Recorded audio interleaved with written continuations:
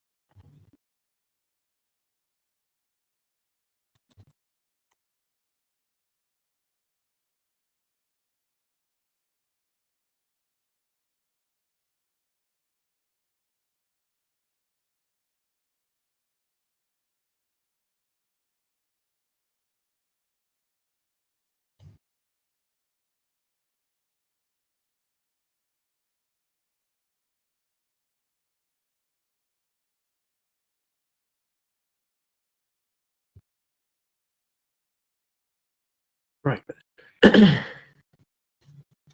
So if I just get the live chat up.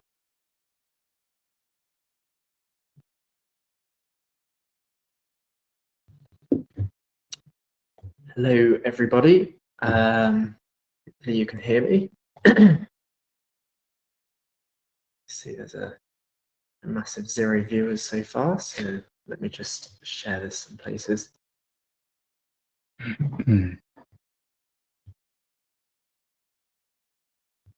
Oh, bother.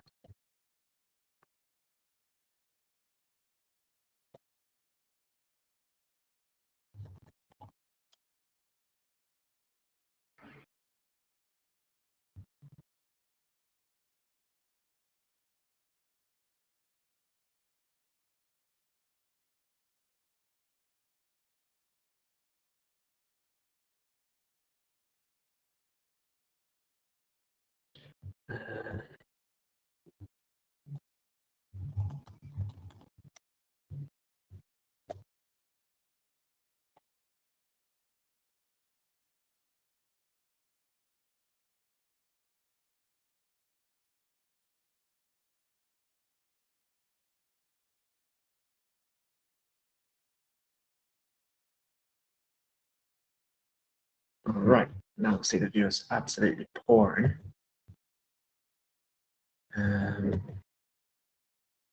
Hello, everybody. Welcome to semi-finals. I'm here with Arthur Joignet. Hello.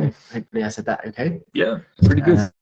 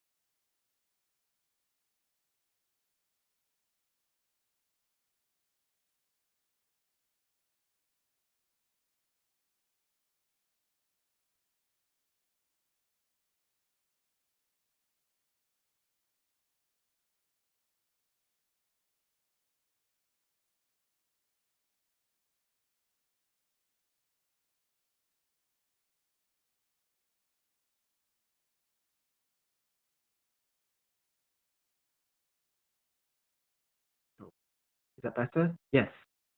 That's better, isn't it?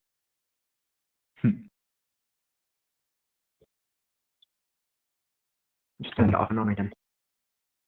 Awesome. Right. Okay. Can people hear me now? Can those watching hear me?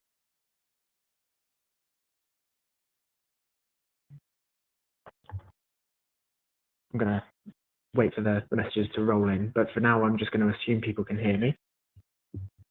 Check on YouTube ourselves. Yeah. Okay. Seems to be working. Good, good, good. Awesome. So I don't know where we got to before people stopped being able to hear, but I'm here with Othello this year, and he made the finals, of course, in Paris, 2022. Yep. So he's a very strong player, and he's going to help walk me through the games. Hi, everyone.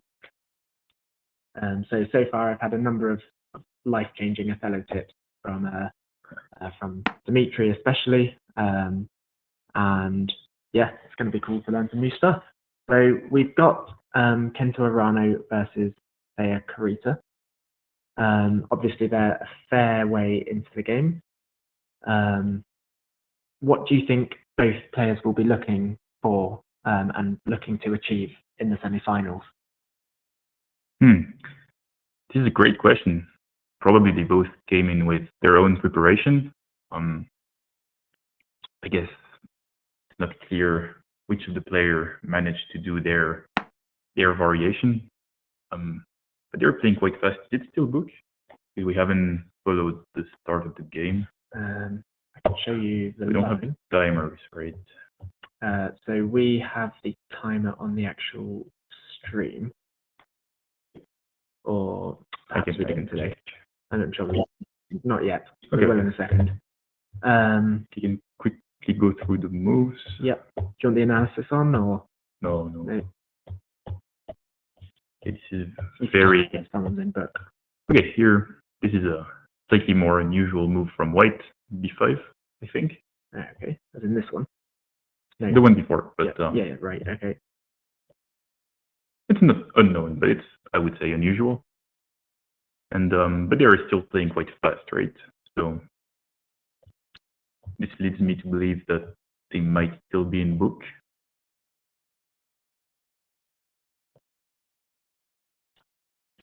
Okay. And I think if I look at the position, the thing that jumps out at me is the fact that they both have edges that stick out quite far. To a beginner, that's something that you're told to watch out for. Why would they have chosen to have that kind of position here? Yeah, so this is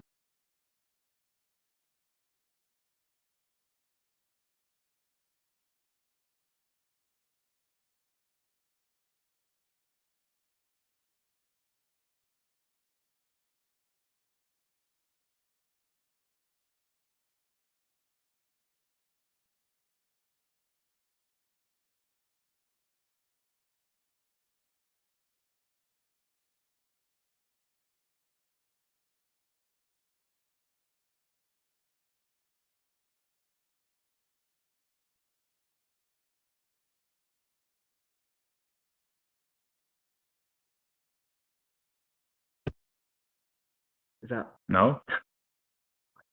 it is. Wow. It was when I adjusted the microphone that time, it like turned off for a second. So, yep. Can we stay on the screen so we see going on?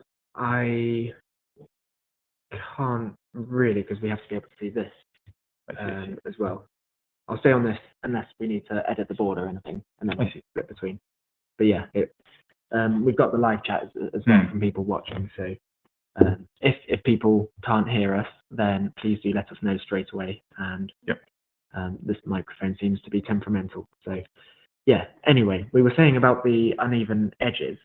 Yeah, we were saying the position looks very complex, with both players having, let's say, dangerous edges with the C-squares. And, well, it seems like they are definitely out of book now, unless one of them is taking thinking, but that's probably not the case at this level. We were talking about that yesterday, Oh. about how some players might bluff thinking. Mm. Is that something that you've ever done? No, I mean, it depends, right? Because what you mean by fake thinking, but I think here, I don't see why they would do it for such an important game. Mm. Probably much better to save their time. Maybe if they want to reuse the opening or act as if they don't know it, although they actually know it, but I don't see why they would do this at this stage of the tournament. It's obvious that they both prepared something, and it's obvious that they probably won't reuse it for multiple games in the final. So, yeah, I would assume that there is no reason for anything fake here.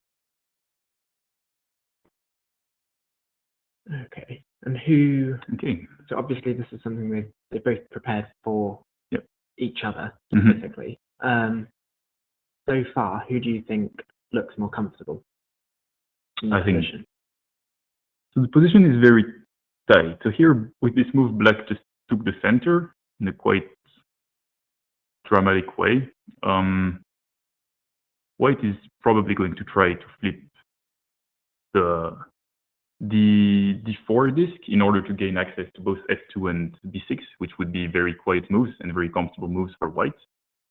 Because right now, white has many moves that they would like to play, like b6, f2, maybe a5. These would all be very quiet moves, but he doesn't have access to any of them. So a good option would be, for example, a move such as d1 or h5, which would flip the d4 disk. Yep. d1 flip d4. d4. And so now white has a lot of quiet moves, such as c2, f2, b6, maybe even a5, like in a few moves into the future. So this is an option, I would say, and but not the only one. And then something else I would consider, well, white could choose, because black cannot take d1 away, for example, so white could also choose to play something else for some mysterious reason. For example, g3 is a typical move with this kind of pattern that is usually not too bad. It's not very clear here why it would help or not help, but this is also an option. We'll see what they have played. Okay.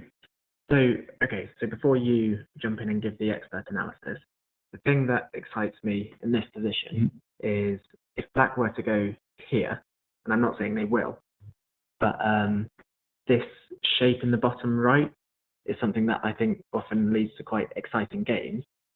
Do you think that's a possibility here, or? It's definitely a double-edged sword, because it gives black a very strong position at the edge, but if white came to one of the corners, h1 or a8, and thus got access to h8, then white would be able to play both h8 and then g7, gaining both multiple tempos and many, many disks, because they would get probably both edges and both moves in the corner. Also the disks next to the edges. Yeah. So if black were to play this, how would black try to prevent white from doing that? So if black plays this, I think he should be very confident that he will get enough moves to never have to sacrifice h1 or a8. And this is a very strong assumption, right? Because at this level, obviously, you often end up having to sacrifices or give a corner. Here, black would basically be forbidden to sacrifice any of the two corners. And h8 is out of reach for now. So basically, black would have very little, very few possibilities anymore. So I think if black takes the edge, he needs to think very deep and be very confident that he has a way out of this without giving white the corners. Yeah, that's probably the difference between you and me. I would just play it because it's exciting. I think here, a much safer move, for example, if you were to play this in a fast time control, would be a move such as g3 or g4, which is very quiet. Both of them are very quiet, and now it's white's turn to basically answer the question, should I be aggressive on the edges or try to feed black the edges for the reasons we mentioned before? And yep. Right, yeah. So by feed the edges, what do you mean? By feeding the edges, I mean try to make black take that right edge. Yeah, right. In order to make it, as we said before, very difficult for black to fill the rest of the board. Yeah. Okay. So if black were to play G4, for example, which, as Jan would say, is a quite pretty move. Yes. I know white has other quiet moves like there, but is that not something that black should worry about? Oh, black should definitely worry about this. But then black also has quiet moves in G3, A6, maybe F1. So that's once again many options. And yeah, I mean, it is definitely black's role to figure out whether this is dangerous or not. And it seems like he decided to play it. Right. Yeah. But here I do have to say it's very difficult to choose between these kind of moves because they have a very similar function, and in both cases white has multiple decent looking answers, so you have to look into each of them, and then it becomes exponentially difficult to go deep. So this is a very complex position, and it's not even clear. We don't know how confident the players are in the moves at this point. Yes, yeah.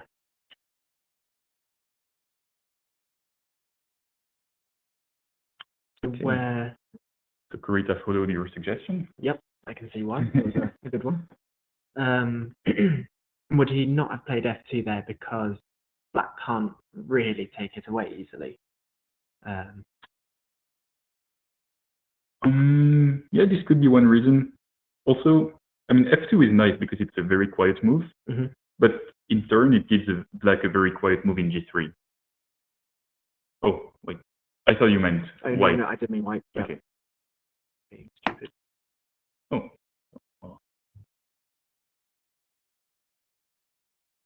You need to go back one more. Yep. Oh, yeah. There we go. Then black would have a very quiet move in G3. Right, yeah. And white H3 would now be poisoned. Yes. Yeah. So if we just restrict ourselves to thinking at this very low depth, then it seems like white gets one more move by starting with H3. Yes. Which also justifies black's answer in the actual game of G3, which I think happened in the meantime. I think they played it. Where are we talking about here? Yeah. So now black answered G3, probably with the same purpose of poisoning F2. Yes. Yeah. So my problem is just I'm not thinking deeply enough. Just think deeper. But as I said, I think this is a very complex position where both players have multiple options at each move, and that makes it hard to really predict anything. So you have to either be very good at calculating lines, many lines, or have very good intuition and be able to say, oh, that move looks like it leads to a nicer position. Yeah. Yeah, okay. And I think these two players are very good at this. So. And they'll have some experience of each other as well, won't they? So. True. What would you say about the overall styles of how each player plays? Do they have something that kind of sets them apart from each other? Yes, my experience with these two players is that Kurita, if it's against me, seems to be playing early variations much more than Kento, but this might also be the case because they might have different strategies during the 13 rounds. And obviously I haven't faced both of them in semifinals or finals, so they might have different strategies. But yeah, it seems like Kurita is widely recognized as one of the best players when it comes to playing out of book in sometimes atypical situations. You in Paris played, was it Kento in the finals? And how was that? Because I remember overhearing you preparing a bit with Matthias before. How did you find playing him? Oh, it was definitely very hard. Yeah. It was very hard. I was also very impressed by the situation, because for me it was the first time, and a pretty important one. Yeah. So yeah, it was very difficult, and I definitely felt a lot of pressure to find something to do in the opening, because I didn't want to go into long lines, because I think he had much better knowledge of them and experience with them than I had. So I tried to do unusual stuff, which didn't work at the time. But that was basically my strategy. Yeah. And hindsight's always 20/20 as well, so it doesn't mean it was a wrong strategy.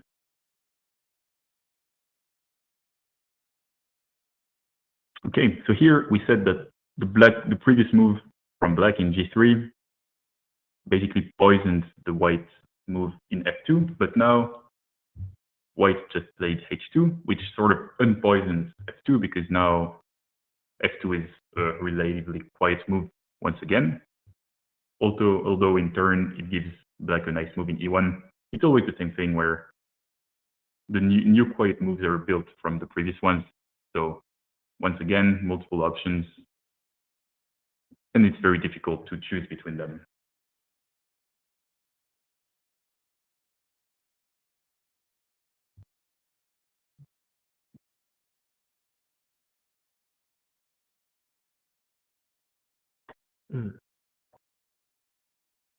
So yeah, black can't sacrifice at the moment against that uneven edge. Correct. Because I'll just show it. Well, it's not quite possible there, but if white were to successfully cut the diagonal, then he gets the swindle, right? Exactly. Because this row is all black. Do you think that's something that black will be looking to fix? Yep. Yeah, definitely. I mean, this is something that they both have to keep in mind, that as soon as the bottom left region is filled, if white gets the disc on the 7 line, then black will be able to sacrifice to attack the edge in g7. So I think they both have this in mind. And it will probably happen at some point, because when they start filling that region, it's likely that white gets a disc in c7, for example. Right, yeah.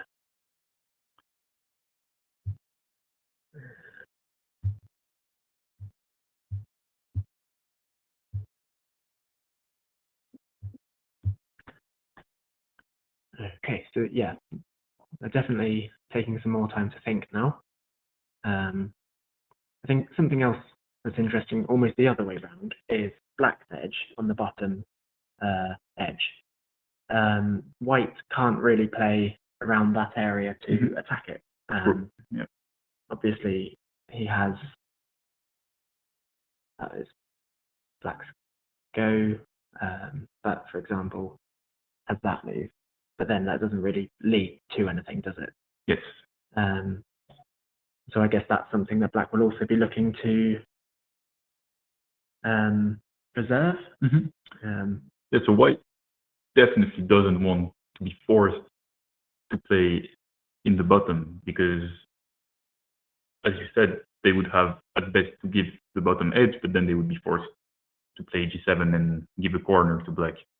So for white, it's very, very important to keep moves in the north region and to make sure that black is the one to open in the bottom.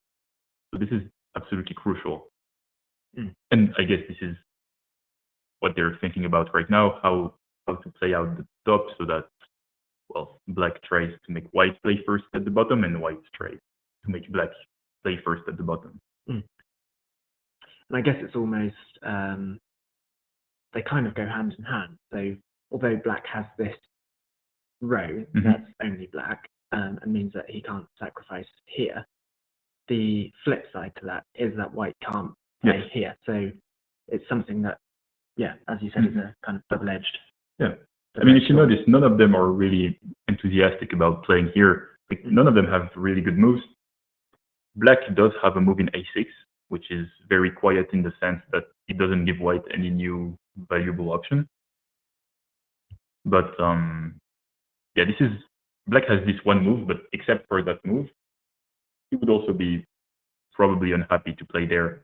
So right now, he's probably trying to find a way to play the top and he's moving a6 such that he doesn't have to open in a bad way the rest of the south region. Yes, yeah. I think that makes sense. Yeah, and of course, if anyone watching has any suggestions for moves, especially moves that they want Arthur to look into for you, feel free to suggest them. Also, if anyone has any questions for a previous World Othello Championship finalist and one of the top players in the world, feel free to ask them as well. We've got the live chat up. And then just before we get back in, if you're watching and haven't pressed the thumbs up on the stream, make sure to do that. Make sure to like the stream because that helps it out massively. And also make sure to subscribe if you haven't subscribed. So we do have that quiet move you were talking about.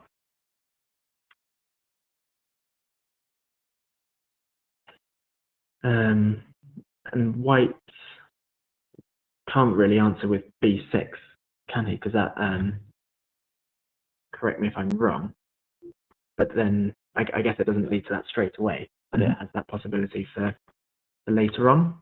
So this is a threat. I think even simpler right now. Black could also just answer a7. Oh, yeah. Yeah. And then white doesn't have any satisfying move anymore, once again. Yeah. And also black doesn't even have to play a7 right now. He can just keep it for whenever. So I don't think, like b6 doesn't seem to bring anything to white, at least not just short term. And yeah, I guess now as more and more squares have been filled, white can really start to think about lines, not necessarily until the end, but at least until the top region has been, and then try to think about how the bottom will be played out. So,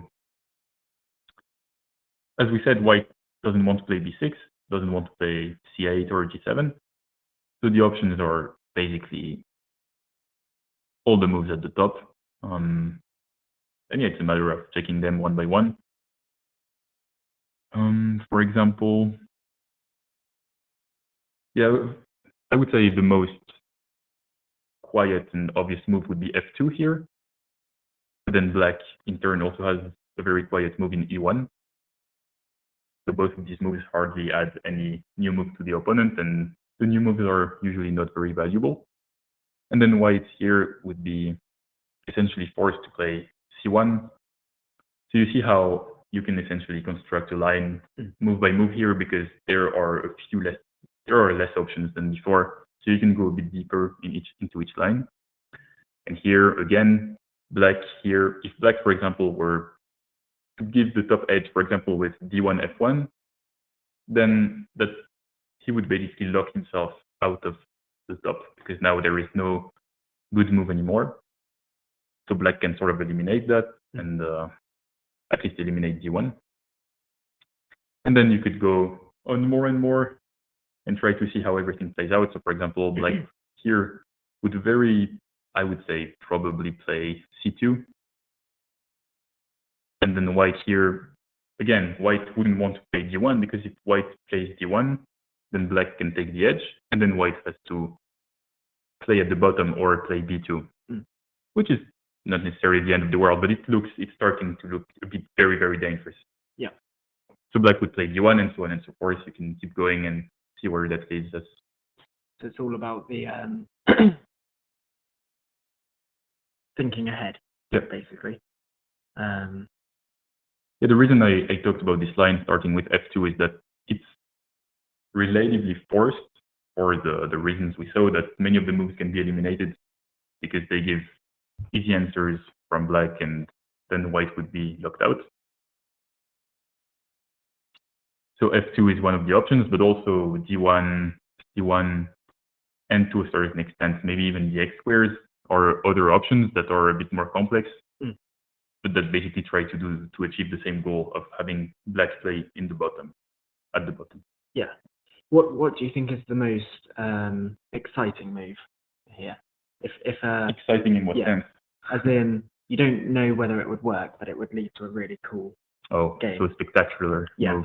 So, for example, I would say an X square. X square would be funny. Do you think G2 here holds any weight at all, or was there something similar elsewhere? Or G2 looks very fun, but I don't see what it achieves. Black could do something like, actually, it's actually very complex because Black has multiple options such as E1 and F2. At first, I was going to say that G2, F2 would, and White would be stuck again, but actually you can find moves such as C8, White C8, which we said previously was useless, but now allows White to gain access to F1. Right. Yes.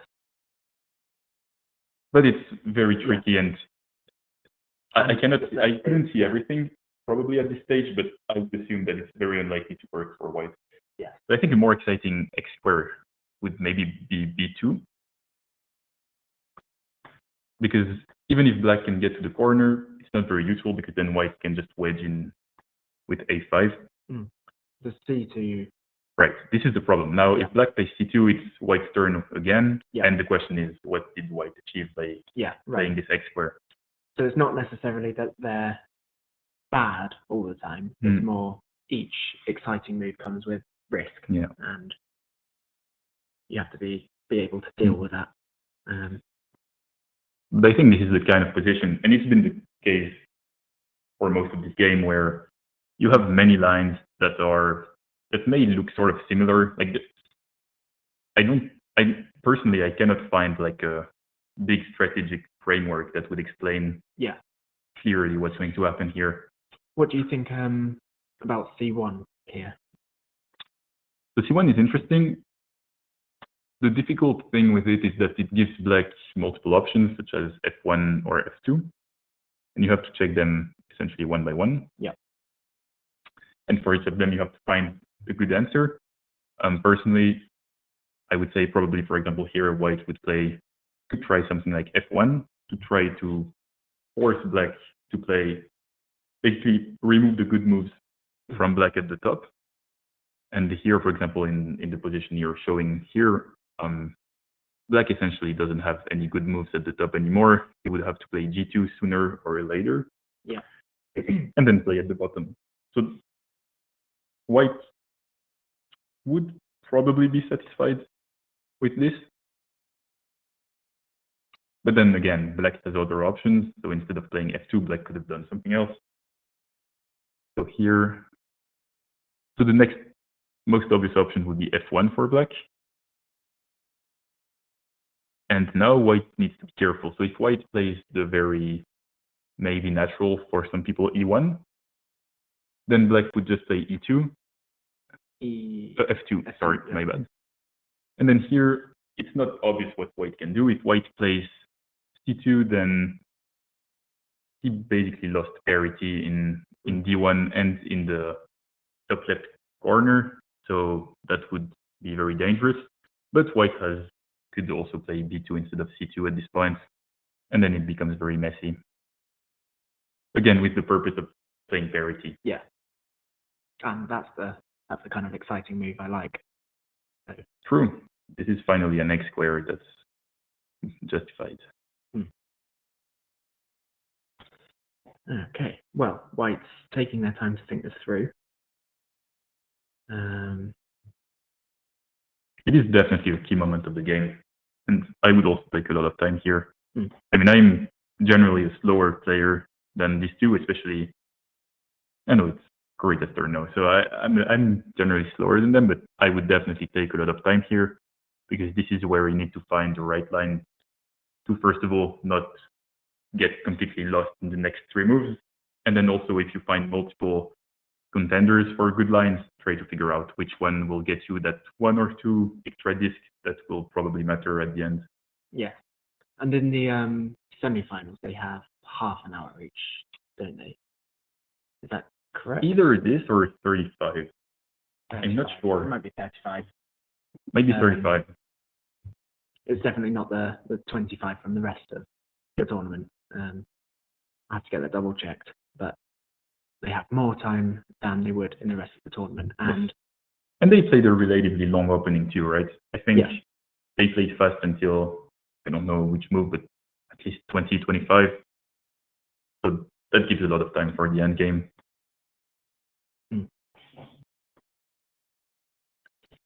So for you personally, obviously you've been very strong of a player since you were quite young. I remember hearing your name for the first time, and I came to the Swedish EGP in, I think, 2014 or 13. Could be. And you beat Imre. Wow. And I thought that was very cool. And then the World Championships before that, you played some wipeout opening against someone and beaten them with it. And Oh, true. thought that was cool as well. Dad came back from that World Championships saying there's this new young kid about, he's very good. For you, what was was there like a single moment where the game kind of clicked in terms of making sense, or would you say you had like gradual improvement and just? Wow, that's a good question. I would say it's hard to say. I actually don't remember exactly, but what I can say is that I started by playing exclusively online and basically very fast games. So at first, when you start playing, you cannot really play 1 minute games because you're just too slow to generate the moves and everything. But I would basically play as short of a time control as I could without just losing on time every time. Yeah. So I ended up playing 1 minute games almost exclusively after a few months. And I think this way I developed mostly a decent instinct for the game. So my first tournaments, I would just play very fast, completely instinctively, and I wouldn't calculate anything. So I think it means the game sort of clicked in the sense that I was playing instinctively very soon. Yeah. At the start, because I was never making the effort to calculate anything. So lots of pattern recognition as opposed to calculating. And then would you say that the calculating is something you worked at? Yeah, definitely.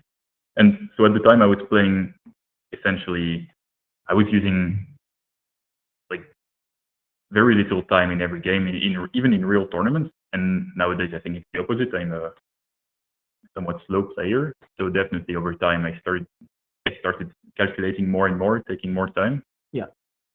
So for me, if there was a click, it was maybe more in the more unusual direction of first playing instinctively and then calculating, instead of first trying to find like tactical or strategical patterns actively, and instead I was just playing by instinct. That's super interesting. That makes me feel a bit better about myself. Maybe I'll get good one day. Okay. So there have been a couple of moves played. And it seems to just be. So once again, you should be in the semifinal. Well, no, it was actually suggested to me by JPZK30. So good suggestion.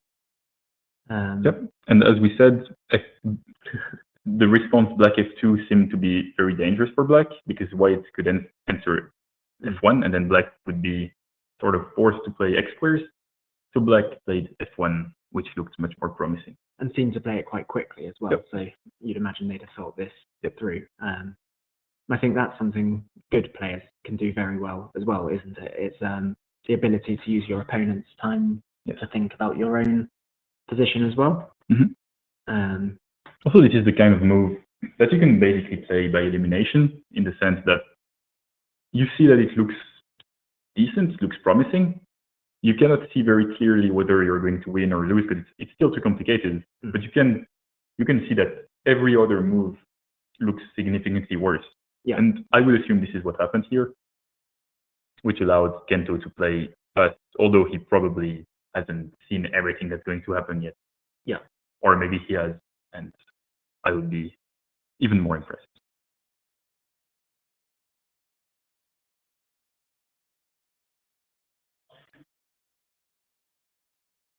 So here, is there much for White to think about? Obviously, E1 is the natural response to that kind of position. This is the natural response.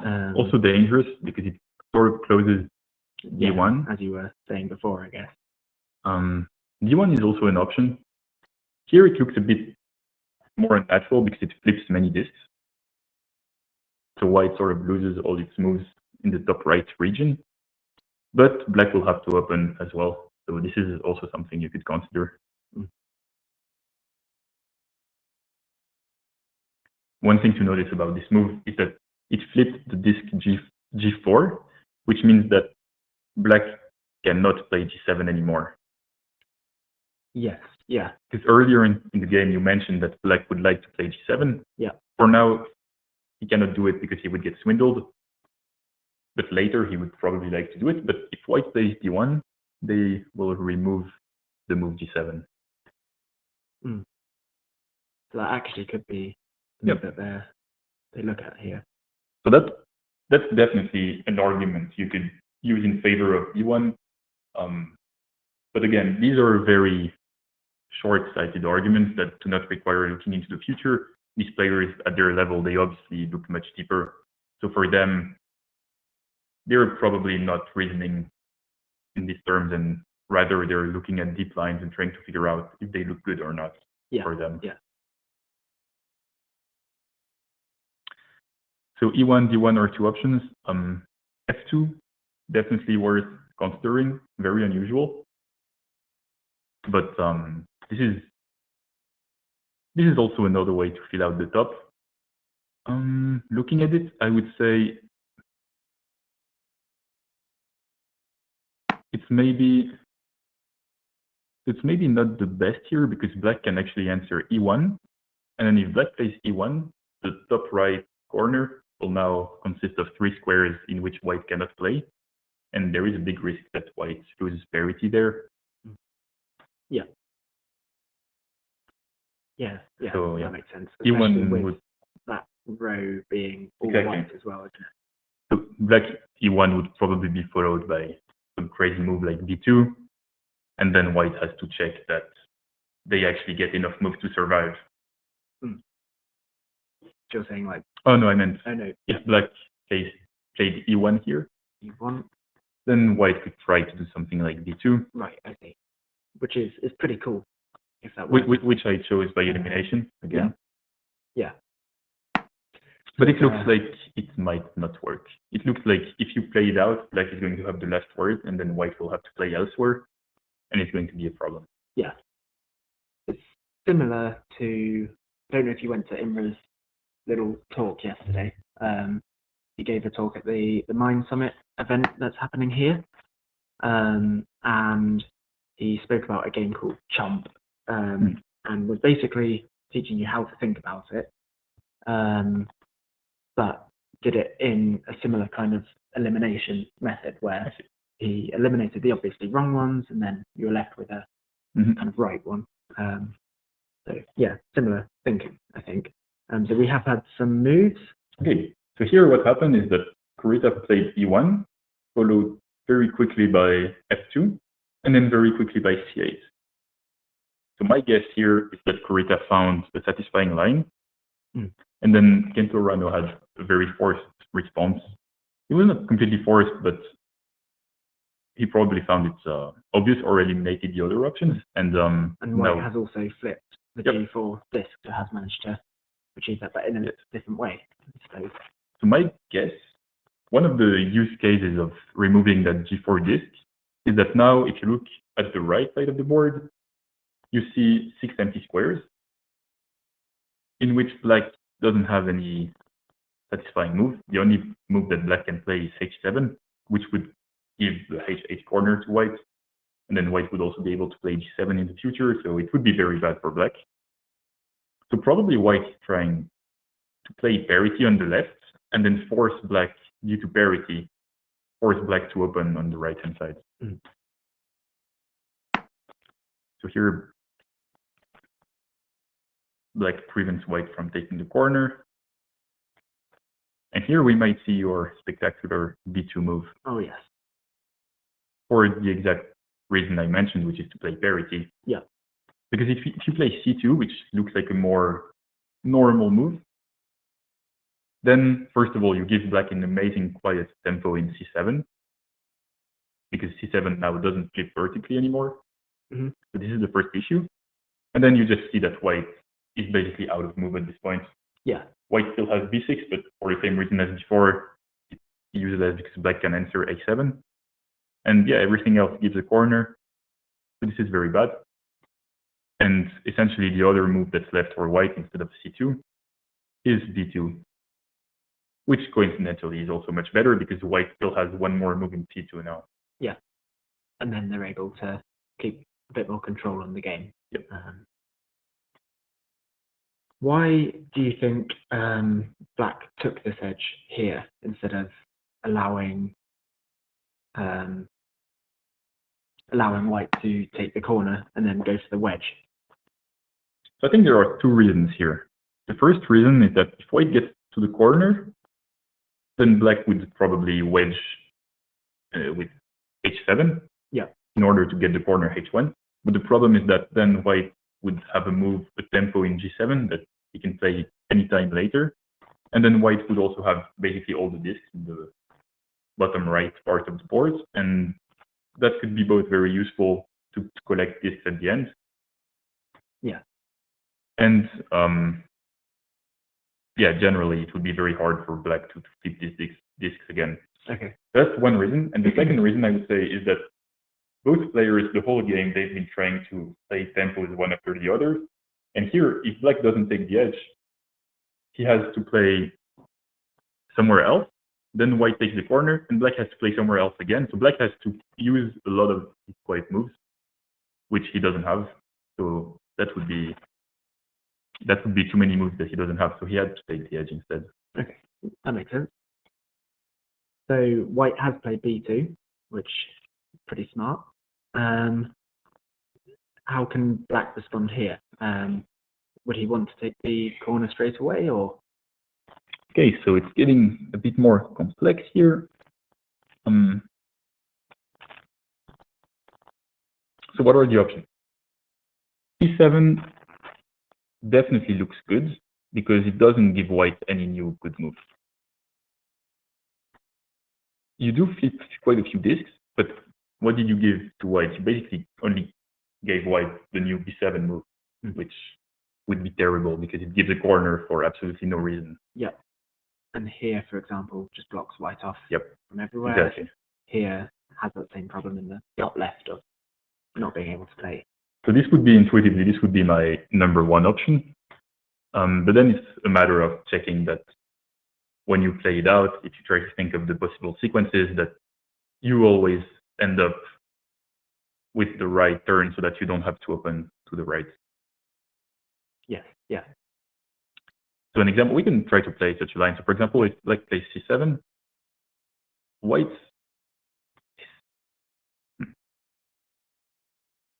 let's say white's only obvious move is c2. It's a very quiet move, and everything else seems to be giving corners away, so it doesn't make much sense. Now black has, well, basically two options, right? Which would be a1 or d1. Yeah. There is almost no other legal move actually, except for b1, which is also terrible. So then you could say that black plays, I don't know, for example, d1. And now white is in a troublesome situation.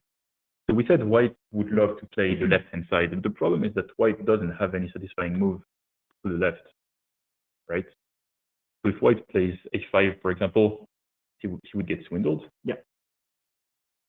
So a5 is definitely not going to cut it. And then the rest basically has the same issue. So b7 just delays the issue, and b6 also gets you swindled. So white probably has to play to the right, which means probably playing g1 or g2. And then the plan from before of making black play first to the right doesn't work anymore because white has to open to the right. So now there is a new question of, is white going to keep enough disks at the end? And at that point, I guess it becomes quite tricky. It becomes quite tricky, but you can already tell that if white played something like g1, then black would take the corner, take the whole top edge, take the whole right edge. Yeah. So you can sort of estimate that maybe it's not enough this. But again, you have to be careful. Yeah. Things can get tricky at the end, always. But generally speaking, this looks pretty good for black. But we also just showed one example line, and you have to really pay close attention to everything. Yes, yeah. There doesn't seem to be another super obvious move for black. Yeah. So you mentioned A1. A1, yeah. It's very possible that A1 works exactly the same way. It does get a bit trickier because this time white has more options. So here white would obviously wedge, because otherwise you give black 2 moves in a row, like the corner and then the edge. You cannot afford to give this many moves. And then here, wow, now it gets a bit trickier, but you have basically now parity-wise, you see the bottom left corner has 5 empty squares, but white really doesn't want to play there first. Yes, yeah, because they can only play A7. Right. Really, right? So I mean, this is usually referred to as a Swift-Winnie trap, where basically white, there is a part of the board with 5 squares where white only has 1 move, which is terrible because it would give black the whole edge and then many more discs in that region. Right. So it's kind of parity without. Yeah. You're basically using parity against white. This is one of the few cases. This is one of the few cases where parity is very bad for white. Yeah. So here black could try to do that in this position. It's also not completely obvious because white could try to hope to play H8 and then play in the bottom left with A8 using the south edge. But again, it's very complex. Yeah. Here, I think there is no secret. You just have to try and think about all the possible lines. So, for example, if black plays C2, which is one of the obvious moves, then here by elimination, you can see that the only option for white would be to play G1. Yeah. Which is effectively a tempo. And then here you have to see if you fill out the bottom left corner, you have to figure out who's going to have to play first in the rest of the board, and that person is probably going to lose. Yeah. So it's quite a complicated. So it's complicated, and it's only one option among many more. So A1, I would say, is a more complicated move. So in general, yeah. got some music playing behind now. Don't know what that's from, but fun. So in general, the player that thinks they're ahead will want to simplify the position as much as possible. Whereas if you think you're behind, complicating the position is the best thing to do. Absolutely. Do you think both players here will be trying to complicate it?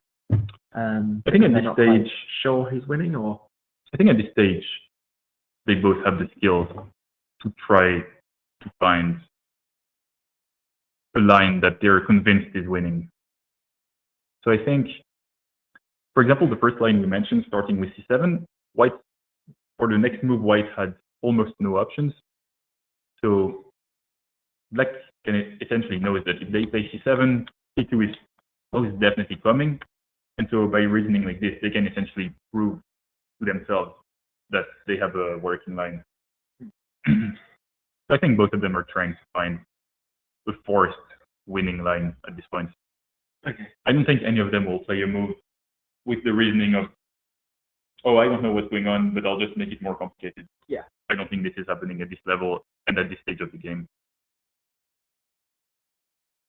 I don't know if people watching can hear the music behind us.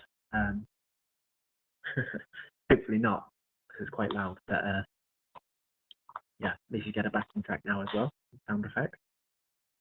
So I might be mistaken, but I think Kento Urano has used less time so far. It seems like he's played rather fast. Yeah. But now, I mean, he played anyway. So I was going to say that he was a crucial position, and he should probably take as much time as needed to find a satisfying line for himself. But he played C7. So who would you rather be in this position? From what we've seen, black looks very comfortable. Let's think it through again.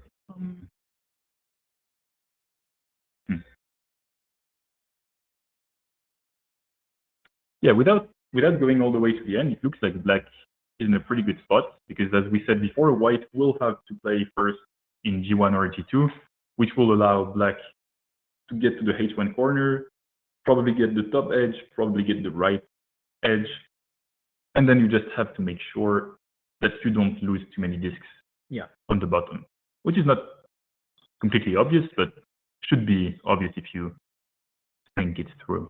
So it's quite hard to explain.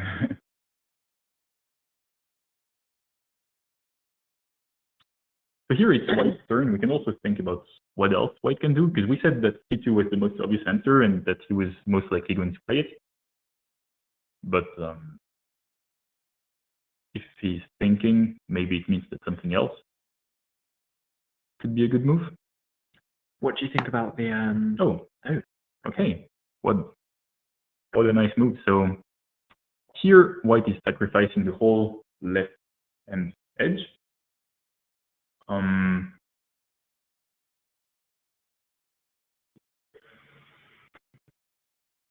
Let's see.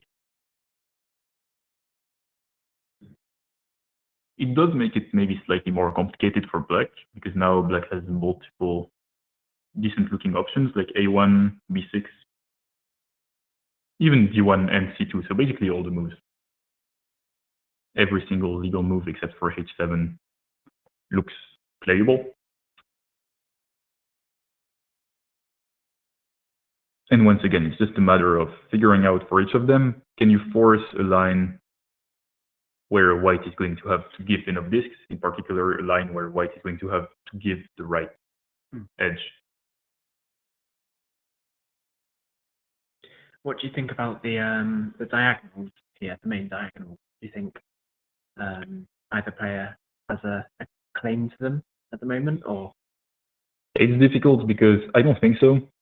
So the diagonal from A1 to H8 is not controllable. Like, I think I wouldn't be very scared of it if I was black, because black has two accesses to A1, both vertically and diagonally. So it's very hard to imagine how white would control the diagonal.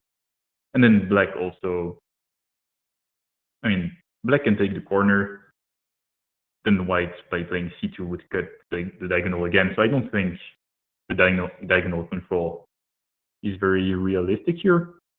And the other diagonal, well, right now white has a disc in the middle, so none of them seem to be able to control it right now. Yeah. Ricardo in the live chat has asked about English-speaking Othello YouTube channels. I think mainly it depends what you're looking for. I think if you're looking for educational content and to improve at the game, Othello Academy is probably the place to start. Alex, who runs that, does a fantastic job giving overviews of different openings and reviewing games and giving commentated games that he's playing. So I would definitely check that out. Hello to Jan. Nice to have you. So yeah, so black has taken the corner. Yep. Which it looks exciting. I think any position where you've got all these holes that aren't next to other empty squares are, I don't know, they're exciting, but always scare me a little bit as well. Yeah, it is definitely a double-edged sword here. Both players would basically gain a tempo by playing in this odd region. And it's white's turn, so white might want to play C2, for example, just for parity reasons. The thing with C2 is that if black then plays B6,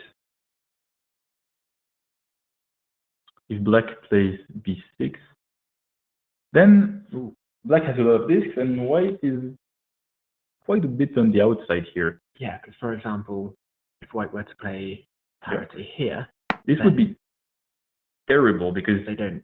First of all, white doesn't have access to A7, which is quite funny. But also now black can play B1. Yeah. And after black B1, white will not have access to D1. Yeah. So everything is going wrong for white. Yeah, here you notice at this point black doesn't have access to B1. Yeah. But if white plays B7 and then black A8, now black has access to B1. Yes. It's not. Yes. Yeah. Right. because it flips. Yeah. on So the now white definitely will not have enough discs yeah. to win that game. Okay, if we see what's being played, it is b6. So white plays b6 instead of black, partly because of that reason.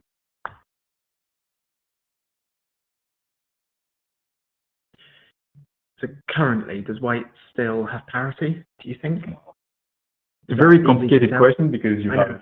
I got told off one year for asking. And, No, it's a good question. I think most players at pretty much every level should think about parity as one of the most important things in the endgames, because they're playing quite fast. But the difficult thing here is that you have 4 regions with three empty squares each, and not all the players have access everywhere. So yeah, it's very tricky. Here, black seems to have found a way. So here, white cannot play in the bottom left or the bottom right. In the top left, white doesn't have any... I was going to say that it doesn't have any interesting move in terms of parity, because when white plays b1 or c2, black just plays the other one. Doesn't mean that these moves are completely stupid, though. For example, if white played b1, so wedging into the edge, it would allow him to then sacrifice in g2. Do you think g2 works now at all? I think g2 would be better after b1, because if white plays g2 now, black then takes the edge in b1. And now if white wants to play parity in c2, he will get himself swindled in the top right. Yeah. Which is why playing b1 first is better in this case. And then, in that situation, white would be... But even then, you can see that black starts having many discs. Yeah.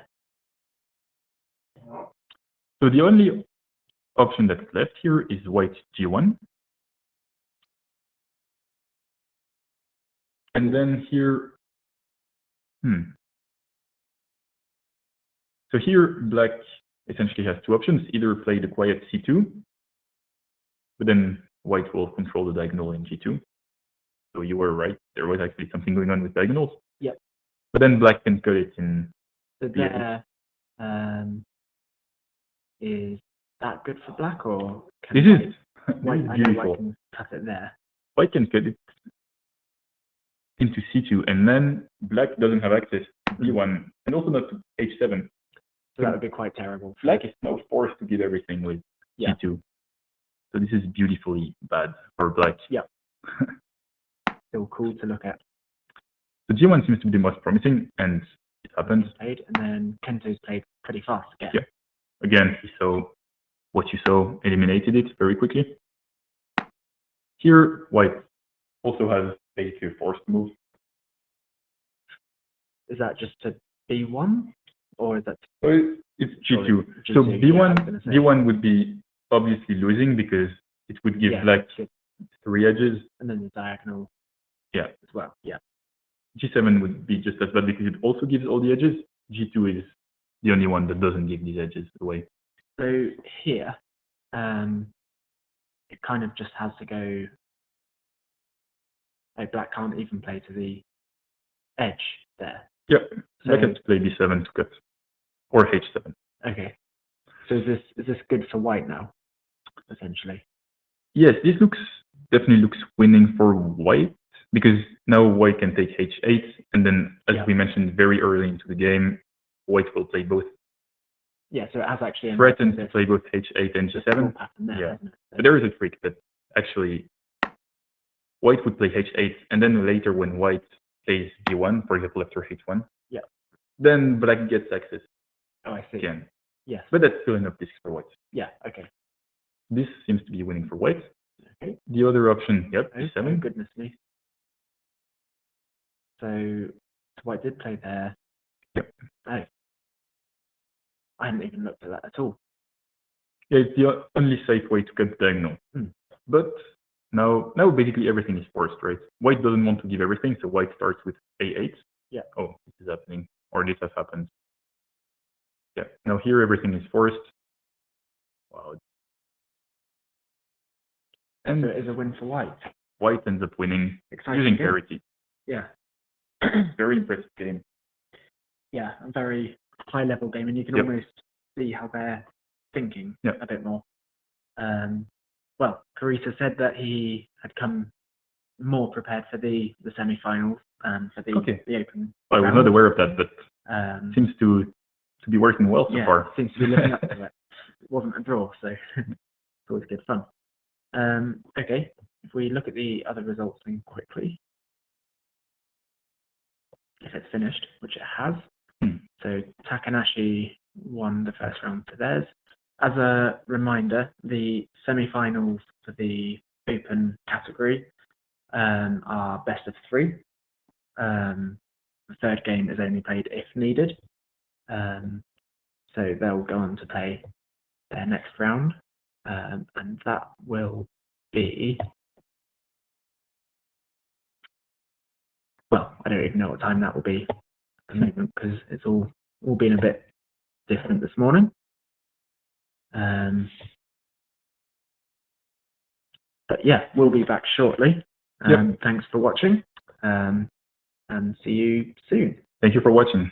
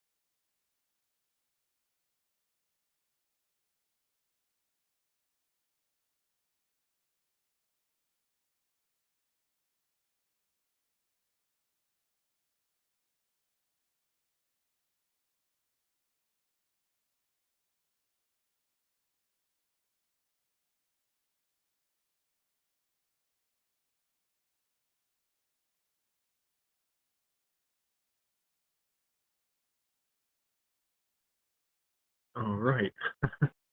Let me move that so people can hear me a bit. Hello everyone.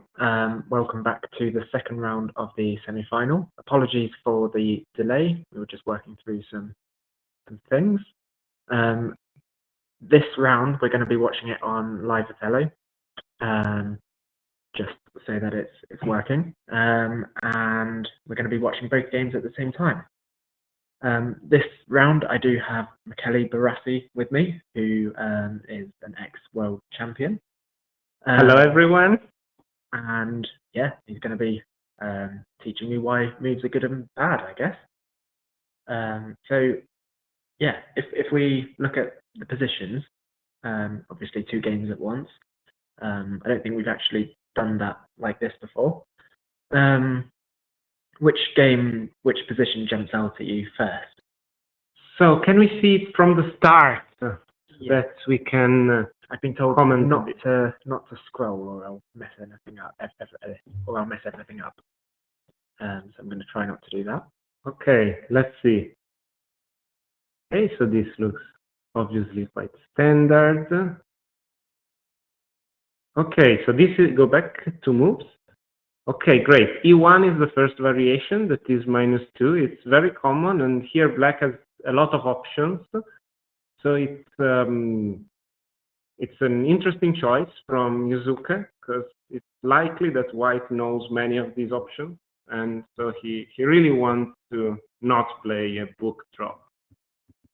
And I think we can continue. Yeah, so this is all standard. Oh, okay, so go back to moves. Yep. So here the correct move is G3, and as I said, black afterwards has a lot of possible +2, so possible -2, so losing, but lot of options. While C2 is a much more, it's a draw, but it's much easier for white. So here Yamakawa is choosing the easier move and plays C2. Right, so this looks very standard. Yuzuka has played this a lot as white.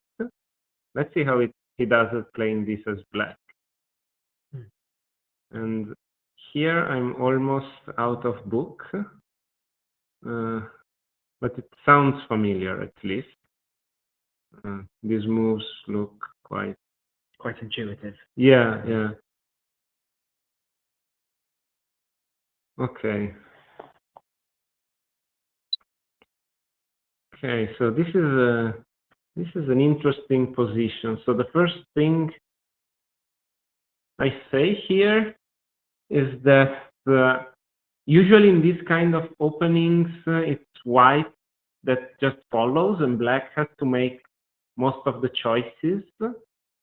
But in this case, it seems that white has a difficult move to play because white has quite a few options. So the easiest one could be H4, because black has no access to H3. Yes. And so this is usually not a great move, but in this case there are 2 aspects that make it better. So first, black has no access to H3, so black cannot play there. And second, D8 would be a very good response if the C column was not all black. But now after D8, white can play C8. So I think nice for white. Yes, this is nice for white. I wouldn't exclude the H4 option because of this, but yeah, it's interesting. What about H5 for white? Is that, I guess then? So H5 looks good at depth 1. The question is, after H5, H4, basically we have put 2 more disks in there, right? And do these 2 more disks help white in any way? I don't know. Maybe. So if white then, let's say, plays H3, then I would ask, okay, why not H3 one move earlier? And I guess that's quite a loud move. Yeah. Isn't it? Yeah. Okay. So there is nothing that looks good for white here. We can play h3 now, but then h3, h5 doesn't look great.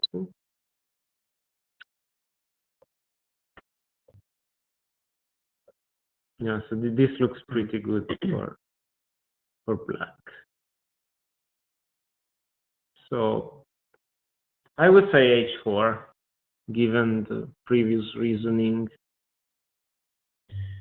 Okay. And do you think one side's winning here, or do you think one side has a simpler position to play? I would say black at the moment probably has the simpler position. Oh yes, played h4. So I would say maybe black has the simplest position, because black's strategy is probably quite clear, because if black can force white to, let's say, play h3 at some point, then the top is odd, and so white will have to play at the top. So I'm pretty sure that black has no way to completely force white to play h3, but this is a threat that can work in the future. Yeah. Actually, now that I'm looking at this position a bit deeper, if black plays d8, c8, a6, let's show the sequence maybe.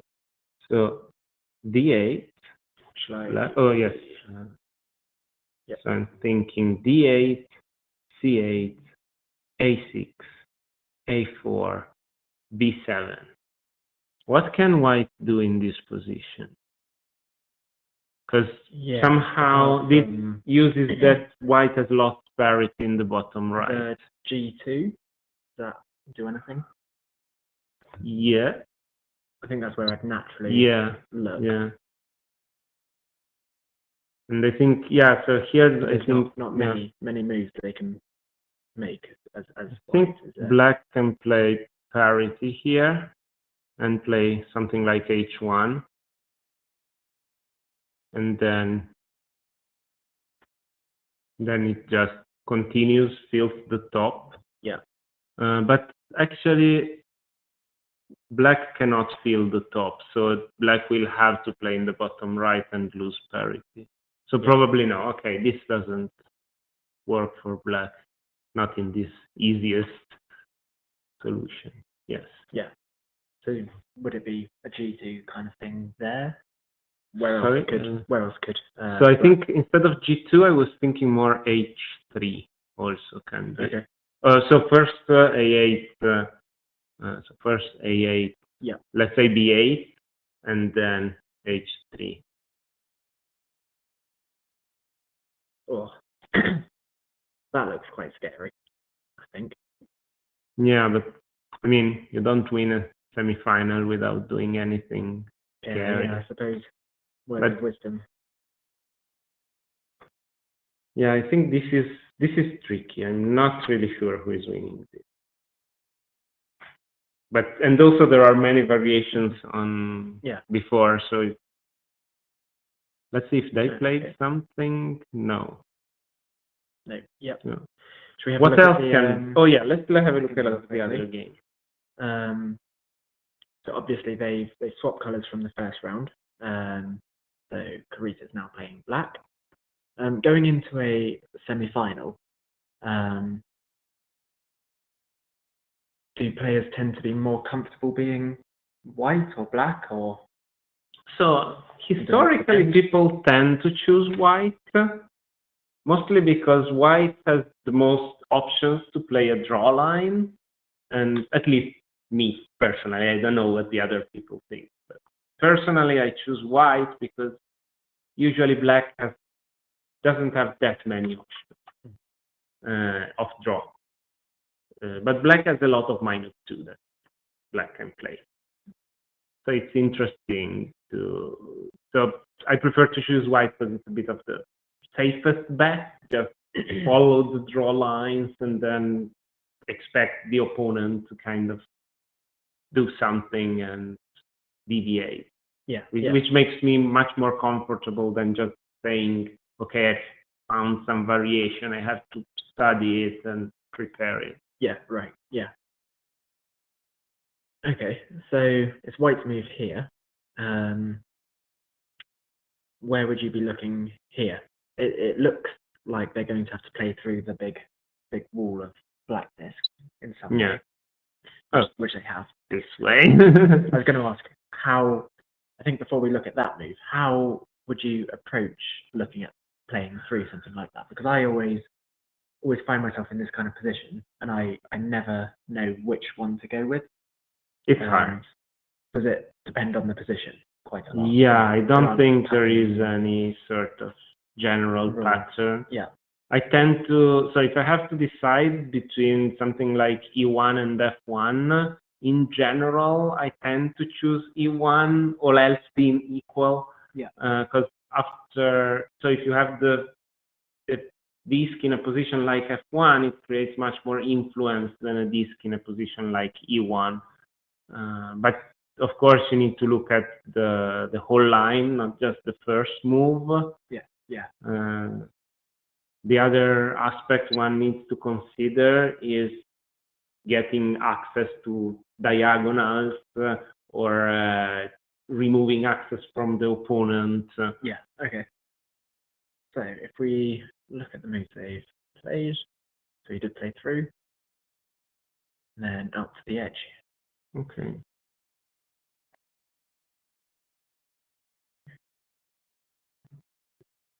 Yeah, here white looks a bit in trouble filling the top. Shall we see how we arrived at this position? Yeah. As in right from the beginning? Yeah. Yep. Yeah. So tell me when to stop. So this is a very standard line. Okay, no cool. One actually. Maybe not anymore, but oh, okay. This is the first deviation from one move back. Sorry. So here the correct move is F3, and black played G4. Here the no kung is known to have a lot of possible variations, both for black and for white. So it's nice, and Kurita knows that he's probably out of book. He's by far the best player in the world, so that's why he's choosing to deviate. After that, I have no idea how the book continues. Okay. So I would be out of book here. Noted. For when I play you. Well, I don't play no kung though. Okay, so yeah, me doing this commentary is actually me finding out how to beat all these good players. I'll beat you in the next one and Archer in the next one as well.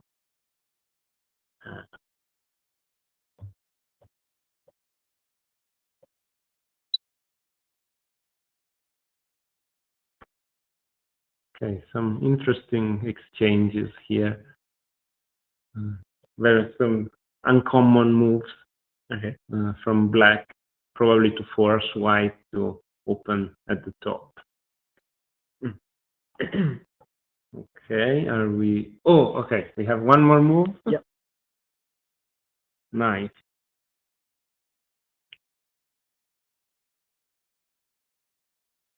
So I'd say here here white was quite clever to create this configuration in which if black plays h5, white can play h7, and black has no access to g7. I think white has thought about this line a few moves in advance. But then, what does white do if black plays e2? Well, b1 probably. So you're saying... Yeah, I think e2 is probably the only... So it's the first option that stands out. But what then? After d1, it's black's turn. Does E1 work there for white? So the problem with E1 is No, wait. that black can play H5. Let's see it. Yeah. So E1, black can play H5, then white can play whatever. And now black has a very, very clear plan to win. Yeah. Because white lost parity in the top right, the bottom is even, so one will sacrifice one corner, the other player will sacrifice the other. So it seems to me that black here has an easy way to win. Then, as always, white may be good and make something happen, but then it's the cost of making this something happen to save parity probably will be too high. Yeah. Yeah. So Okay. I see this looks like a black win to me. Okay. But I think the main problem is E1, D1 for black. Yeah. So you're talking about. Yes. Actually, though, here black can play A6, maybe. Then I think that the obvious line is A7, E1. E1. Yeah. Also, this looks pretty good for black.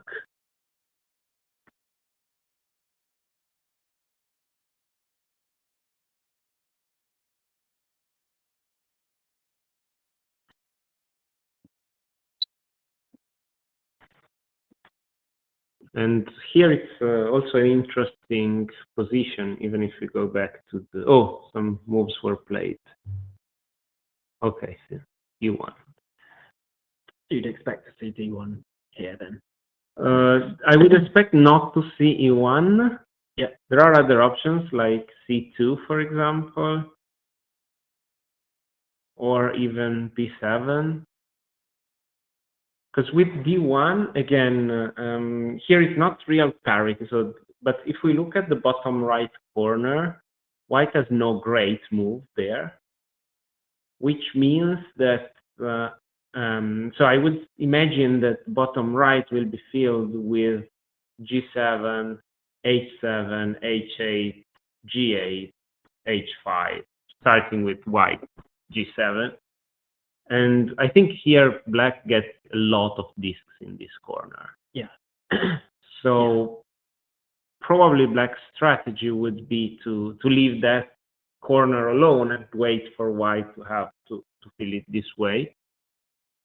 And at some point white will have to do it. And there can be other threats, like, for example, well, after white G7 and black H8, maybe black can play two of the remaining three moves.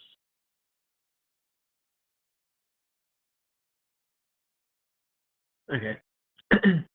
Shall we jump back to the other table? Yes. What happens here? Let's have a look. Okay, so we were here. Yeah. Yes. Then white played H4, as we said. And then we said that D8 was dangerous. Probably Yuzuka realized that D8 cannot be winning, like the sequence D8, C8, A6, A4, yeah. B7. And this is more, we were thinking the same. So the only other move here is probably H6, and Yuzuka played it, I would say. So that's kind of the elimination thing that Archer was talking about in the last round. You go through all your moves, and if most of them are bad, then you can kind of focus on a bit more easily. Okay. And I think it's very important for time, because in the end game, you always want more time than you have. And if one move looks losing, you don't need to think too much about it. And you need to think the least possible while you're playing to make your decision. And yeah. Yeah, usually when I'm thinking about the position, I can see how well I'm playing by seeing how much time it takes for me to, so how much time I'm thinking to decide what's the best move versus thinking about other things like, am I going to win? Am I going to lose? How will it play out? Maybe I think a lot about some very deep line, but then I realize that there's nothing else. So I basically wasted a lot of time. Yeah, yeah. And yeah, these tricks, like, if everything is bad, let's just play the only one that can be good, is very good in this case. Yeah. So yeah, efficiency, I guess, is important.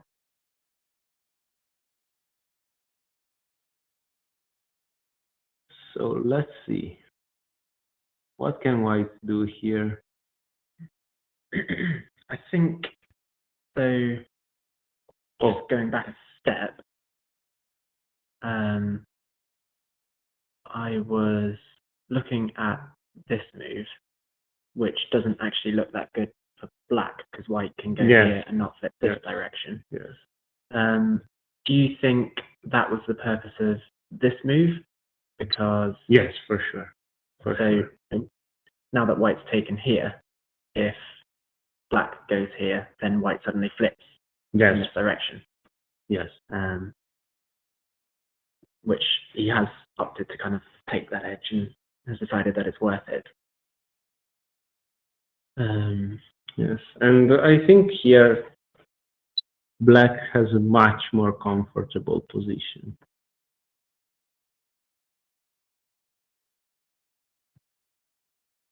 It's not over, definitely not over, but I would really like to be black and not white here.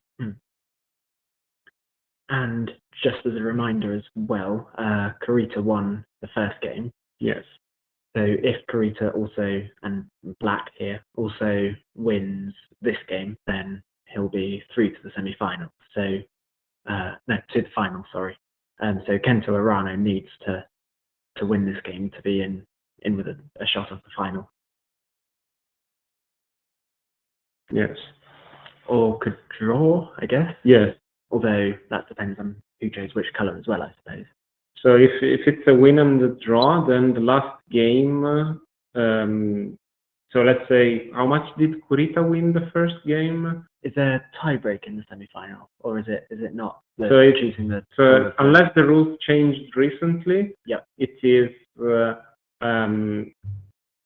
winner of the first game will choose the color, and the opponent has to do at least as many discs as the winner of the first game. Okay, I see. In that case, that sounds... And if the discs are even, I think the ranking in the round robin. Right, yeah. Okay. That sounds complicated. Essentially, though, all you need to worry about is if Kurita wins this, then he's through. And if that doesn't happen, then we'll worry. We'll cross that bridge when we come to it. Sounds good. I think sounds good to me. Same with the standings yesterday. I remember everyone was trying to calculate who had finished where, and you just wait 5 minutes and let it update by itself. Yes, but we might see a very interesting game in which one player tries to play a very close game, and the other player tries to do something crazy in order to win by a lot of discs. Well, which is always fun. Speaking of, it was in Rome that you beat Kento Arano, wasn't it, with a crazy... Oh, yes. Yes, I remember that. That was cool. That was very cool. We didn't commentate that game, but someone showed it to me afterwards, and I wish we had. It was exciting.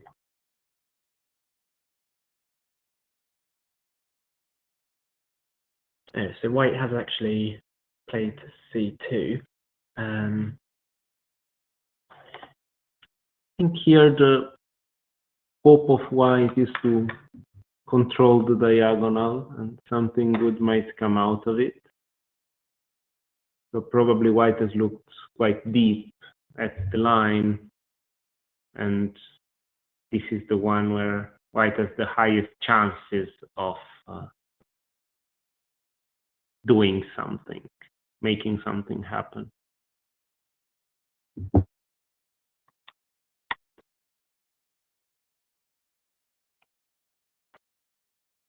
So they both look like very, very interesting games. Because on the left with Yuzuke and Takashi, it's like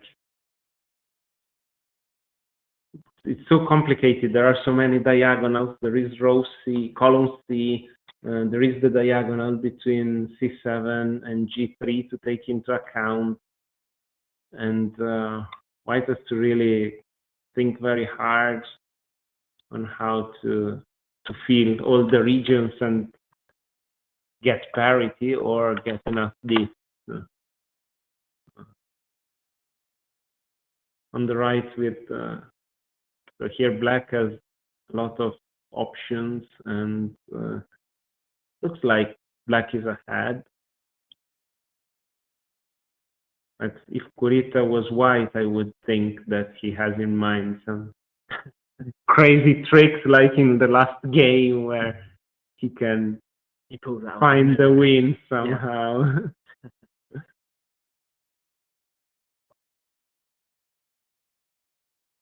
So let's see, let's think about a few lines. So what can Black do here? I think I'd be looking at B7. B7 is really nice. Feel free to disagree, and I'll listen. But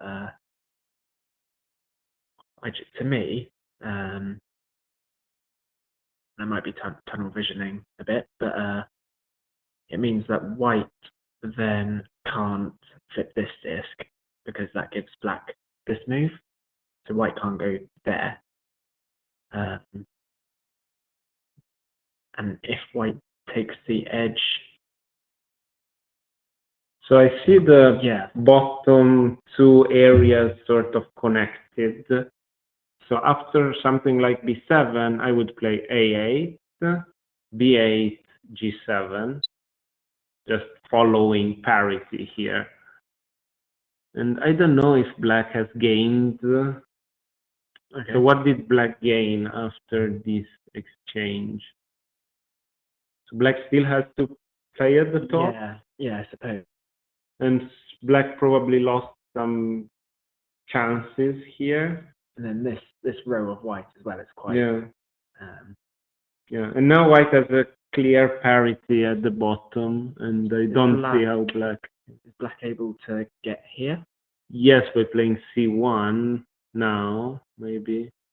Or does that, as in, if Black were to play here, then, I don't know. Oh, well, but that would not be great, because after Black H7, White H5, and then White has parity there. Okay. Black has no way to flip discs back. Sure. So I would think about something like C1 now for Black. Yeah. So that later Black can play H7 and try to grab more discs in this region. Yeah. And then White either has to answer H8 and some sort of giving all these discs to Black, or White has to wait to play two moves elsewhere, because then Black will play H7 and then H5. Right, yeah. But this is true on every line, right? We don't need to do it now. Yeah. We have time. Okay, and indeed, Black decided to fill the top a bit more before doing this.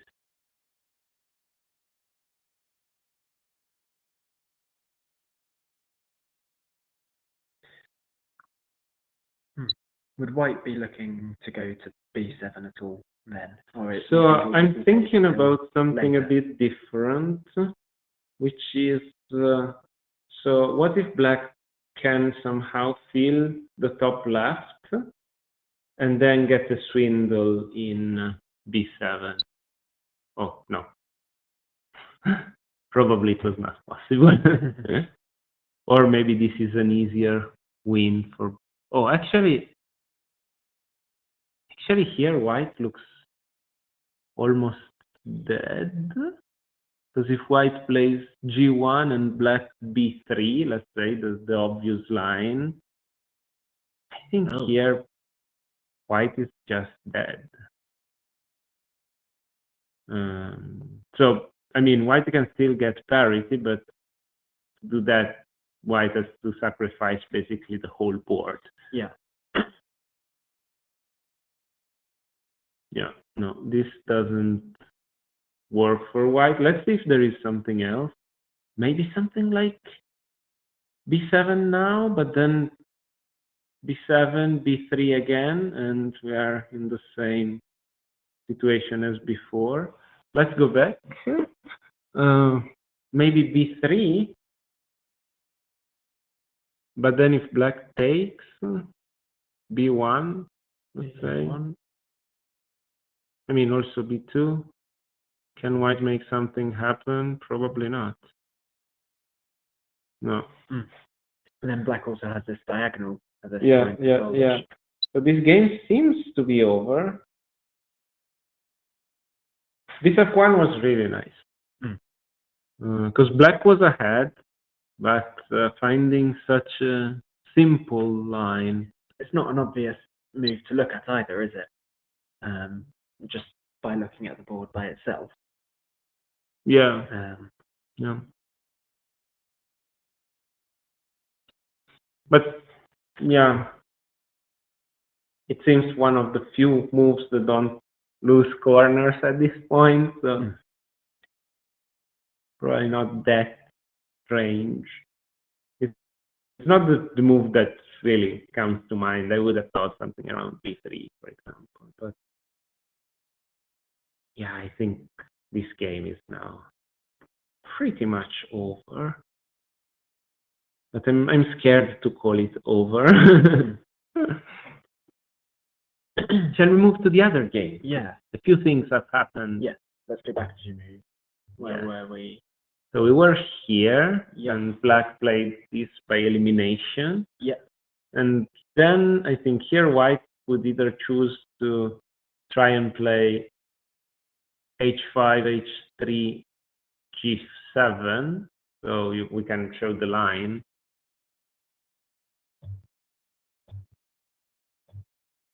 And g7, I would say. g7 in the... Yeah. No, that's g2. G7. Oh, yeah. Here. I do this every time. Yeah, trying to play parity, but probably white decided that this is not enough. So black gets a lot of discs. And so probably that's why white decided for the... And we did speak about h3 and filling out that way. Yeah. So it's similar.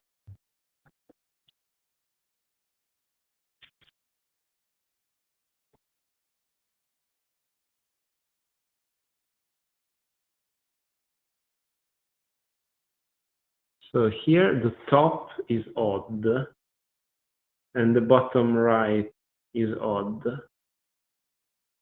So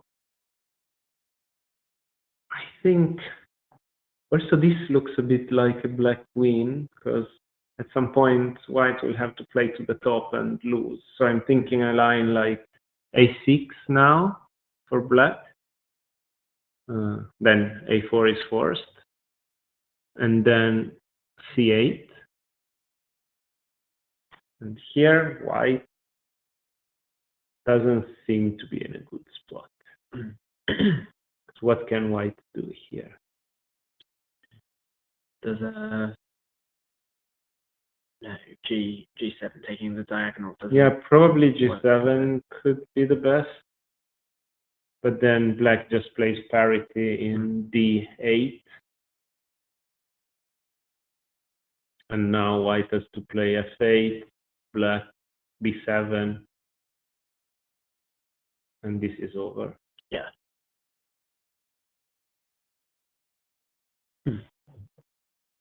So I think black can, so white can still play. Can we go back to that line? Sorry. Yeah. Because I think remind so me. it was a6, a4, c8,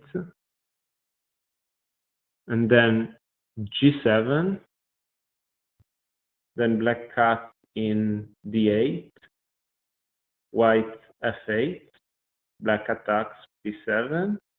Now I think white still has a way to get parity by playing g2, h1, and then D1. So now black has parity. Sorry, white has parity. Black still gets a lot of this, but I'm not 100% sure that this is a white win. We can maybe see it until the end or count. So here as black, I would play H2, then G1, then yes, I mean, filling the rest in any order. Yeah. So B2, A2. No, I think A2 here is a bit better. A1, and then H8, G8, and then. Oh, it's 33 for black. Oh, almost a draw line. Almost a draw. So if Yuzuke counts this, I imagine Yuzuke can count this. You think they From can count here. that from here? Yeah. Really? But that would give him a sort of approximation, not a perfect. Yeah. So I would try to count. With Yuzuke, I did that. I counted a 33, 31, and then it was a draw. Okay. So did you count the 33 for yourself? Yes. Okay. Yes. So it was when he said draw, I was really disappointed. Yeah, that must be. Oh yeah, it's so annoying. Although I was really, really happy to draw with Takanashi. Yeah, that was really nice. Yeah, I'm curious if. So wait, did something happen here? No. Oh yeah. White, There's white. a button. Turn. Oh, okay. Okay. Yeah. Oh, he played this first. This is so clever. Because it's the same line that I proposed, but with a very key difference that after, so black C8, white D8, then black A6, white A4. So that's exactly the same we played before, but now D5 is white now. So black, yeah. When black plays B, so no, it's not exactly the same, but it's similar. But now when black plays B7, black controls the diagonal. Right. Huh. Which is definitely better for black. Yeah. It's a bit similar to, and I know this isn't the most accessible analogy, but when you're solving Rubik's cubes, you sometimes do an algorithm which changes the cube in some way. But then if you're trying to do something slightly different, if you move it before doing the algorithm to put the pieces you want to move in different places, and then reverse those moves after the algorithm, it will achieve what you wanted to achieve. So I think this is probably actually simpler than that. Yes. That's what it reminds me of, if anyone. Yeah, that's a nice parallel, like doing the same moves in two different orders. We call them commutators, I think. But I think that's. I don't think they have a name in Othello. We can give it a name now live to this. The commentator's commutator. The commutator. Yeah, commutation. No, that's something completely different.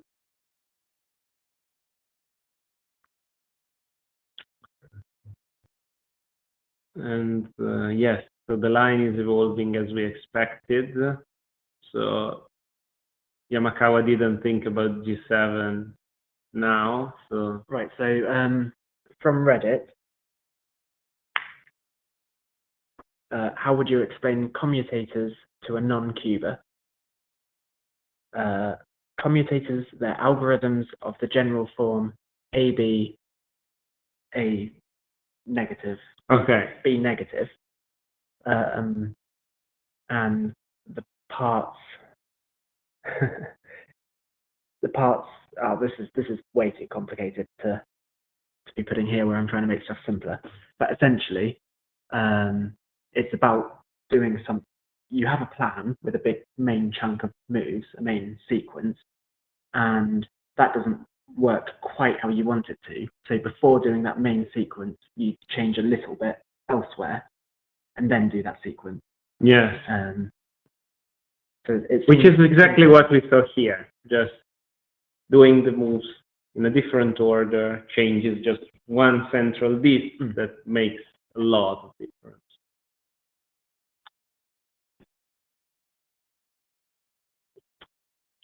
Yeah, I think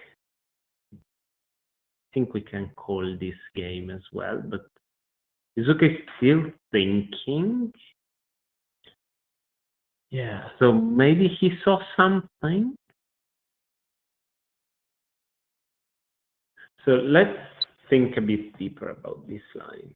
So A6, A4, B7, G7. I think this one is forced for white. Okay. So B7, and then white has to play G7. Now black can just play F8, white D1 to cut the diagonal. Yep. Now black wants to keep the diagonal and plays G1. G1? Oh, sorry, G2. G2. I was gonna, yeah. Actually, no, this is not great for black because white can just play G8. I didn't see that. Oh, yeah. So this is probably winning for white. Black also can't play here, which is something. Yeah, so this What an is interesting not position. great. So that's why Takanashi is thinking now. Should we jump to the second one? Yes. Oh, many things Lots happened. has happened here, and Kento's also And getting low on time. Yes, I think it's more or less what we predicted. Yep. That white doesn't have much, and yeah, we were right at calling this. Well, I'll say maybe 10% of the credit, if that. It's so black doesn't have parity, but black Rita has not gets used enough. much of his time at all, has he? No. Which is interesting. Yeah. The thing is, black will take probably all the discs on the edges, so he has to just find 5 more discs in the well, all but 2. So he has to find 7 discs in the center that he will keep. It's not gonna be it's gonna be a decently close game, I would say. So we have to see which 7 discs Kurita will keep in the center with a line like H8, H5, probably, and yeah, I think black will have 7 discs in the center. Yes. I imagine Kurita will have to think a bit about which ones just to make sure that he wins, but yeah. Or here he can just count. I mean, with H7, G7, at least the 4 discs, C6, D6, D7, E7 will stay black, and then E2 will stay black. So we have we need 7, so 2 more.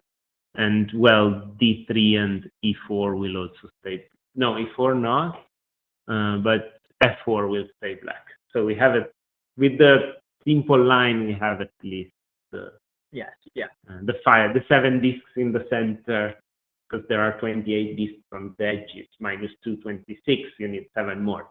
36. Right, yeah. So that's how probably Kurita has thought about this position. And at this point for Kurita, the discount isn't so important, is it? It's no, a win. It doesn't matter. Yes. But I think this is a good moment to think about heuristics. So the way I think about, so when I have to sort of estimate if a line is winning or losing, usually if I have 4 edges, I consider it winning. I know that there are some very edge cases, but here we're thinking about a heuristic, right? So we don't want like perfect estimates. and we make many more mistakes in other cases. So that's fine. So 4 edges is winning for me. Yeah. 3 edges is winning if there is at least one diagonal that remains yours, because it's usually easy to understand what happens on the edges and what happens on the diagonal. Yeah. Then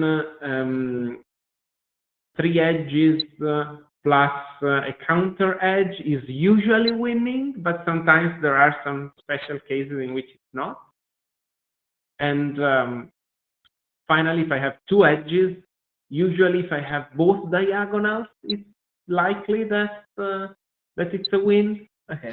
Or if I have 2 edges and 2 counter edges, it's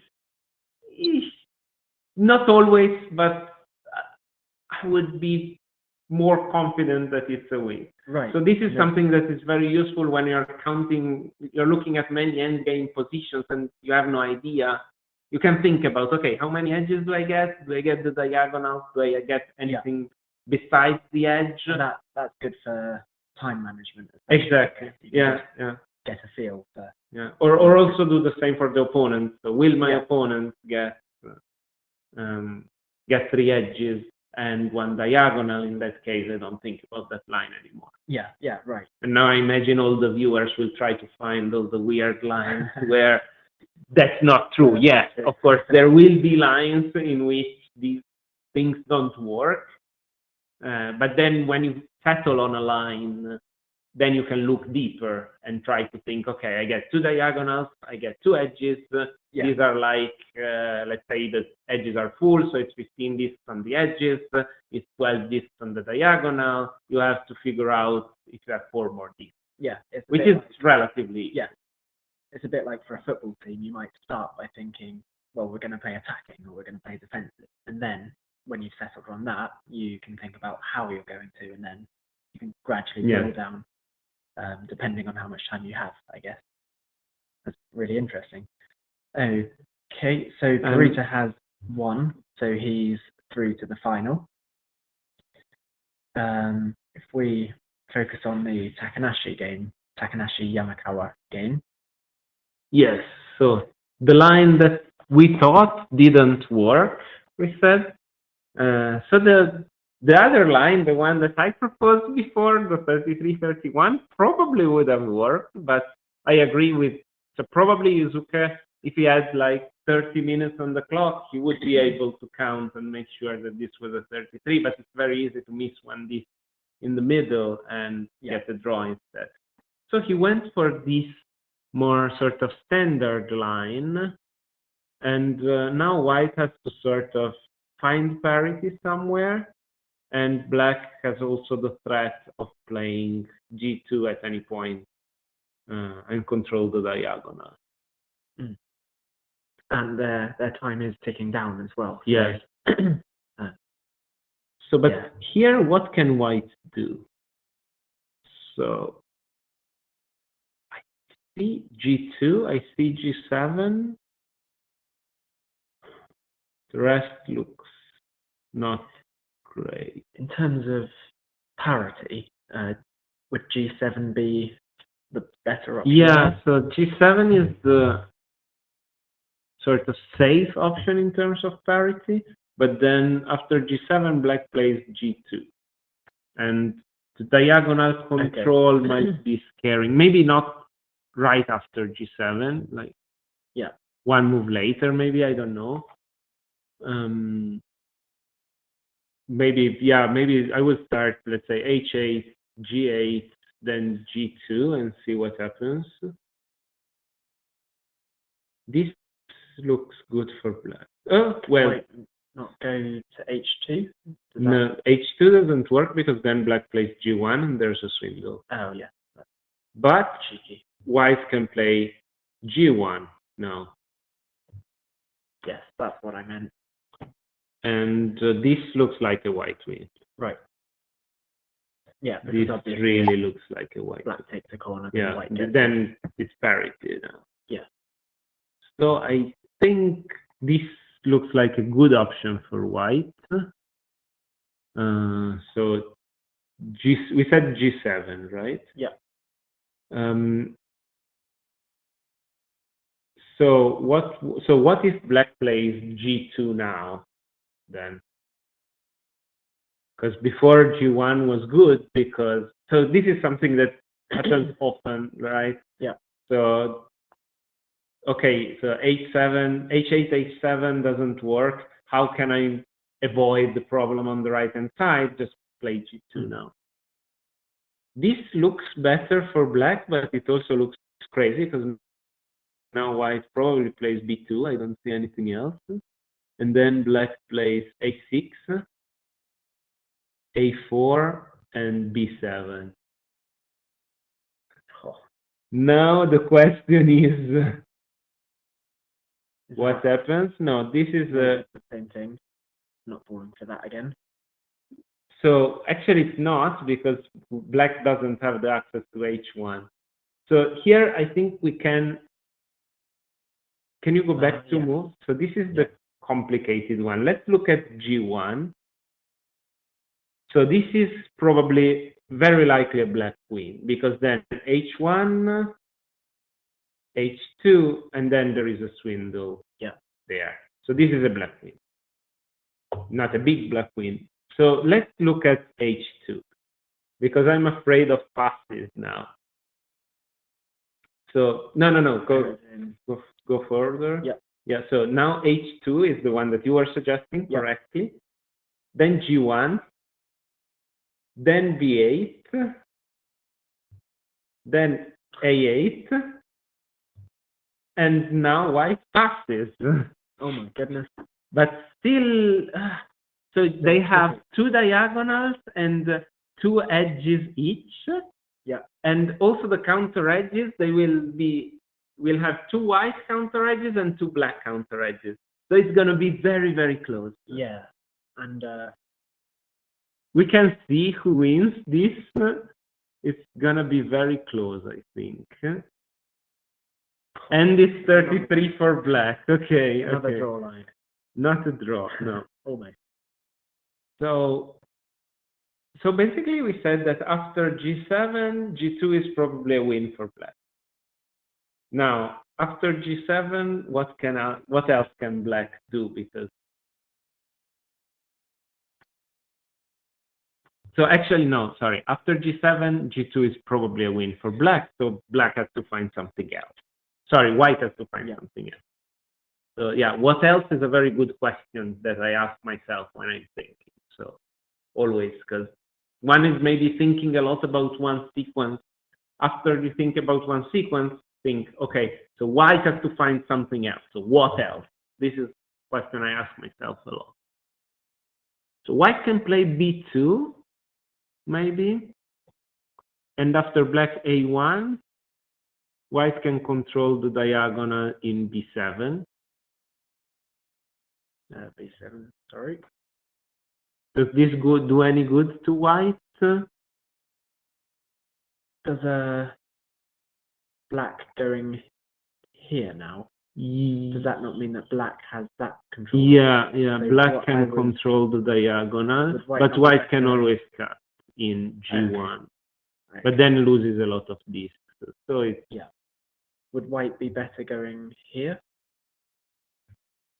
Just to get on that diagonal. Yeah, but then if black plays A4, I mean, here again the heuristic. Black will take the top edge, the left edge, and to play parity, black will take the right edge. So it's almost three edges, plus the diagonal A1, A8, plus column B. So the heuristic says black wins. Okay, yeah. Because that kind of looks interesting. But I guess black just has too many disks. Yes.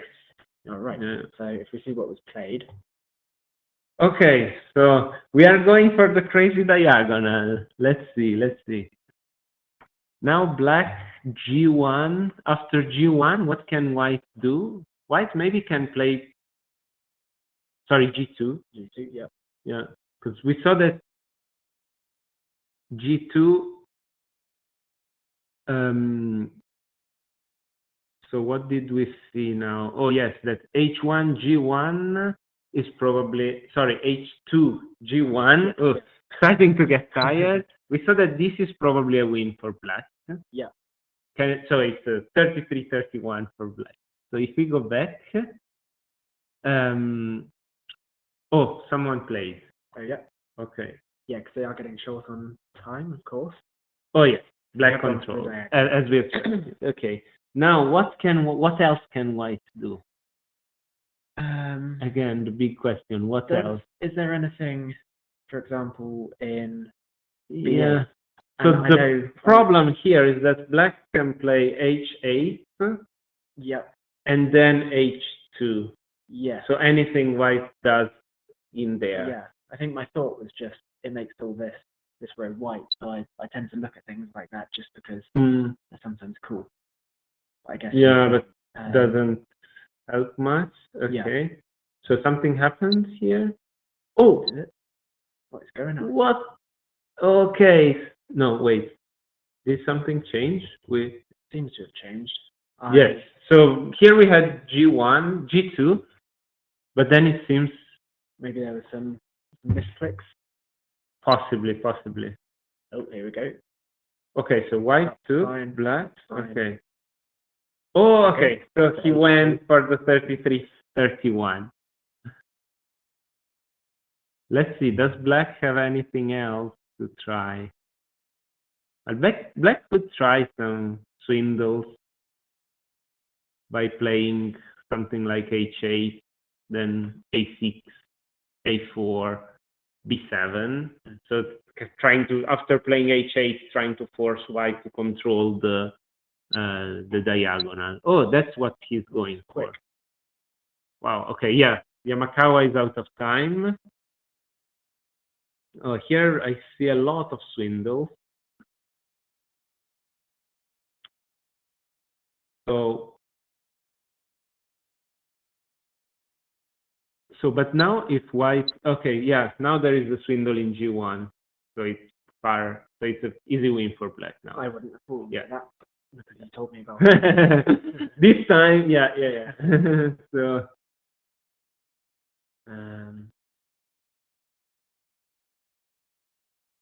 yeah, so now it's over. Yeah. So, yeah, Yamakawa didn't see the swindle at the top. And is that just because it's easy to miss when you Yeah. time? Yeah. So it's always dangerous when you have the X square and someone else has the whole diagonal. Yeah. Because then if you flip the whole diagonal, you lose. Yeah. And if you flip, so if you don't flip anything on the diagonal, then there is this single G1, H1. Yes. Yeah. No problem for being late. It's nice to have you. Santiago Grass in the live chat. There's no live stream of the players this championship because we've been working with some dodgy internet connection. Okay. Yeah, just making that work. So I think now it's over. Black H1. Again, if you want to use the heuristic, black will have two edges, two diagonals, and that should be enough. And that's a lot of stable yeah. black. Or if white wants to get the diagonal, yeah, with this move, then black will take the left edge. So it's likely black win. Yeah. Don't want to call it too early. But black has 37 Ds. Which means that both semifinals. Oh, not a big black win. But a black win. It means that both semifinals have been 2 rounds each. Which Yes. That's not all that common, is it? No. Not too much chance of that. And we have a repeat of last year's final. Yes, we do. It's in Takanashi and Kurita. Yeah. Yeah, great. Amazing games. Many congratulations to all the players. Yep. Thank you very much. Well, thank you for joining me, and thank you all for watching. We'll be back. It's a bit hard to say today because the timings have been a bit all over the place. But I will pop a message into various chats. Make sure to keep track of our Facebook page, and I'll try and post it there as well. And then I'll also post it into this live chat when we're about to go live for the final. And I assume there'll be a junior final before that as well, but I'll try and keep you updated. Anyway, thanks for watching and see you soon. Thank you.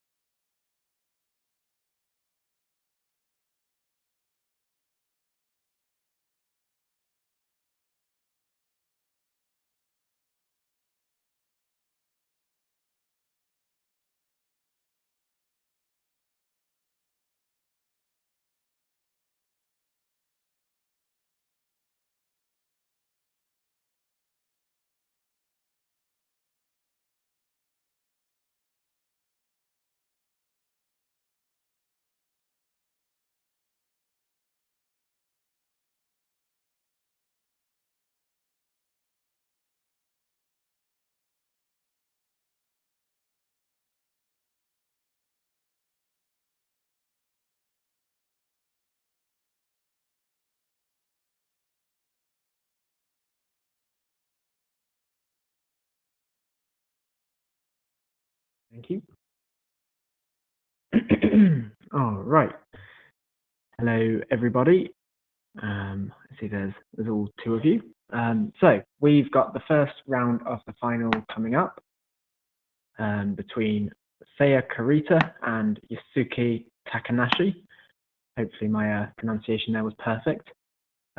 This is interesting because it's a repeat of the final last year. So it will be interesting to see if Takanashi can get revenge for his defeat last year, or whether Kurita can make it two years in a row. So I'm joined by Matthias Berg, who is basically just a human machine when it comes to Othello. He knows every single line to everything. So he's here to walk me through the games. So why am I not sitting there playing with one of them? Didn't try hard enough, I guess. It's a cough. If you didn't have a cough. I'm just not as good. Anyway, it's interesting game so far. For me, this looks completely unfamiliar. But yeah, I don't play the opening that they play. That was an interesting move 9 of white. Not very unfamiliar, but not one of the top 3 moves.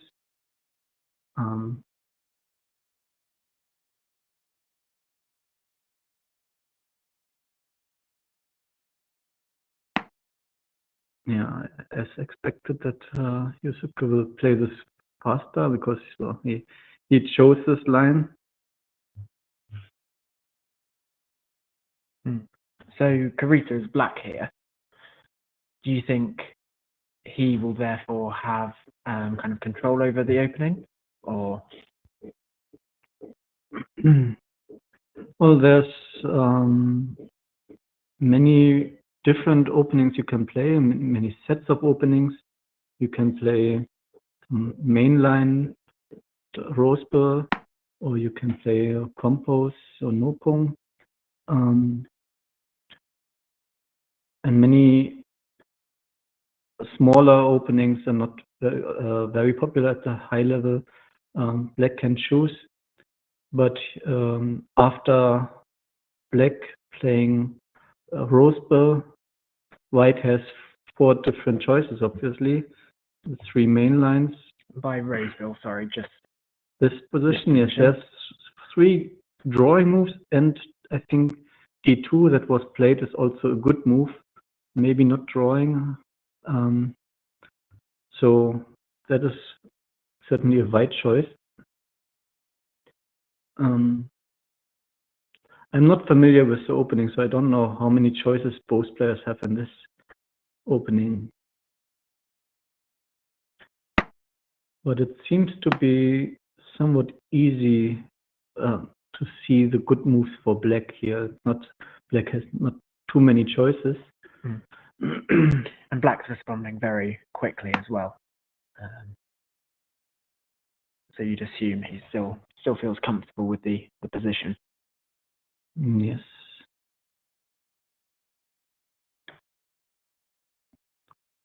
Now white's next move is likely going to be f6. And I'm not quite sure if white can actually Black can prevent it.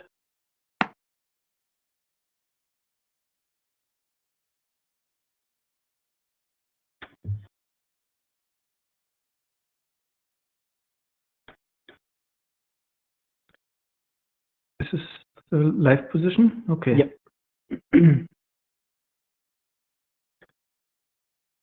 So does black have to play a5 in order to prevent f6? Yes.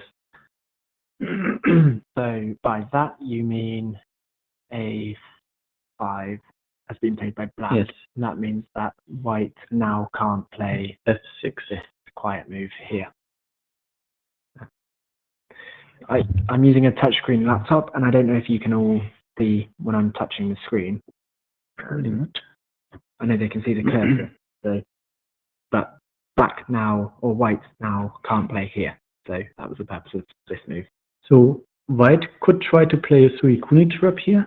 Do you know what it is, and can you explain? Right. So this came up in the last game when I was talking with McKelly. I believe it it's where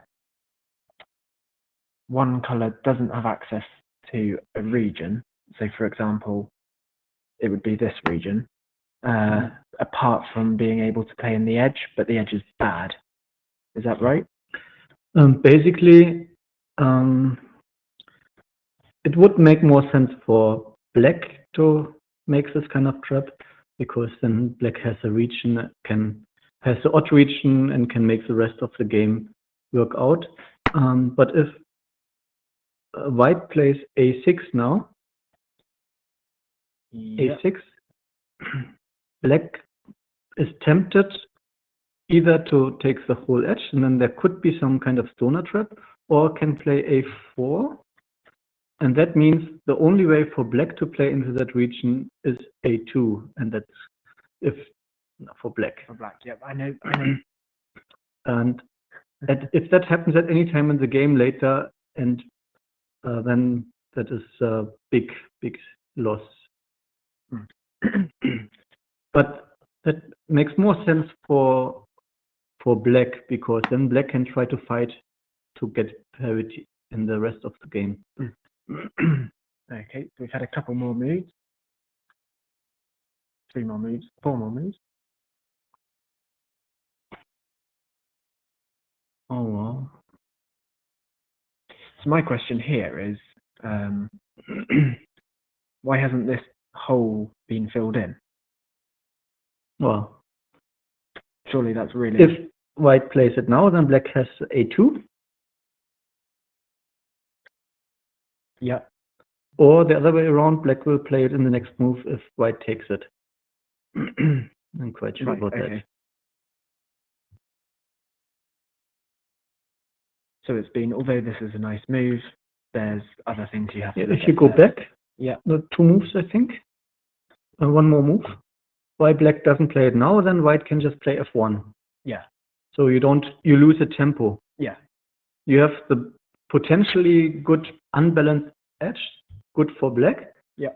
But you lose the tempo, and if you run out of moves before you make able to make use of it, then yeah, it's better to have the tempo in this position where black has to open up the south soon. Then that's quite dangerous. Yeah. Okay. There's other things they have to be looking at first. And f1 now is kind of forcing g1, so it's not really in danger of losing the access to e2. Yeah. Just black decided to play a4 instead. I haven't looked at it enough to actually be able to tell if a4 was that much better than e2. What would have happened if he played e2 instead? Oh, then white could have played the a6 stuff and get parity also. Or white could have go back. White could have played g6 in order to take away g6. To take the c2 square in order to if something like this happens, then this can't be played a4 anymore. And if you do this, then you have the stoner trap possibility here. This would be the stoner, which is not a great thing because black gets the top row, but something to worry about. But this is all circumvented by playing a4 first. So can we get the actual position again? Yep. Okay.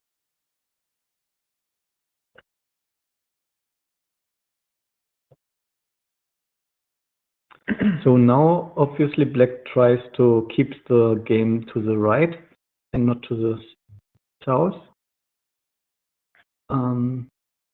If black has to open up to the south, then it can be dangerous. So can black make sure the game ends before? We have to go through to the 7th row. Do you think they can, or who would you? Well, this will be the game to to try here. One thing is clear with that region in the B2, A1, if you cannot play parity there, so if white gets somehow to A1, then white pretty much won, getting both of these moves, having two columns and the second rows, two edges, and the, how did Michele call it, the opposite edges? The I find that because there's a good word for it.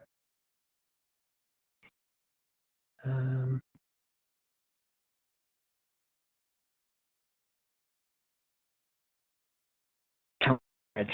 Counter edge, yeah. So basically, there are two moves for black, I think. And just to add, we didn't cover it in the stream, but someone asked afterwards what he meant by the counter edges, and he meant this row, basically the rows and columns next to the edges. So the 2 row, the 7 row, the G column, and the B columns.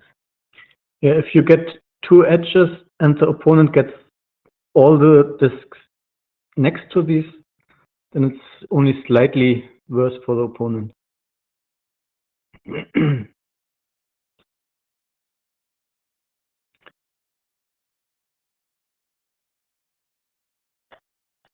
So now there's two good moves, or two moves to really consider, I guess, if you don't want to go through to the south, which...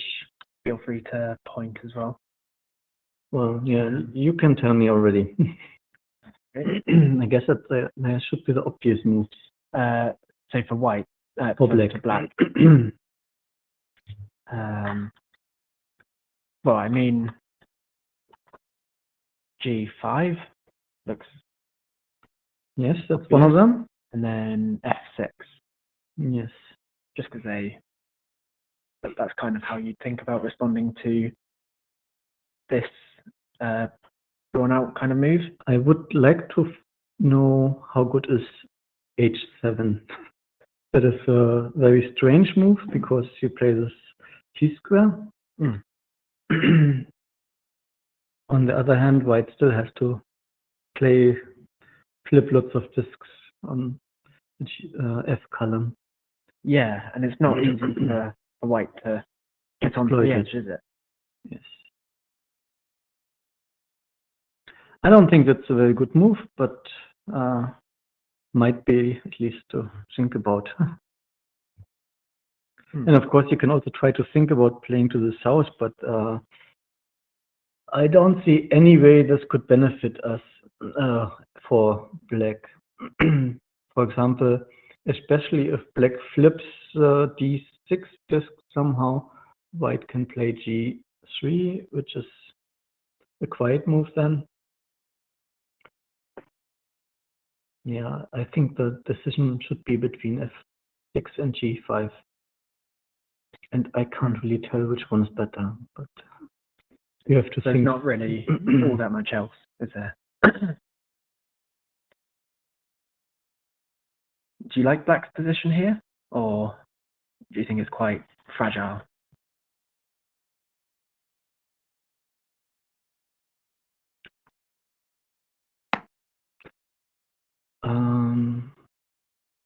I can't tell if this works out.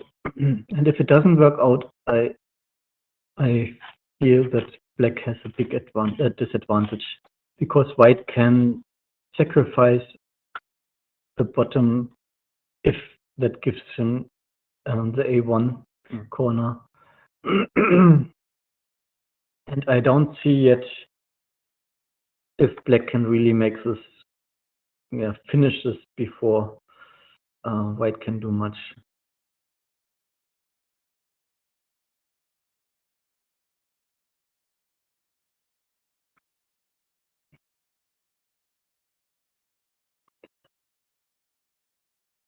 So can you, that was one of the options that I had in mind.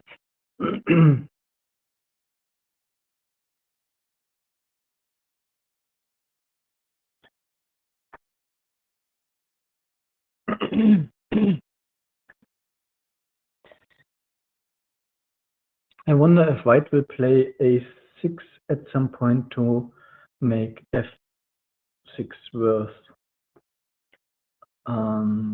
But that also means you cannot sacrifice a8 anymore.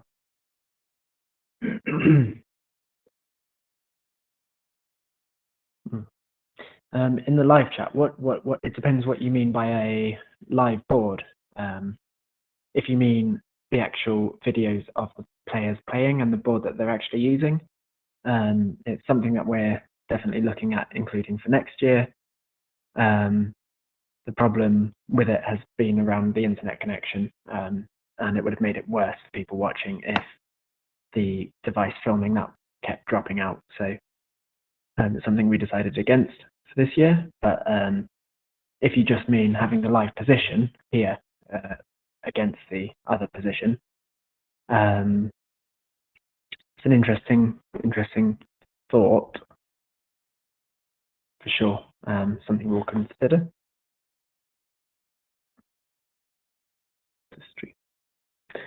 Yeah, let me change the name actually as well because it's not the semi-finals anymore.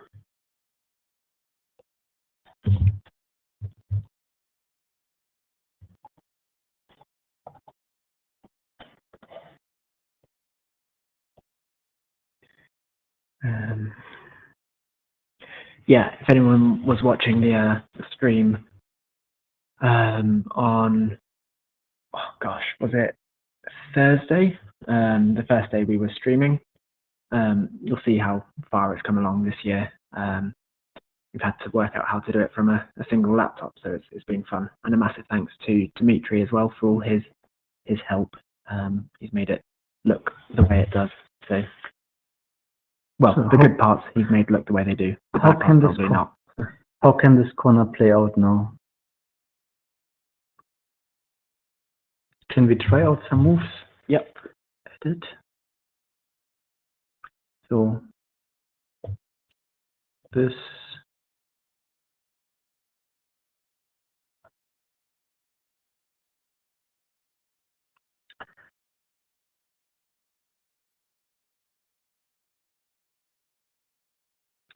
I guess this would be better for black because I think this kind of works, cutting this off, and black can try to sacrifice this corner to get it there, but it's still not clear. What else? We can do this.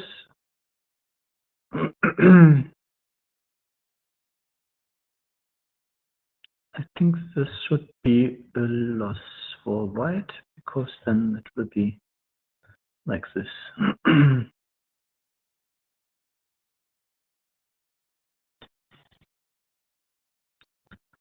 Is this any good? Probably not, because it seems to be the same problem.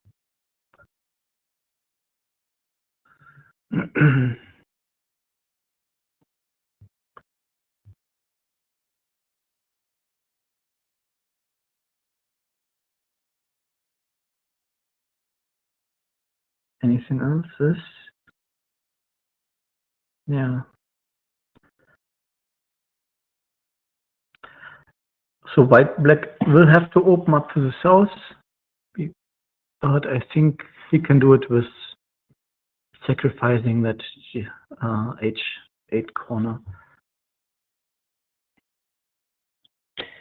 So just to clarify what you're talking about there, for the more simple minds like myself. So given that black's plan has to be to really keep white up this side of the board, you're saying that black should be looking to play this area out before looking down here. Yes. However, what you were saying as well is that the ways that black could do it don't seem to look, well, they seem to look favorable for black. The way that white is playing that. So either we will have a parity region here, let's say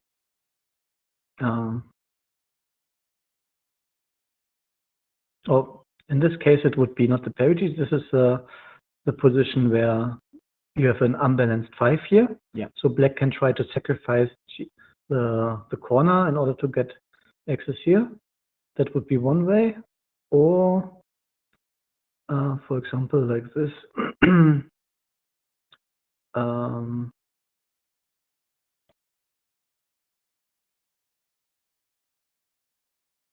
There would be a 4 here instead of 5, but it would be a parity region, and then white would have to open up by playing here. And But that just looks nice for black as well at that point, doesn't it? Kinda, because you get this corner first. You can't, unfortunately, you cannot give away the corner because then white just gets everything here. And by doing this, white has to open up here, and there's probably not a way to actually get parity. That means I'm not sure white can actually keep this. Yeah. But there's very likely that black will get the south edge. White will get a good b2, and the a1 for black will only give the diagonal, not the other 2 lines. But yeah, it looks better for black. Let's see what's actually been played. Okay. That also gives at least 2 options for the. Oh, and white decided to go to the south now. Okay.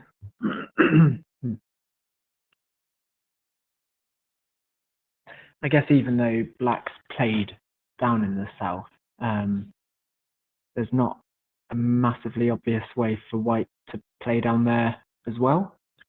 Because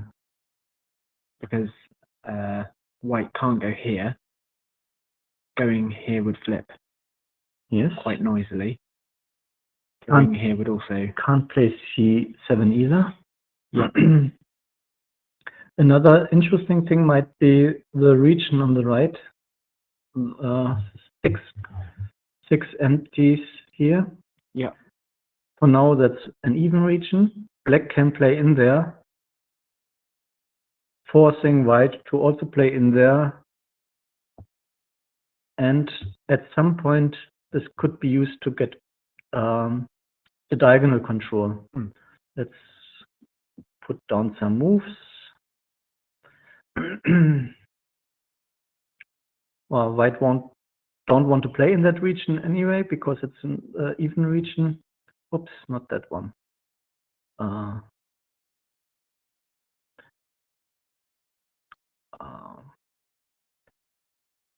Well, I guess it's rather going to be this one.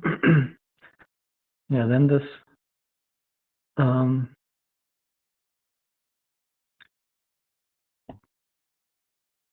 And now white doesn't have a move here. White can play here. Can't play any of the other 2. Can't play g3. So, and this would screw up a lot, I guess. Oh, now we can try to get the diagonal, but we have to prevent the easy cut here. So we can play this. If it's maybe this one, then we have this. And do you think the 2 players at this level could see that far ahead? No. You don't? So we're being a bit naughty here, I guess. How far ahead do you think they'd be looking? They already played. No, they haven't. There's a little green light that comes up when they have.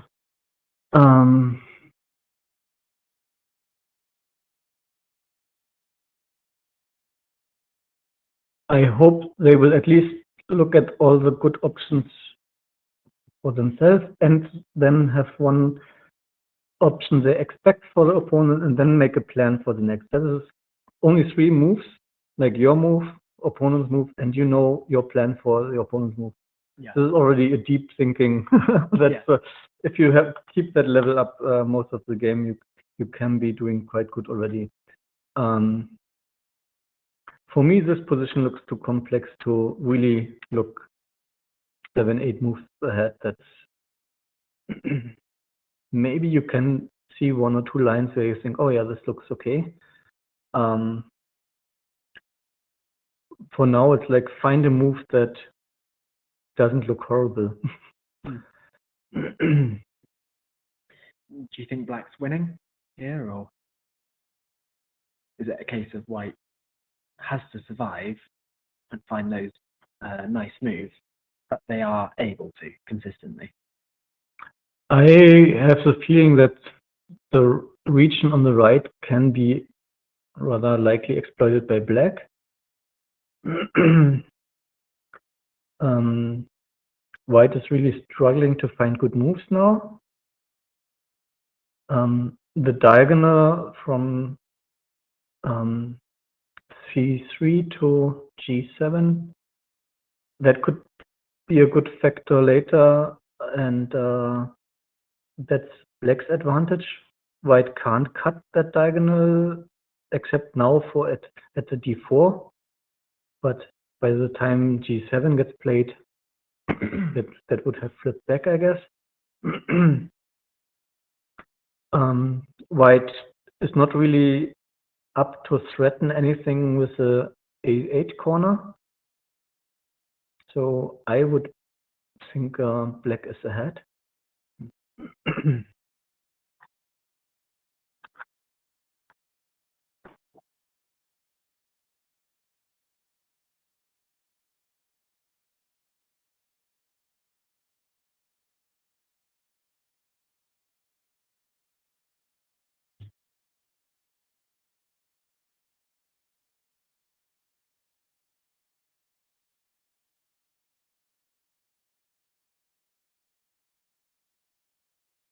So which move would you pick? I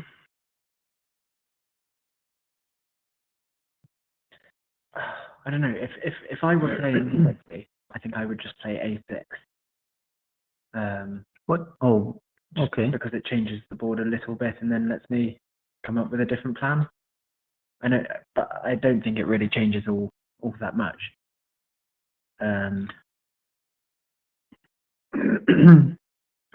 Well, I don't know if it really achieves anything.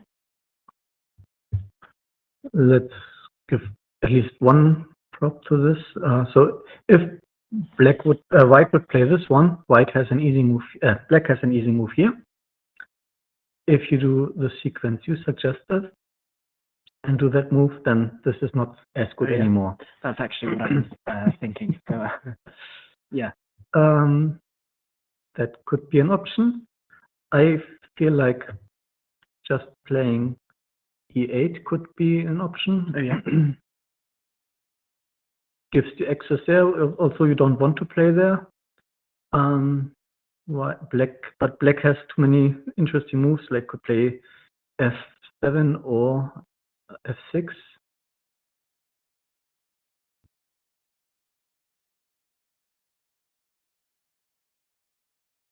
Yeah.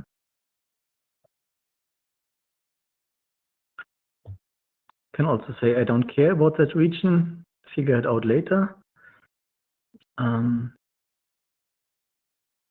Well, you can't do this obviously because that is clearly lost because of the stoner trap. And white gets A1 and with that also B2. So that is not gonna happen. Here it could start getting interesting to play G7, even so it won't. Well, even if white gets access, it doesn't matter because it matters a bit because we don't have the 5 here yet.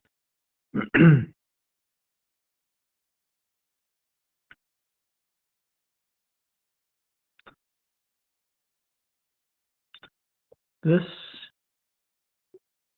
I guess, then we would see this thing, something like that happen.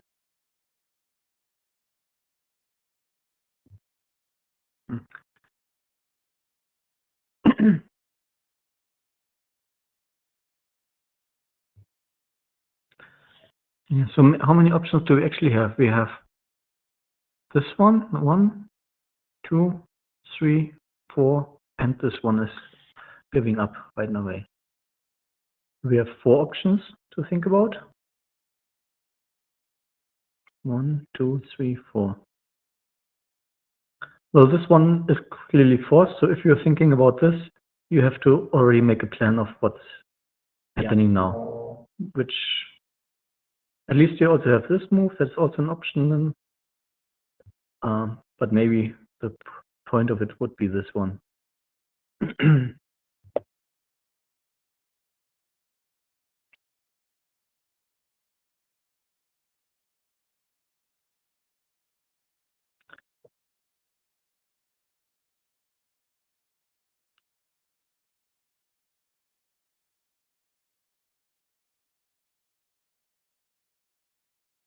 I think shutting off that region completely could be devastating. On the other hand, I don't see ever that white wants to play in there with G3 before black plays in there, I mean.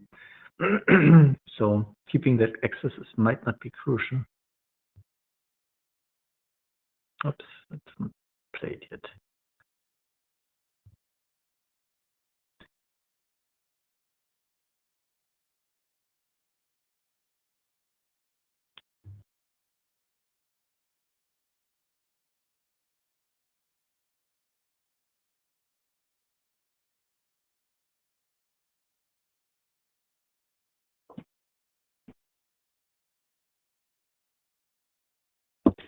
While we wait, do we want to watch the...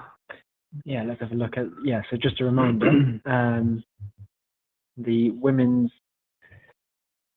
final is happening at the moment as well. So if we just take a quick look at that.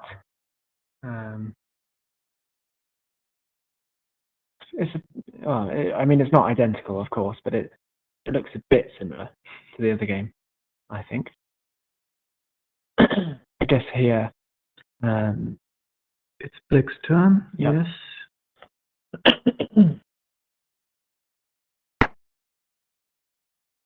Oh, wow, okay. I kind of would have expected B3, I guess. So how many discs are in these regions? How many empties? This is 5, 7, 8, 9, if you count this together. Black has lots of options here with C2 to complicate the game and sacrifice H1, but getting most of the edges. Black has this kind of, yeah, it's usually not so good to have an odd number of empties between you just at the edge, but this is a case of likely being okay. Okay. Whatever white plays in this region will flip both of these. No, not if white plays A6, but then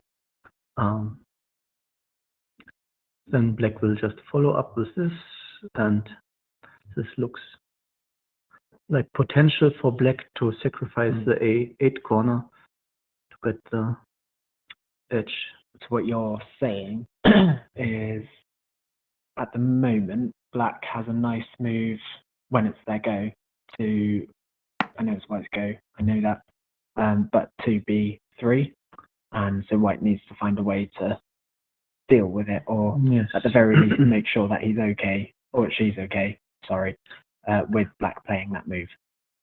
If white plays this one, then it would poison that move, but that's also usually quite bad for white, because black can play this, and if white doesn't take it, like let's say white plays here, then black has this move and then this, yep. And white can also not take it, because then there will be some stoner trap happening maybe, unless white prevents it with this move. Let's say it doesn't, then we have the stoner trap. This gives the corner for black, even so this could be white at some point, but black doesn't care. White could be playing here to prevent it, but that's also, yeah, giving access here and complicating this region. Black, so that wouldn't be a good move to prevent that. They'll have thought all that through. So this is what was played, which seems good. Shall we head back to the main final. So nothing happened. So nothing happened. Do we want to look at the playoff game? Yep. Or third, fourth playoff, yes. So this is the third, fourth playoff for the open category between Kento Arano and Takashi Yanakawa.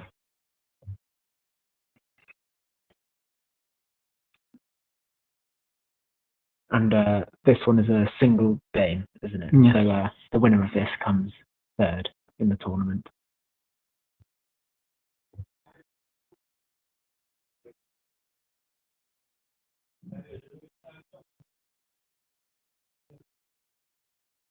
I think white will play something at the edge at the bottom, so d8 or c8 or e8.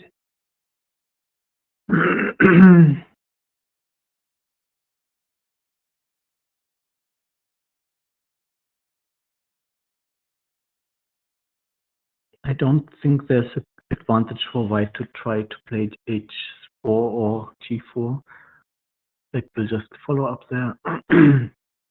The problem is that white wants parity in the north, and for that needs to have the feet, needs to be able to play h2 and force black to play the other two moves before getting the last one with g1. But for that you need parity in the rest. Yeah.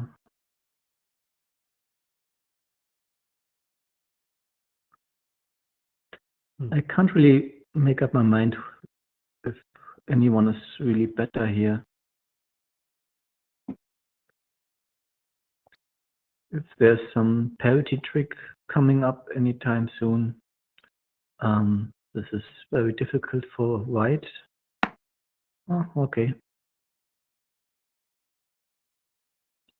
Ah.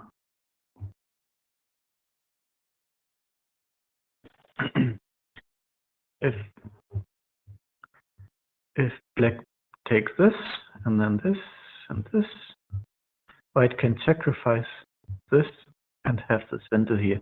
Oh, that's cool. And that is possible because with this move you kind of invite black to take this disk. Yeah. But you also need to make sure you don't flip g3 when you play here. So this is also taken care of now, but then you need to get rid of this disk. Yeah.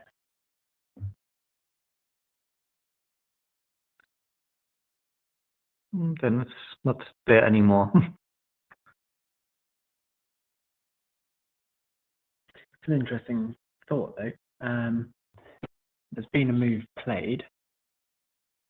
So let's just have a quick look. And then... So move in the other game, you mean? Yep. Well, in this one. So, Okay. is the move not g2 for white now? No. Because now then black will just play h2. Oh, yes. And Yeah. that means you get the counter edge Yeah. and Yeah. most of the top edge. I always come up with a plan and then assume my opponent will just play just as I want them to, but they don't, I suppose. Okay, let's head back to the finals. So there has been some moves played. That was the move I was looking at first. Yeah, but yeah, again, there's several good options for black to play now.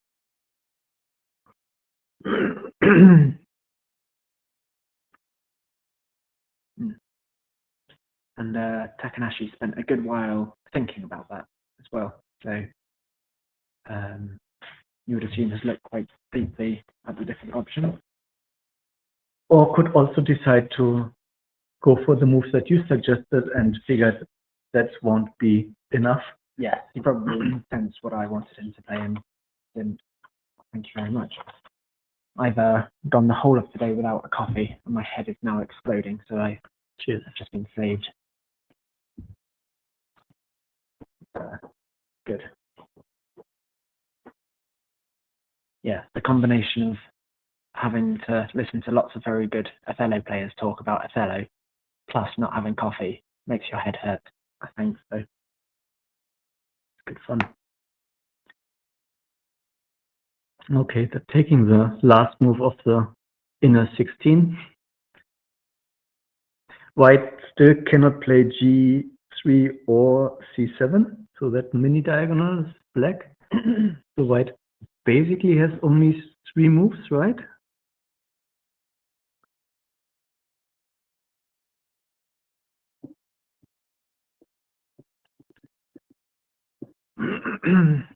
So the 3 moves, oops,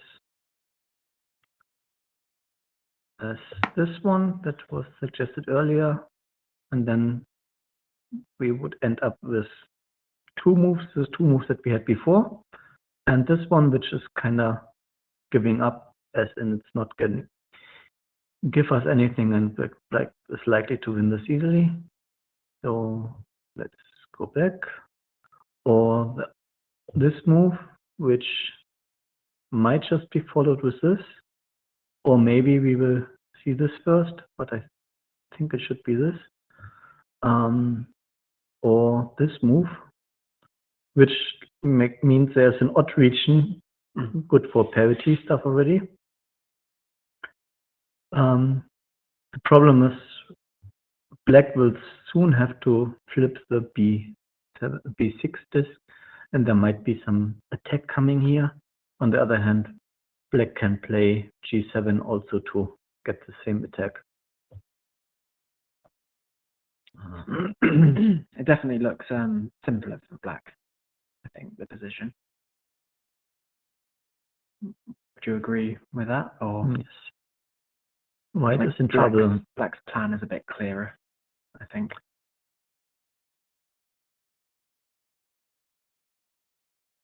So this is what was played already.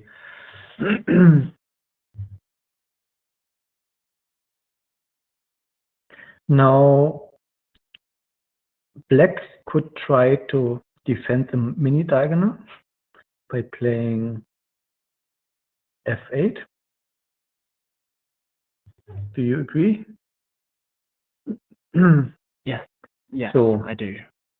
white can either take this, By mini diagonal, you mean the right. diagonal from D6 Yeah. to F7. So if white would take it, black can enforce this, and then we end up with this yeah, and the obviously losing position, I would say. Yeah.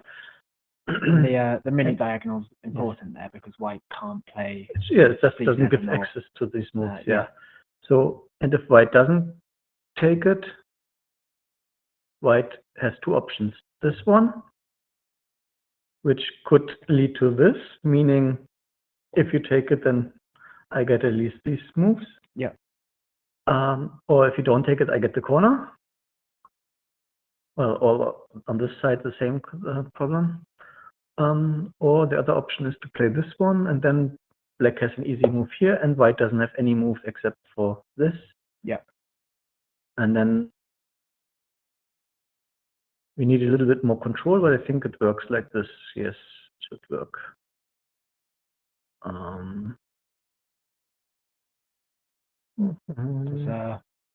No, we need to get this out, I think. And then white black or black white, doesn't matter too much. So white will try this one instead, but then it's also I think it's over after this. Yes. So I'm afraid this is gonna be very good for black. Maybe this is actually a really good move. But on the other hand, we could just see this one and then white here or there. Yeah. It doesn't look as clear cut as the other one. So I kind of hope we will see this move, which looks a little bit odd, but it's still, I think, as we just saw, quite controlled. Yes. So Kurita and Takanashi have met twice in the final, haven't they? Once last year, and then once where it was once previously as well, wasn't it? I actually don't remember.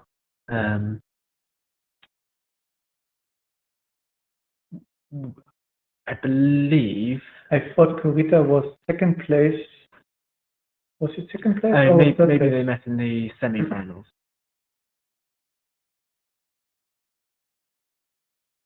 I don't know. Someone find that out for me and answer. I talked with the players before the game, and they obviously haven't played in this tournament against each other. They haven't met in many other Japanese tournaments this year, but they organized some private tournaments, only the best few players, and then they played XOT so that they don't give away their opening preparation. Yeah. So this is where they actually played in a tournament with each other. Otherwise, unlike other nations, you expect the teammates to have played in the championships and so on. This didn't happen in Japanese tournaments, and it didn't even happen in the World Championship yet. So they didn't get to meet in the prelims because they both had a bit of struggle in the early days. Yes, yeah.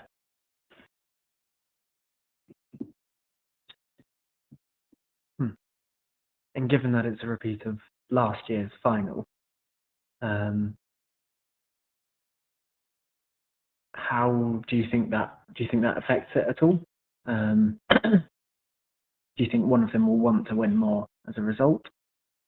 No, but I think they both already prepared against each other last year, and they probably also prepared in case they would meet in a Japanese tournament, which they didn't.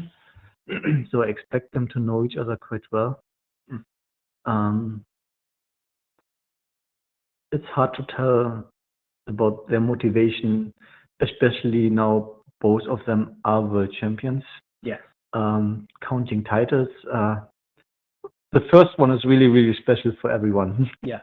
The second one is, yes, just I knew routine. I could do it. It's not like it's really routine, and I guess everyone would be happy with the second or sixth one.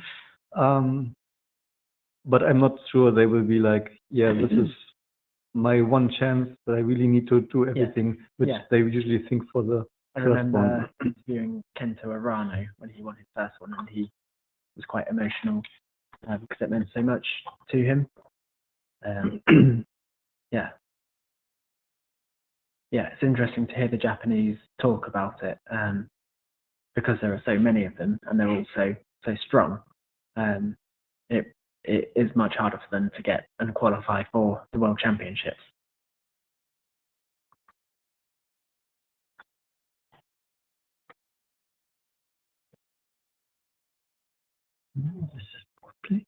Oh, he played F7, I think. No.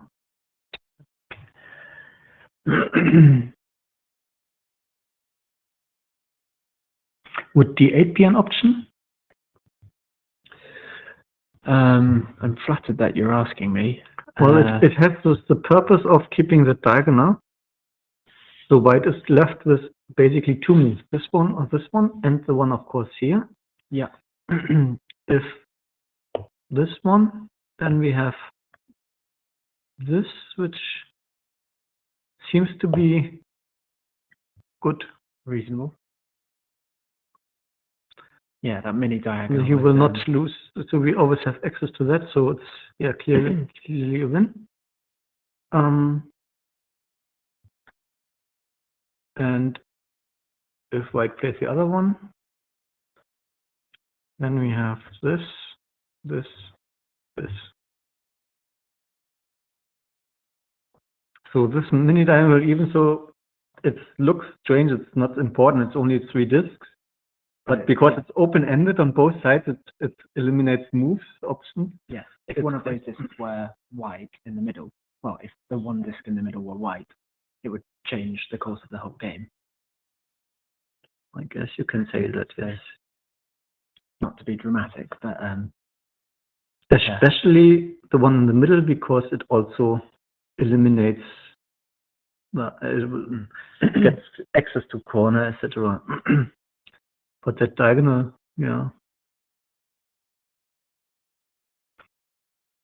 I don't think this will work. Because white will start sacrificing stuff here. There's not too many options for white to play. So it probably should also be winning.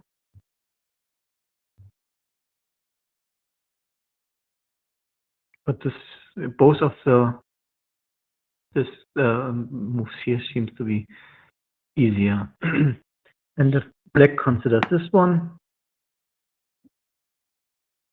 is it really that bad for white to play in that region, except for the general odd region? So if white is struggling to find moves, maybe now would be also a decent option to play in there, and then black will have to flip more. So I don't think that black should play here. The other two moves seem to be reasonable, calculatable forcing. So white only has like 2-3 moves each time, and you can look at what option and how fast you can say, oh yeah, this looks good. Yeah. So maybe it's really thinking between these two moves. And because this is so forced, black can actually think ahead far. While you asked earlier, how far can you see? For black now, it's much easier to see. Yeah. It's not. So I guess the question isn't how many moves are they able to look ahead. It's how many moves are they able to consider in general, because they might be able to see less far ahead, but they'll be considering just as many moves, just horizontally, as opposed to, like, I guess you can say out. so, yeah. So you can't think, you can think far ahead in one position, but if the opponent has many other choices, then it branches out. at each time, it becomes less likely that the moves you are looking at is really the thing that will happen, unless you have considered many others as well. And yeah. Oh, there's a move that's been played. And it's F7. No, G. Oh. Is F7 and then G3. Okay. So they didn't follow that. I want to see later the evaluation of that the other two options. So not anymore? Are we? Oh yeah. Oh yes. Yep. Okay. So it was F8. Okay. Okay. That was the move I looked at first. Great. I was going to say you would be getting everything right if we were in edit mode. No, was it played? Yep. D8 was played. Okay. Okay. Now we have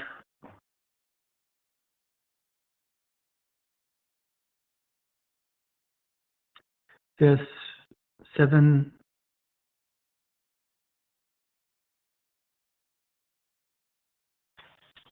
There's 6 empties here in the lower region. So black doesn't really want to play in here. Could do one more, like could play this, and then we have this.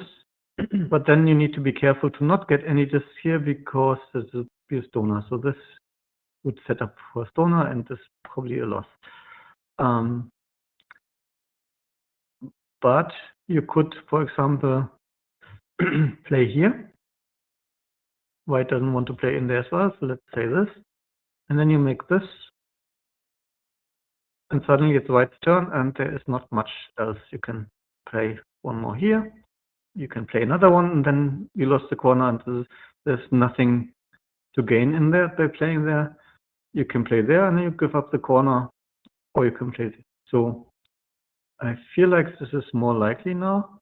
Could be, it will be this instead. But yeah, it looks very much the same.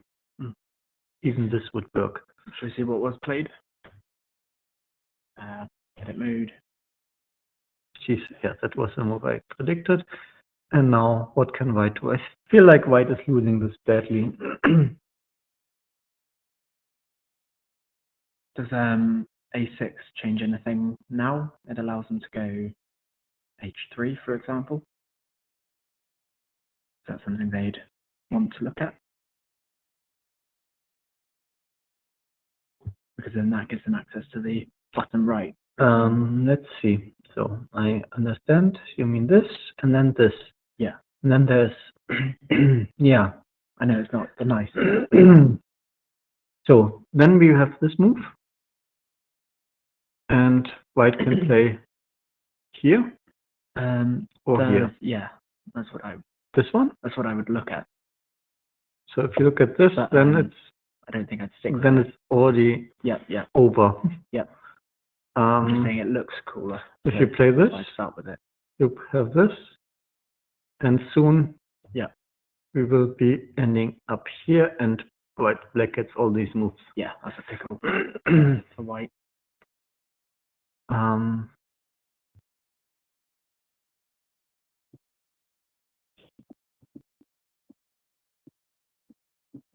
Or could just play this, and then we have this, and there is parity in this region, so like white will lose it all. So Fair enough. I'm not saying this is worse than the other moves, because we already see the other moves are also failing.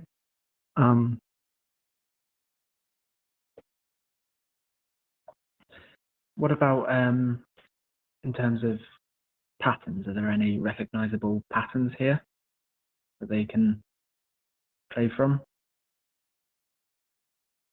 or aim towards even? I mean, your sequence of move is already kind of a pattern by forcing this move, because it's really kind of forced, semi-forced, but yeah, pretty much. And then making this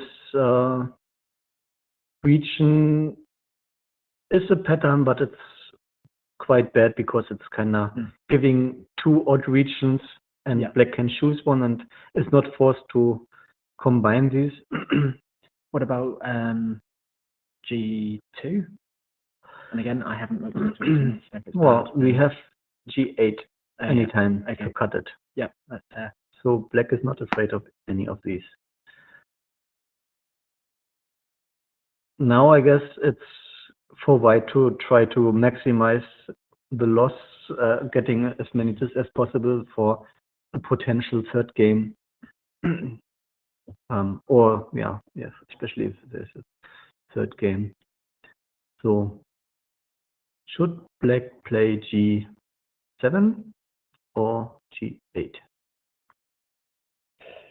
I don't see any other. Surely G7 makes. Why wouldn't he play G7? Why not G8? Because where does white go if black plays 7? So what's the difference? Well, in my mind, playing G7 just gives black this extra tempo here. Why? Because white can play. Well, white can play this move and gets all this disc here. Okay. And is that something white would do? And if black plays here, same thing. White can try there, but we can always cut this diagonal somehow. And if we do this, then we have the second line, which we didn't get otherwise. Yes. Only a few discs, and probably not matter for the win or loss, but if they're really thinking about maximizing it, something to consider. Both are very controlling. The G8 also cuts the diagonal again to have, in case G2 gets played or so. It's interesting, from having talked to Karita yesterday, he was saying that he hadn't had as much time to prepare for this tournament as he normally would have. And especially coming into the tournament and losing a few games early on, it made him quite nervous. But since that moment of nervousness, he's had an exceptionally strong tournament. Like winning the semi-final with 2, and obviously there's more games to play for the final, but it's been a strong, prepared, methodical game from him so far in the final.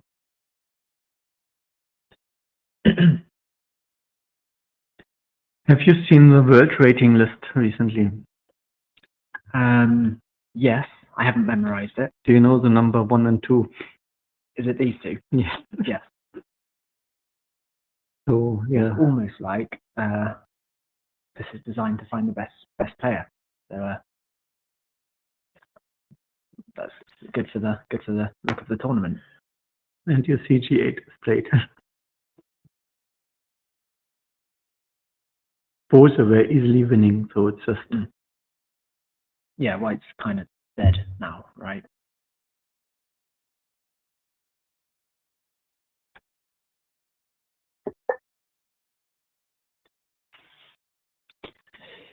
So what do you think? Obviously, Black has almost certainly won.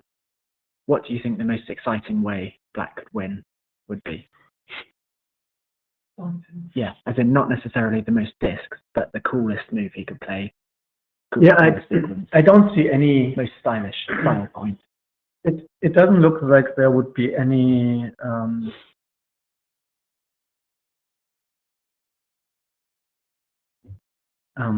tricky diagonal thing where you get 2 moves in that region where you are only supposed to get 1 or so. I think this will be what? H4. You've had someone from the live chat, the literal live chat. H4. Well, it's White's turn. Okay. Being taken back. You mean for the last move, though?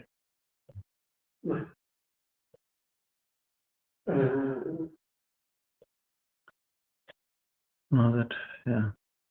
That's a disapproving shake of the head from Matthias.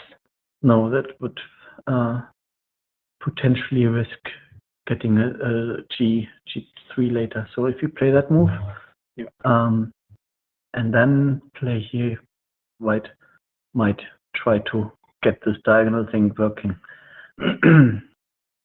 Right, I see. Well, you can do this, but then you still might face this, and White eventually gets A1. Yeah. So that would be devastating. So, oops. So this was played. White can try to get that. On the other hand, we also already know that there's lots of way to get that access. Which is another reason why it would have been bad to play before, I guess, because it uses that up.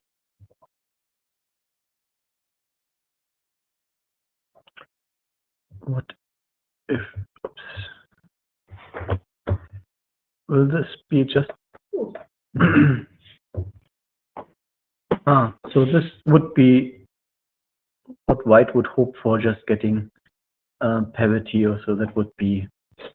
I guess it can't be the best that Black can do. That would be 30 discs. There must be something better. That's what McKelly was talking about last round. Or if you get 4 you also see this edges. Like this is already much better, I guess. Yeah, that would be already. Yeah. So the question is there any way Black can be tricky and getting 2 discs, like, for example, keep the diagonal? Let's imagine this, for example. Wouldn't that be a cool way to win?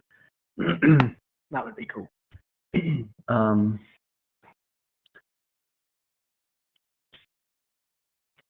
Shall we see if he's gone for it?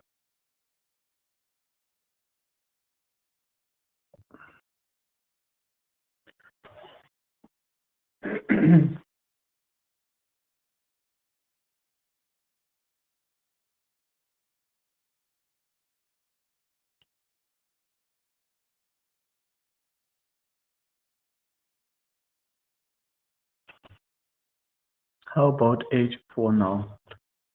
So if we play in there, well, because now this B2 is no longer a diagonal problem because you have this. If play there, then we actually could try to keep the diagonal. Right. Yeah. It won't work because this will be, or maybe could still try to make this work. It's diagonal. Or you would have the spindle here. That is pretty cool. So That would be a cool way to win, I think. yes. That has my approval. So maybe a4 could be an interesting move. Otherwise, this key, and it was okay. We still have the threat of the diagonal control. If white plays h2, which is the obvious one, black can try to fight for the diagonal. That's why he didn't, and this will be the parity win for black. I mean, black wins big time anyway, but also gets the parity, and yeah, that means even more disk. That also means white will have to play b2 before black gets to play a1. That means the whole diagonal will be black. Yes.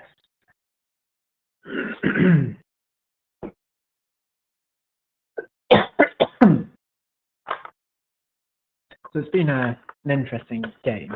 I think to me it's always looked quite comfortable for black. I think when I play, I'm always much more comfortable when I've got an edge and I've got like a little block of discs and it's a bit more compact. Yeah. Remember, white shows the opening, and yep, both of them played fast, and it looked like, yeah, if I wouldn't know the opening, probably I would find the right moves as well, because it wasn't too difficult. Not like you had many choices for black. Yeah. So it feels like white kind of forced the win on black. Yeah. Of course, if to beat Yusuke, you still have to be good, but maybe it was a poor choice for Yusuke. And it should be quite fast now because black has parity, and in the top right, there's not very big win. That's a good win for black. If there's a draw for in the next game, then Yusuke will have a really big problem in the third game trying to beat 15. Have we ever had a wipeout in the final? Probably I don't think so, no. Ever in the semi-finals? No. What's the highest rated wipeout of all time? Are there any that spring to mind? Grand wipeout was Murakami. Yes. Semi-final. Semi-final. Was it semi-final? Okay. What did you find? Oh. Grand one. Okay. It was Exciting. It was very exciting. Yeah, but that doesn't mean that wipeout opponent was bad. It just means no. At some point you get lucky that this access control works, and yeah. Yes, but it's in terms of viewing, it's like the opposite of the draw. So what happens with the other final? That is soon to be over, and it looks very black.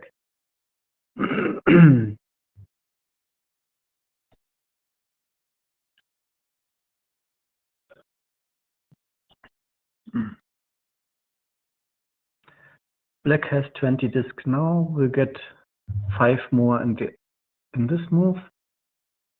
And in order to win, only needs to get 7 out of the top here without losing too many others. Yeah. So that will be 1, 2, 3, 4. If Mio plays here, Katie here, and Mio here, then it will be 1, 2, 3, 4 more, 5, 6, 7, and a few more, and you lose. So this is surely a black win. Can try to maximize the disc now. Might be important in a close game. In the case of a draw. But the female final is just this one game. Also, that we already have a winner. Okay. This will be for the world champion crown. I wonder if there's even a way to lose this game for now. Let's see. This that won't lose the game, even if that won't lose the game.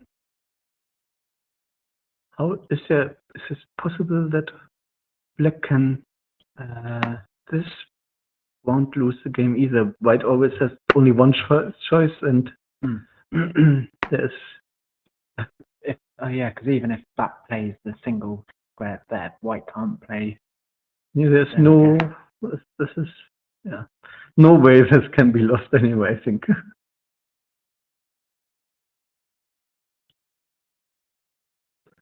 Yes, yeah. And do we have another playoff game? What was that? Playoff third place. This is going on, and it's Ankara got the third place. Congratulations. Cool position.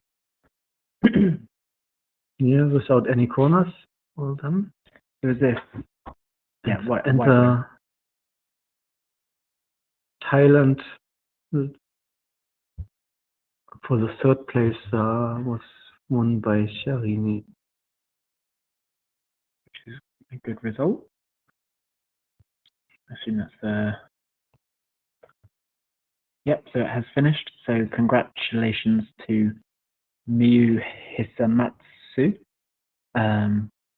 who is the 2025 female world champion. Good result for her. Do we have semifinal? So Chen Xuanrui won against Tommaso Boschi. So Xuan Rui Shen will be in the final. Off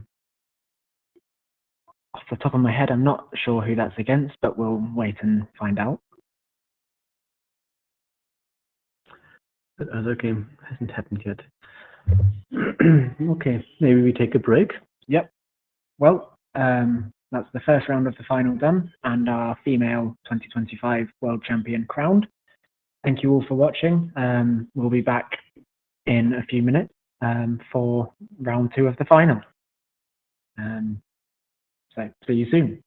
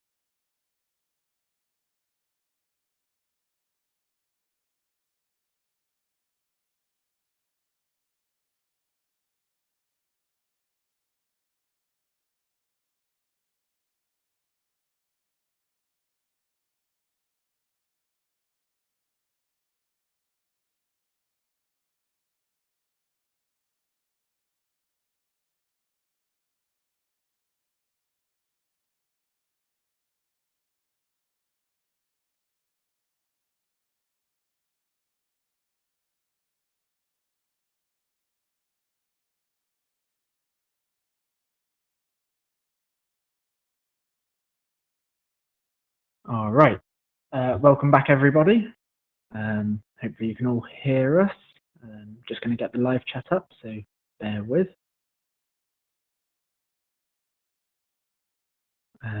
Welcome to the second round of the final game between Takanashi and Kurita. Again, it's a repeat of last year's final, so will Kurita be able to repeat his dominance from last year, or will Takanashi be able to get revenge and see out the win?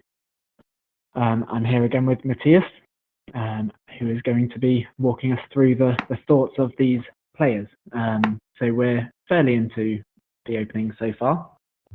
So let's just have a look at how we got here.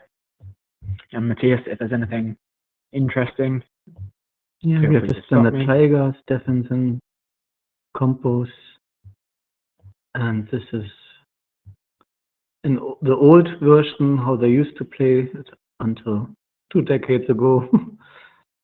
It's still quite popular, I guess, and I don't know if this is drawing yet or if White still has a small advantage. But it's probably booked for both of them, I think. And obviously Takanashi's one down here in this final. So it's important, especially because Kurita's win was so big. It's important for Takanashi to win this game. If it were you and you had to win, would you play a riskier style, or would you play as safely as possible? What do you think Takanashi will try and do here? I would expect them to have prepared for both colors. So especially one of them not knowing what the first color will be, I expect them to just play an opening where they hope they have a chance, and not expecting a drawing game anyway. So we see this opening is not a perfect draw opening, but probably there's lots of lines that can go to draw. I don't know how many games they know about each other. The main resource is what they used to play in the last World Championship. They haven't played many games in this year against each other. Of course, I can see how other Japanese played against them. So I wonder if they found something where they think, oh yeah, there was a mistake. On the other hand, at this level, if they made a mistake against some other strong Japanese, then most likely they will not make it again in the same year. So maybe just play something where they hope the other one doesn't know, because they haven't played it recently or so. It's quite hard to know what kind of preparation went into these opening choices. So in this, excuse me, in this position, is C1 just a natural response for white, or I say C1 just because it will flip this D2 disk, and so black won't be able to reply to D1, which is a common pattern to look at, even if it's not the right one. Yes, but then black will somehow get access to D1 and then force white to take the unbalanced edge. Yeah. Unless white can play there first, which is interesting. Oops, edit. I think H5 was played. Oh, wait, I can fix it. So here, so white, let's say black, white, black, white. They fight for getting in there. And let's say, I don't know where would black play? Anyway, white can try to play there first.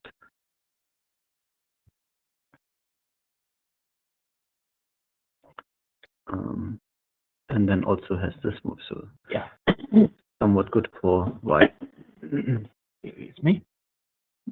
there any other way? Maybe black can just play. How about this? White can still defend it. How about this? And then black gets to play there first. So what's the alternative if you don't want? Was it played? No. The alternative is G4. yes. Quite obvious. So if we can't do it now, we can still play it later unless black plays b1. Yeah. And if black plays b1, then that's what we wanted in the first place, that black gets this unbalanced edge. Yeah. So why force it now if you can Save it play it for- later? Yeah. Would be nice if you can get rid of this diagonal so that h6 is a good move. But I guess if that was possible, then black wouldn't have played h6. So We do have a move. Let's have a look. and it is your c1. Ah, I'm getting good at this. Next year you will be sitting there. Honestly, yeah.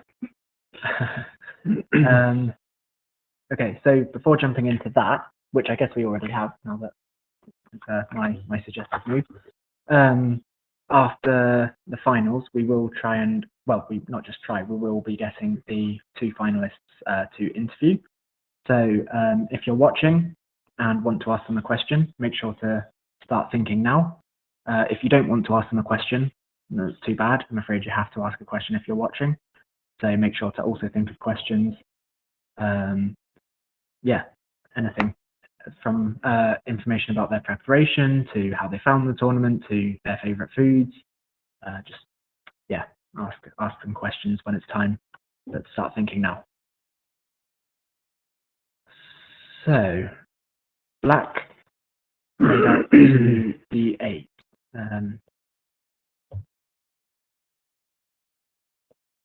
Is the purpose of this to give or threaten d7 as a quiet type move? And then the d7. Would black be looking to play d7 or c7 first in this kind of pattern on the edge? I guess d7 makes more sense. So for white, g4, is that? That would prevent the d7 move.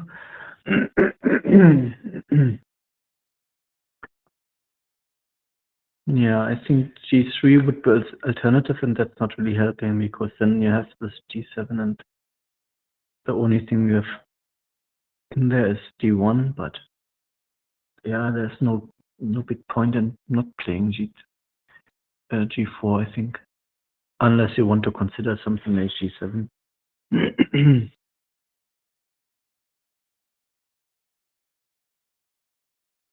And this round, we also have the youth final going on between Juan Rui Chen and Calvin Ko, both of whom are very strong players. And we will be following that as well. And the winner of this single game will, of course, be the Youth World Champion 2025. And so we'll get a nice trophy at the awards ceremony. It looks better for black, I would say. It looks quite good for black. One reason is the region at the A8 corner. Right now, it's an even region, but if black plays A7, white doesn't have a good move to play into it as well in order to make it even, except for A6, which gives up the corner and the edges. So that could be a parity move for black later. Okay. Right now it's black's turn. Maybe black will play a H5, either forcing white to take 7, which is another parity stuff, a parity region for black, or white plays h3 and then black plays h2. Yep. Then it's an unbalanced 5, but white doesn't really want to sacrifice the g7 to get something out of it. White. Right? Oh, white. Oh, yeah. Might be a. Okay, try again.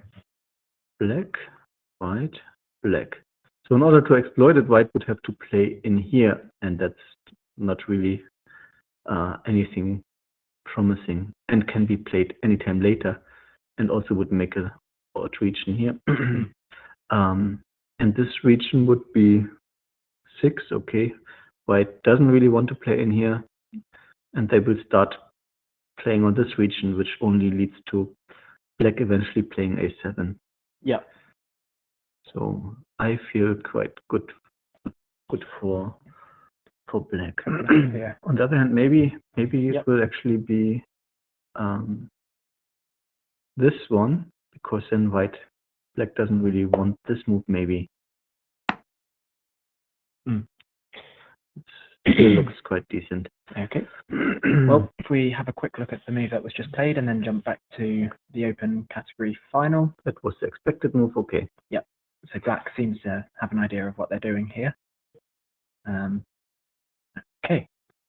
Well, we'll try and keep tabs on that game as well. We'll definitely bring you the result. If we jump back to the main final, there's been a move played. Where were we before? We were here, weren't we? So white did play g4. Black's gone with g3. So now white could try to get access to d1 by playing h4. Okay. So what you're talking about there is currently white isn't able to play in d1 here. Nobody is. But they both would want to. Correct. And so a move like this, which only flips in one direction, and so it's quite a quiet move. Even if black then takes the edge, it doesn't flip this g4 disc. So white is then able to play out this edge. But black will not take the edge. If black would take the edge, we would see something like this. Yeah. But there's no reason to take it. And if this happens, then I think black might also be happy with this. Yeah. This can still be hard for black because black can't play this, and it's a stoner trap. Yeah. Can't not take it. Yeah. So if black plays this and white just getting too many many moves. Too many tempos. So this is dangerous. So neither of them would really want to take this edge here. So this is well, I was just saying that if white gets it, it's not so easy for black to actually play it. Yeah. Maybe can try to get some access control here and maybe attacking the corner. So maybe it's not that great for black, but black doesn't have an option. If white decides to play here, black has to take it. Black has the option to not take this, but it looks very dangerous. And if you take it, maybe it's actually okay to take it and say, we will continue playing here. Yeah, I will get this. It seems very difficult for black anyway. Let's see. Is there other thing for white? White could consider playing here. Yep. If black plays here, we still have the option to go there. Black can't take this because of the stoner trap. Yep. You always find those. If black takes this, white has this one and can play there eventually.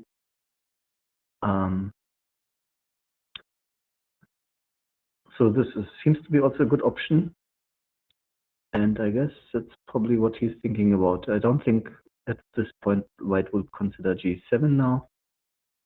And there doesn't seem to be any other option worth considering. Yeah, okay. Makes sense to me. Yeah, basically, if you ever want to sum up what Matthias is saying, it's there'll be a few moves and then there'll be a stoner trap. So watch out for stoner traps, I guess. Yeah, so in this position, who would you be more comfortable being? White. White. And is that an easy decision, or do you think it's just more complicated? Just after looking at these two options and looking a few more moves later, I don't see how black can get anything out of it. So it feels like black is in danger. Not saying that black will lose this game, but white only has one or two options each time, will easily find the right move. Well, even this, maybe both of these moves are good, maybe there's only a slight difference, but white won't make big mistakes usually here, and black will have a hard time trying to find something good out of this. So in the last round, we saw Kurita kind of had a plan of how to play. And it wasn't so much there was one big mistake that suddenly led to a massive win. It was more the game just, he stuck to his plan well, and the game turned more and more in his favor gradually. Do you think that will happen in this one? Or because the style of game seems to be similar.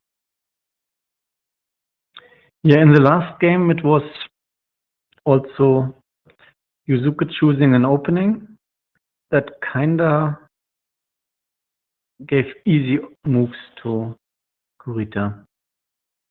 And I'm not sure this is actually what happened, but I just saw that black deviated the first here. Both seem to be comfortable playing quite fast. It seems that Kurita is now taking more time, but it's also crucial positions. If you do make big mistake now, the game would be over quickly. Yeah. Considering, and it's also very forcing. As we looked at h4, the next move is quite clear. The next, and then you know where you play. So d1 will be follow up quickly, as we see now. Yeah. So he could have thought about that for a while, and then think, will black take it? Will black play to the south? Will black play something else? Could be thinking about these positions already before the move h4. Yeah, because here black has on the surface an obvious move to d7, and then however White has to take the, I guess, this yes, edge, yes, but then black also has this move. which we already looked at and said this is danger for a stoner. Yeah. Or gives too much tempo. Yes. So this must be bad, right? Yeah. So if it's not that move, then what else? Maybe a b2? Maybe a b4, because that flips it mini diagonal. Well, if there's one thing I do know, is that this 5-on-4 pattern, it's rarely a bad move to. So if we play there now, and white plays b, and then we can actually consider playing c7 again, because now there's no stoner trap anymore. Yes. Why not? Because if white plays here. No, the point was that white plays here. Yeah. And there's no stoner trap here because you will never have the full diagonal white. Yeah. Yes, that is interesting. Okay. Okay. So that b2 might actually be quite nice. So we have seen that. So if black were to play b2, oh, apologies for that. No one saw anything. Wrong button. That is quite a nice, quick response.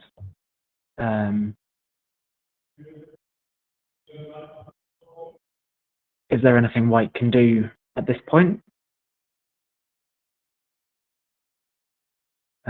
White can also play c8. c8. b8, I mean, sorry. Yep. b8, and that also leaves the g8 for later. So Yep. there's 2 tempo moves now. Black can't really attack it. So Yeah, I can see that. Let's see what they've gone with. Okay. so now e8 would be a stoner setup. Does it work? Maybe it doesn't work. Oh, e8. Yes. So you're Oh, it looking does at work. here. It does seem to work. But the thing that always surprises me with these stoner traps is that it's actually, most of the time they're good, but a fair amount of the time they're actually a lot more complicated than that. Yes. For those that don't know what a stoner trap is, for those watching, it's when you've got an uneven edge like this that's next to a corner, and one side is able to play taking this whole diagonal, and that whole diagonal means that black isn't able to get instant access to the corner, and so to get access to the corner has to cut the diagonal. However, then because black has discs on this column, white is able to play and attack the corner, and black's not able to take the edge and prevent that because they would flip this X square, which means that white gets this corner and this whole edge. So that's it's an exchange between 2 corners. You give up 1 corner to get an edge and another corner. And in general, that's favorable for the one. And it is good in the case if you can continue on that edge. Yeah. And in this case, if white gets h8, then white will also get the whole h column later. But they didn't play it. So here, black, it's one of those positions again where black is going to have to play through this big white block. And I've asked, I think, Dimitri, my dad, and it was either McKelly or Arthur, what you should be looking for when you play through this block. None of them have been able to give a definitive answer. They've all said it kind of depends on multiple different things. So I'm looking for your take on it. For playing through a big block, what should you be looking for? There's plenty of things, like how many options will the opponent have afterwards, and are these options move exclusive, like will they can play only one of them and flip all the other discs back, and that means they can't play another move there. There could be mini diagonals here. Can you take away access from some position or not? Yeah. Can you, in this case, get the opponent to seal off a region by playing? Let's go back a bit. If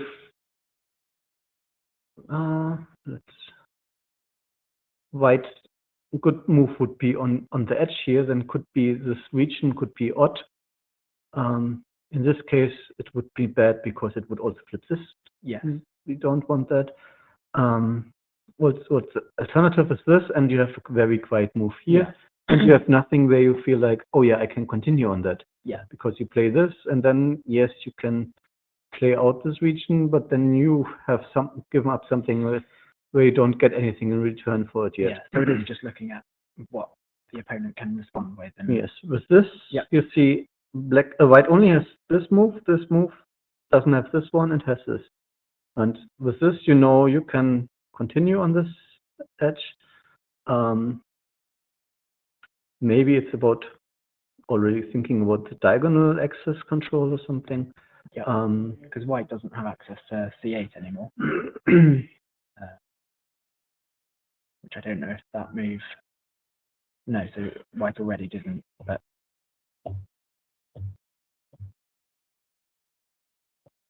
I think that is a more obvious way to play out because it only flips in a single direction. Yeah, the problem is that black doesn't really want a3 after this. A4? No, white will play a4, but Oh, then right, yeah. black Right, doesn't yes, really want yeah, to play yeah. that one. Yeah. It looks horrible. Yes. So if white were to go here, then The only good thing about this is that there's an odd region if you are able to leave it. yes. But black is not gonna, doesn't have moves. I guess if you're not able to leave it, though, there's the option to sacrifice against this, which Maybe white, black will play this, but then white has this, and then black is out of moves. Yeah. See what was played. So it was a4. Okay. Ooh. This actually makes sense because I reckon I get this. So if white goes here, yes, then black is going to then play here. No, I knew that. Play here, leaving the ability to play here. Well, if white takes it, yep, black even gets to play yes, 2, I think. Yes. Unless I'm mistaken, but I think no. Yeah, black can't take away this axis.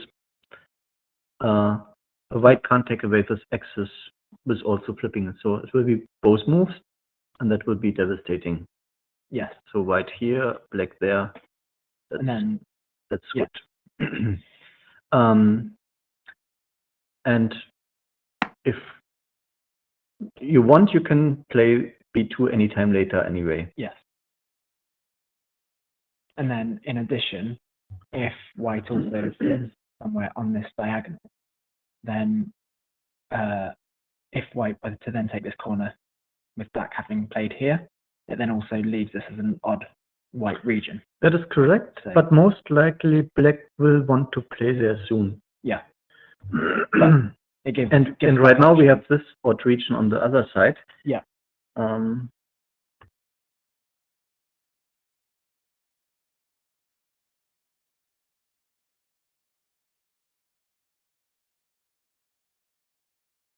Yeah, I think white will have to play b7 for the parity.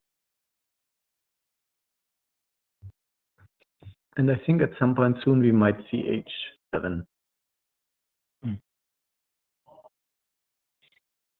So, okay, so if black, I know it's white's go. White turn.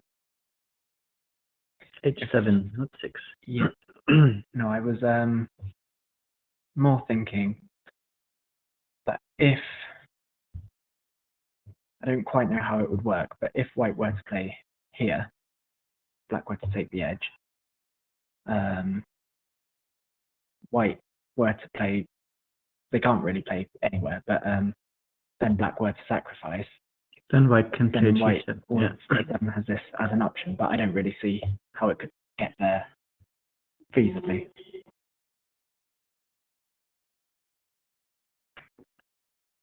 So why not just play b7 now? As a black? It's white. As white, can white play b? Oh, b. Yep. Don't know why I keep doing this.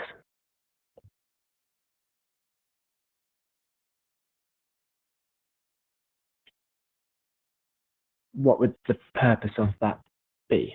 To have an even region here. Yep.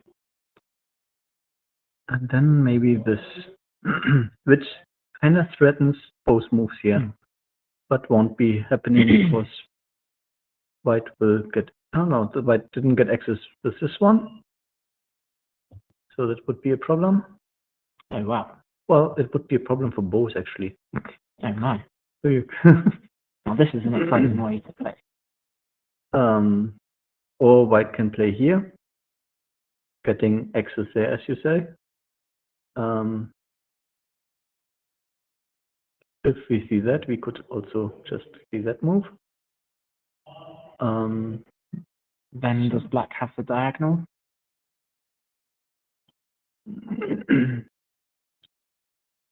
Well, we can always do this first. Yeah. And then that should be a parity win. Okay.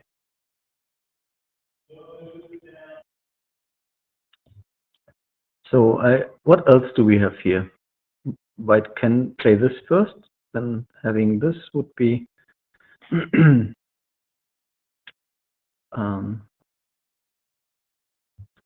limiting the options a bit. Do we have any spindle threat? I don't think we do. So then maybe this move, and then it looks like white should win this. Because we have this, otherwise there would be a mean swindle. Yep. See, this is my problem with this year. Everyone's talking about the draw lines and everyone's playing draws and draws being an effective tactic. However, no one's talking about parity. Parity is far too strong, I think. You think you're winning and then all of a sudden you realize you don't have parity and you lose. So, yeah, that's always something I forget about.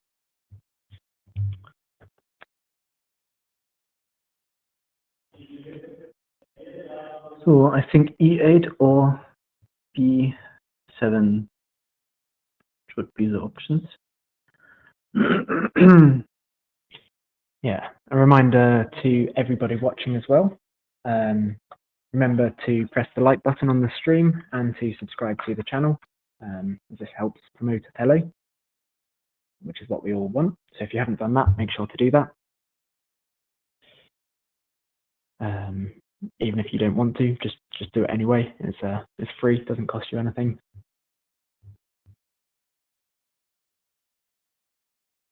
Do we want to have a look at the other finals? Yep.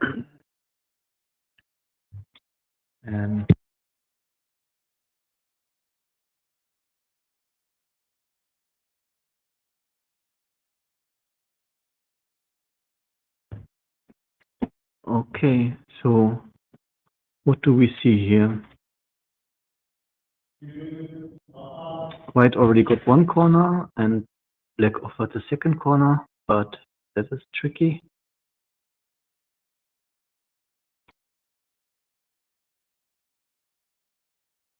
White might play G2, but then risks,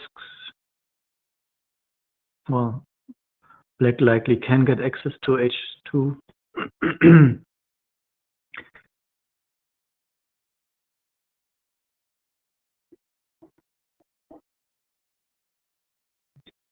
For now, there's 3 empties here in this region, so black might try to win parity out of this. So even if white plays there, black's turn. Why is it black's turn?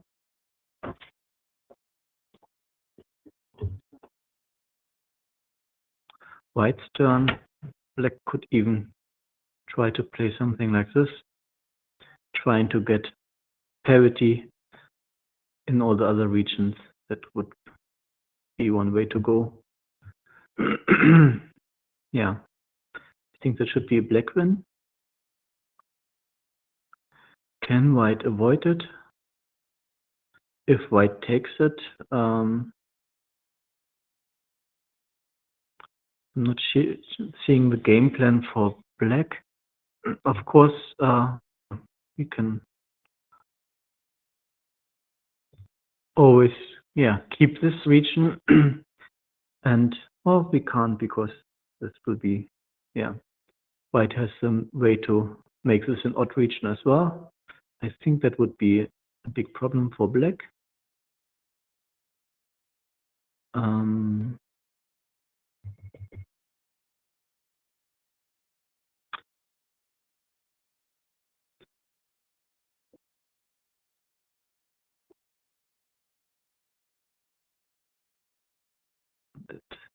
that is the same problem here, yeah. So I wonder, maybe actually taking the corner could be a good idea. What else do we have?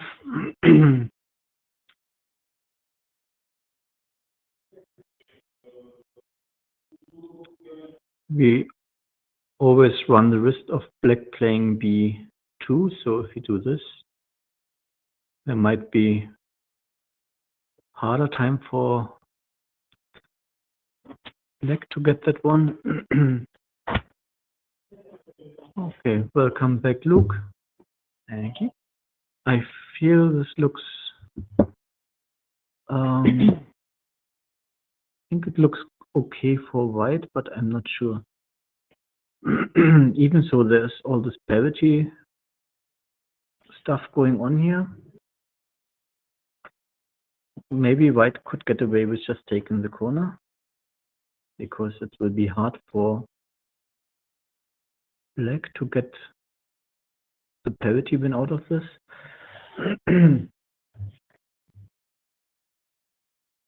Is there anything happening on the other game yet? Let's look.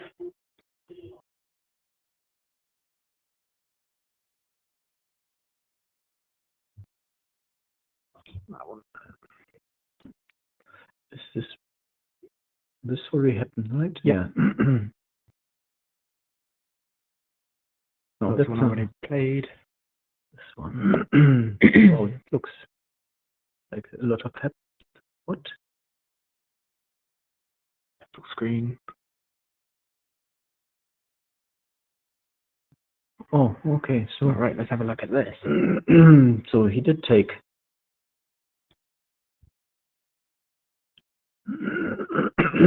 Oh, interesting.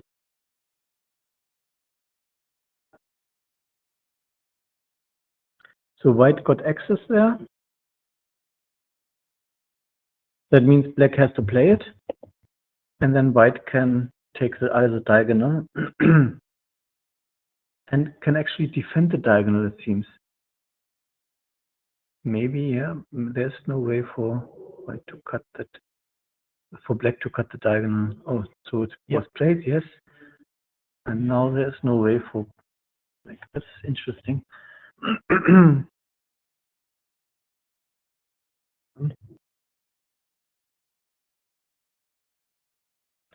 So black doesn't want to play h1.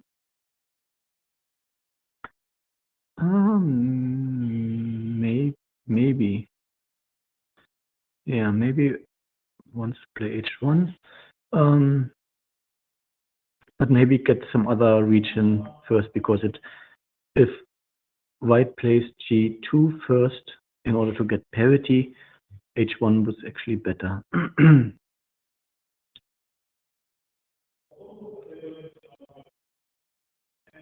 So c8 or b7, because b7 means that white cannot play a7 easy anymore.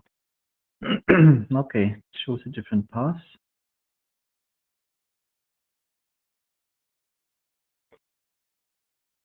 I guess the purpose of this move is just to force a response from white. Because white surely has to play c8. Yeah. White has to play it, yes. And then maybe then b7 or h1, and white always has h6. Oh, yes. So we added. So with this, oh, there might be a spindle thread. So if black plays here, white can't just take it because there will be a spindle here. Yeah.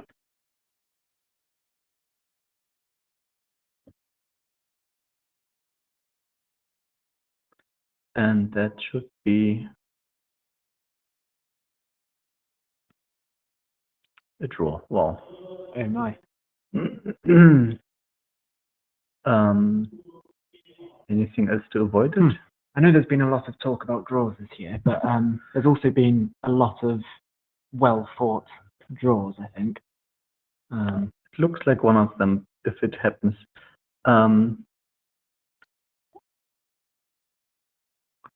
Does White cannot play h6 now because of the swindle? Yeah. So this doesn't work.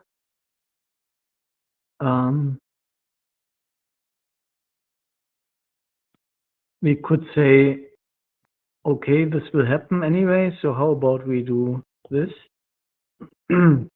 Getting here the parity, getting parity here. Is there something?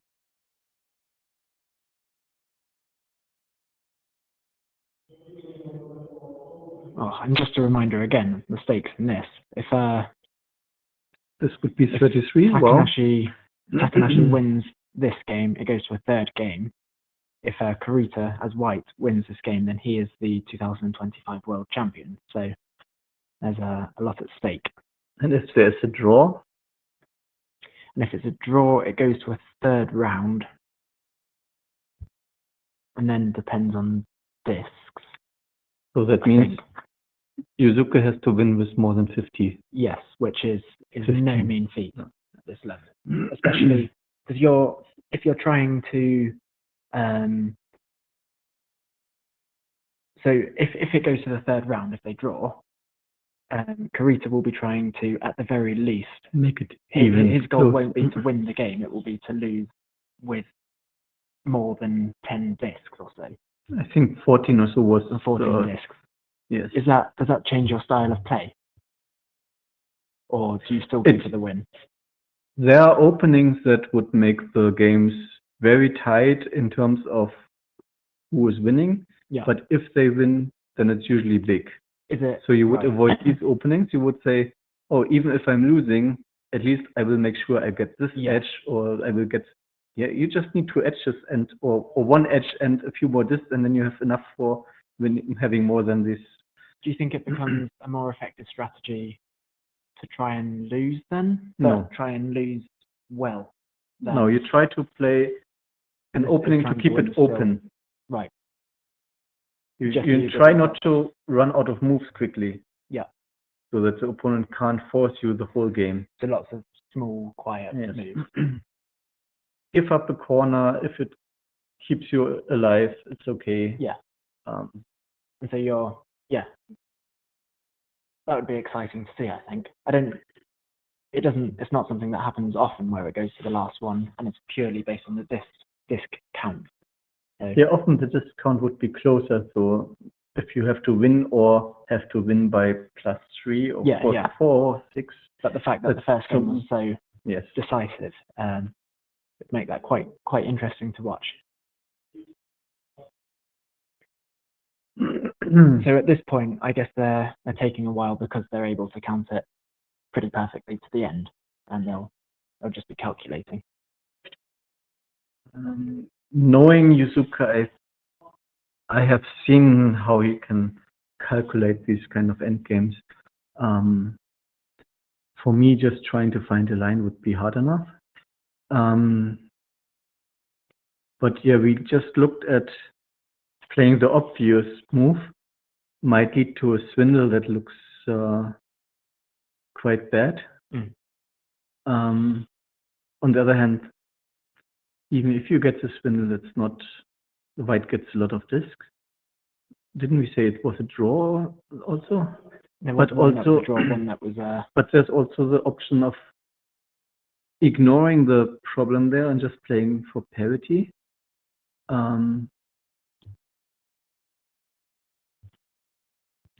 And there might be several lines you can do that. White can play B7, white can play A7.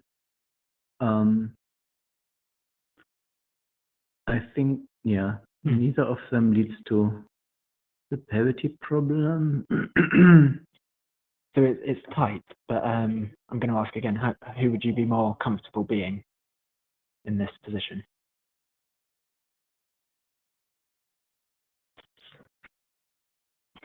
In this position, black has white has to think, and black will probably have an easier time finding any trick there is.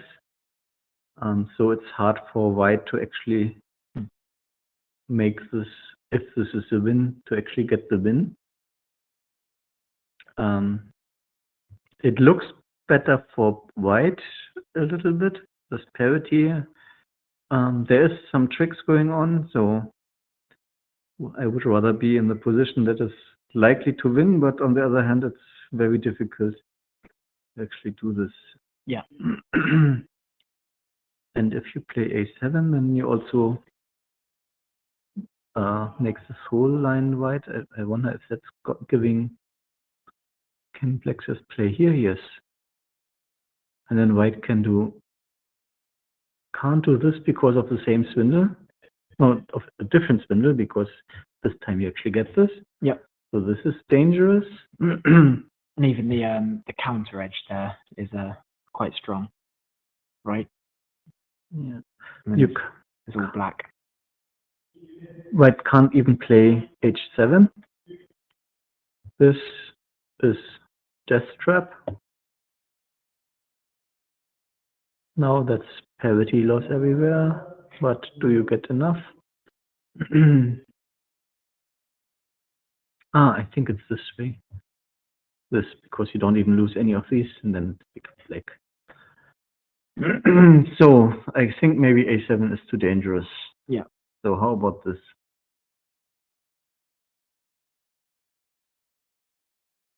If this, then you still can't play parity here. Will there be a swindle threat? No, there won't be a swindle threat, because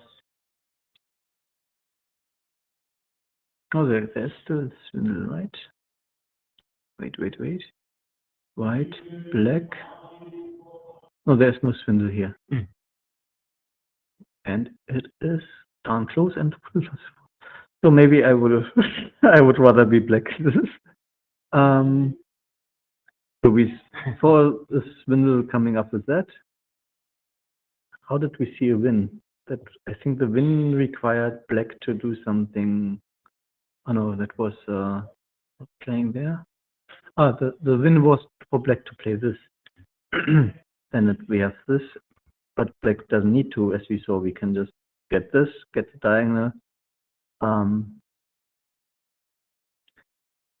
This should do it, because, well, yes, this. That is a win. It's not a comfortable. So yeah. It's very dangerous for white now. To get it kind of spot on, little margin for error, I guess. That. On another note, though, there are 51 people watching now. So another call to subscribe if you haven't already. And I'm going to say it again, after this round or the next round, whichever one wins the championship, we're going to have both players in for an interview. So make sure you're preparing questions for the players for then. It'd be cool to know where everyone's watching from and what time it is for you at the moment. At the moment, obviously, we're in Turkey, in Ankara, and it's 4:45 for us at the moment. So, yeah, jet lag hasn't been too bad this year. I remember last year in China, China was about 8 hours difference, I think, for me, and we flew over a week after coming back from the States, which was 6 or 7 hours the opposite direction. So I was absolutely dead on my feet.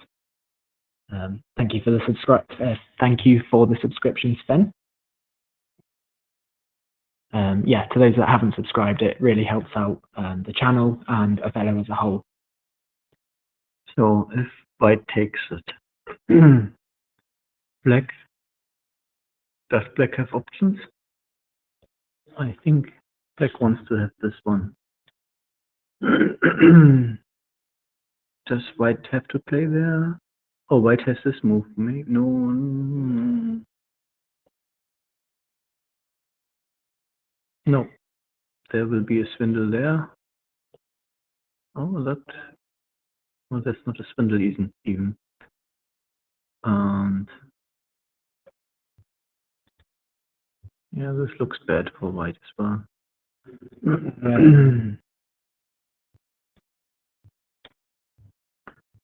Just jump to see how much time they have left.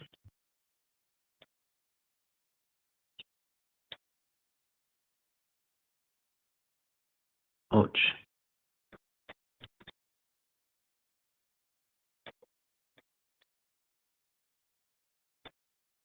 This could work. Yes. Wow, that would be a big white win.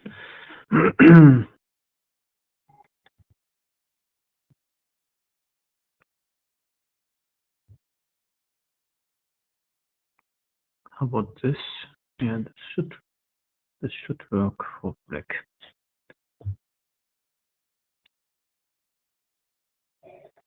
Yes.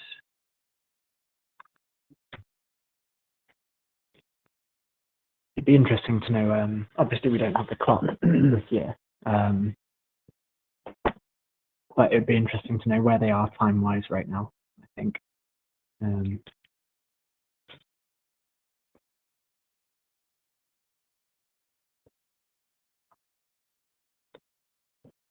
This is very troublesome for white.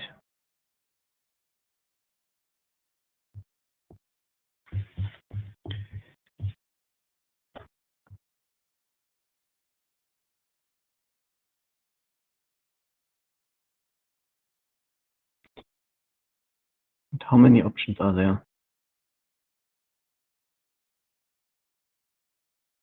Can white even play g2? Is that anything possible? It can't be possible, right?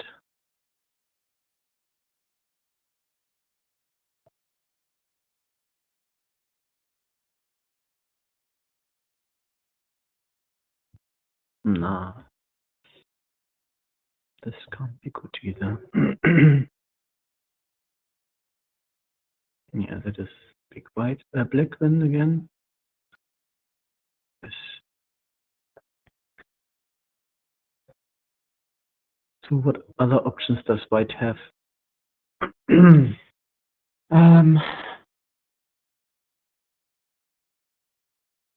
There's probably a good way for black for every move. I think white is losing. I know So could make it more tricky maybe. But of course you don't know that unless you have seen all the variation, and I guess he is working on trying to see if there's any win. There is no point in giving up the hope yet. If you could win this, then you have the World Championship title. If you lose, you have to play another one. Yeah.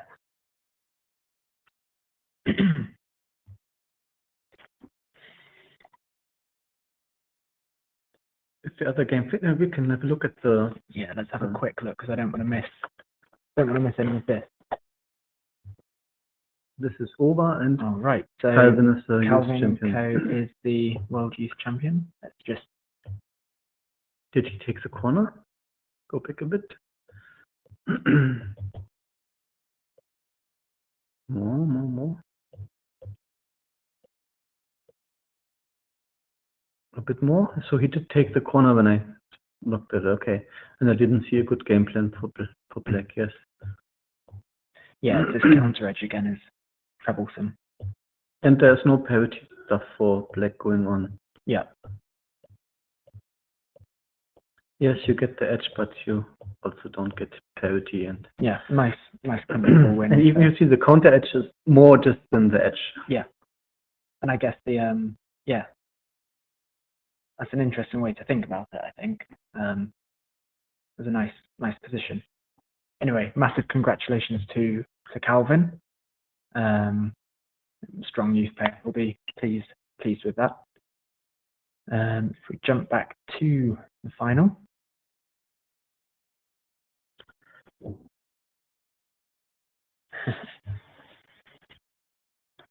I'm going to assume that in the live chat, time too late, you're referring to the time that you're watching this at, as opposed to whatever's happening on their clocks. Because they can't have much time left at this point. But if it is late for you or early morning, thank you for tuning in. It's really cool to have everyone and to be able to watch it with everyone. Like if you imagine 50 people in the room, that's a lot of people. An introvert's nightmare.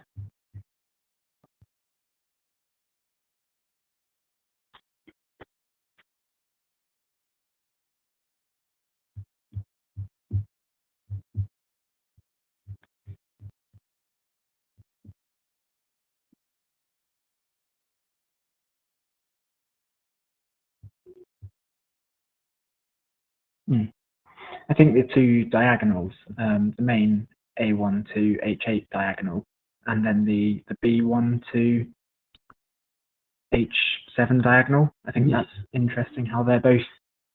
And both are in favor for black.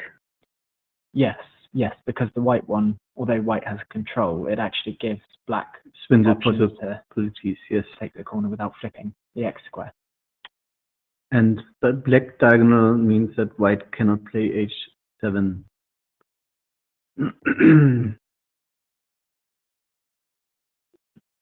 Yeah, it's not often you see diagonal control be so disadvantageous, I guess.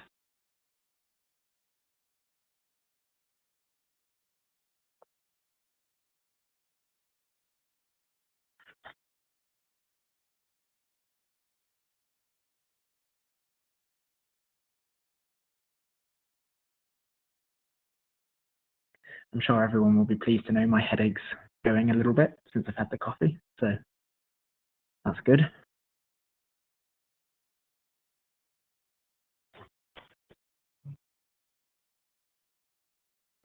So I don't see any good move except for taking the obvious C8. On the other hand, I guess he can already see the game plan for black and tries to find the good moves. Or maybe he's counting. That would be impressive. I would not think that's impossible. Or maybe he counted the line and decided that's losing and tries desperately to find something better.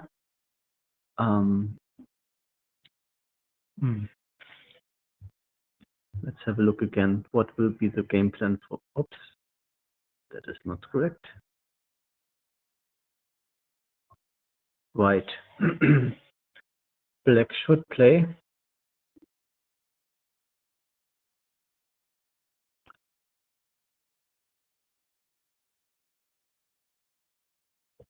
This one.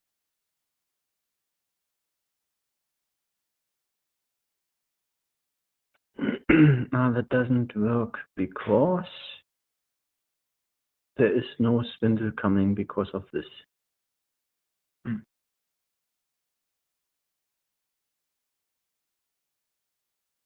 Okay.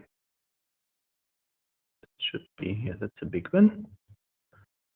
So maybe that is not a good idea. That is parity region for you anyway. Can't play here. So maybe this is the move to go.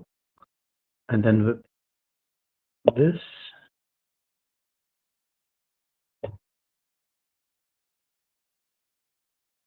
what does, yeah. If white flips the corner, then black will get swindle here. If white plays anything here, then it's still the same thing actually. So it will be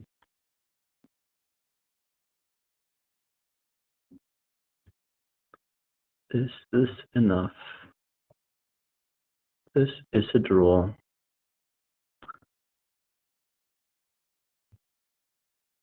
And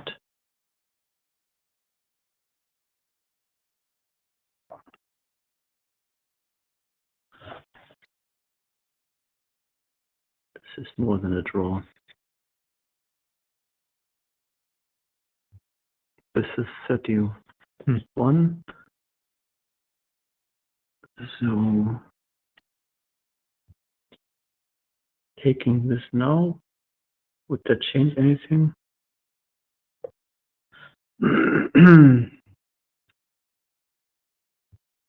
This is still that is a -2.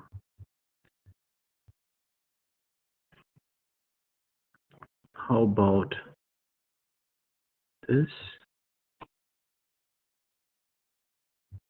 This looks bad. Yeah. So, what is the game plan after that? Maybe not that move. Maybe just right away. Oh yes, then you have this disc. So this.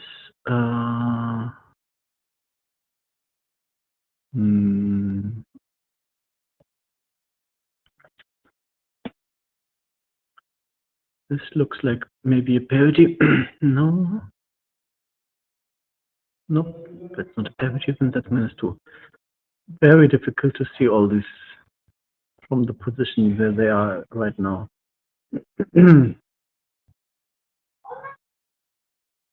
They haven't really found the win yet, if there was one. Lots of draws or -2s, which makes it even harder and also makes it believable that there might be a win. Yeah. On the other hand, maybe you can exclude the other moves quickly and say, okay, I have to play the c8 anyway and see what's going on. Well, while they're thinking, I'm going to give another big old shout out to Dimitri, who's been a massive help with the stream this year. And hopefully, again, if you watched it on Thursday, you'll see how kind of far it's come in these few days. And hope everyone's enjoyed it. Also, Flip the Disc, the platform we're using for this is really exciting, new. So make sure to go check out and follow tournaments from it. Links to that are in the description if you want to follow this game on Flip the Disc. And you can also play on there. He's told me not to say that yet. So okay. But if people want to, then the option's there. But I know he's still actively working on it as well. So lots of updates to come, which is exciting.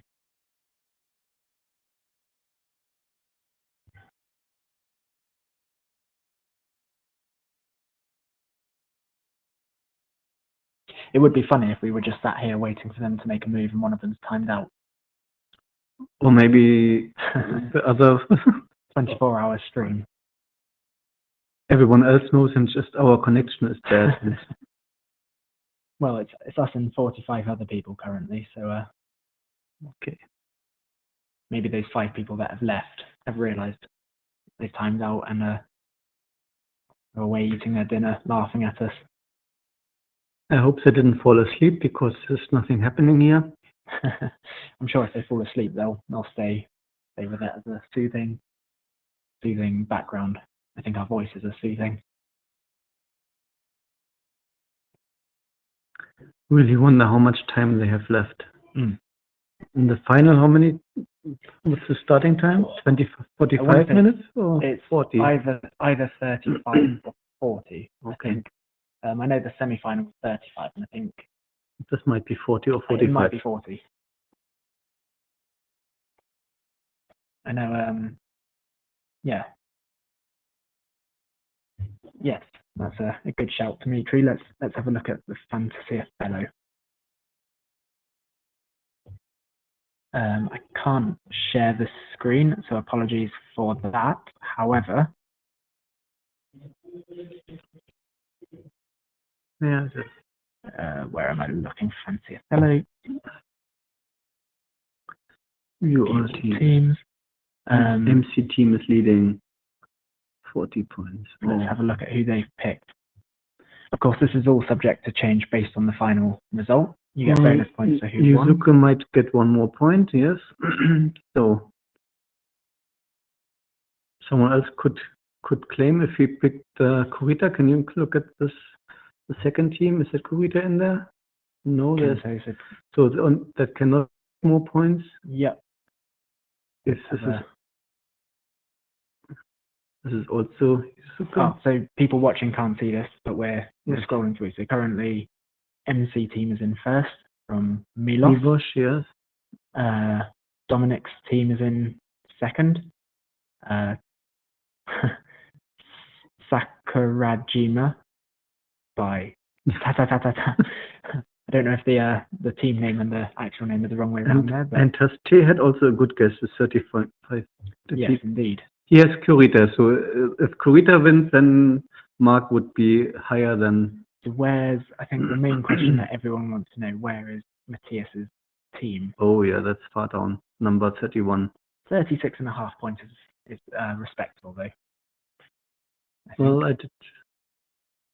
I did pick the youth champion and the second best female champion. Did you have a pick here that you thought would win the overall tournament? Or No. did you decide against that? No, they are expensive. They were Yeah, all, yeah. and it's hard to know which one of them will make it if there's course, like yeah. 4 or 5 good candidates. Yeah. Yeah, so you've kind of gone for a value strategy here. So yeah, it'll be interesting to see who wins there. So we have had some moves. What? Or have we? We don't. No, we don't. What happened? Is that different? Am I being stupid? I swear. We saw that we E8, have, right? E8. What's going on here? Curious. Move 49 was actually played elsewhere.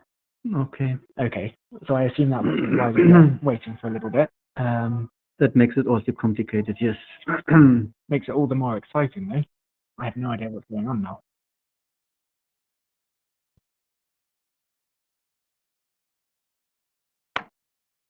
Yeah, but I would.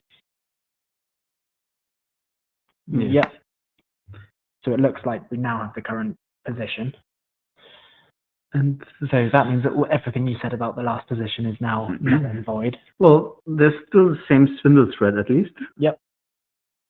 And knowing you, there's probably a stoner trap somewhere as well. I think that's a bit late for stoner traps. Do you think? What if yeah, I suppose the bottom edge isn't really conducive to that. Although it could potentially be, right? If no, maybe not.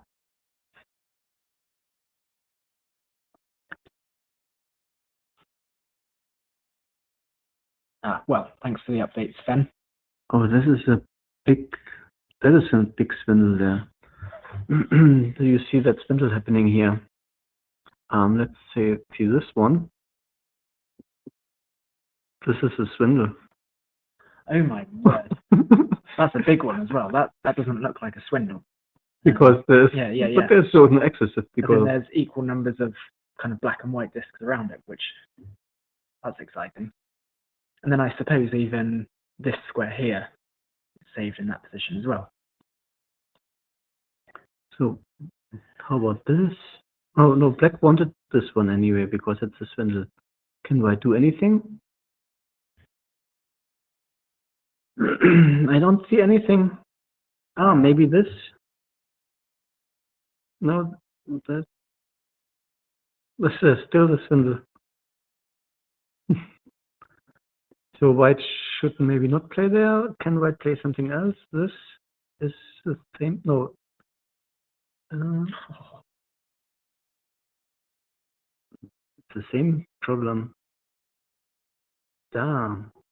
It's a cool swindle.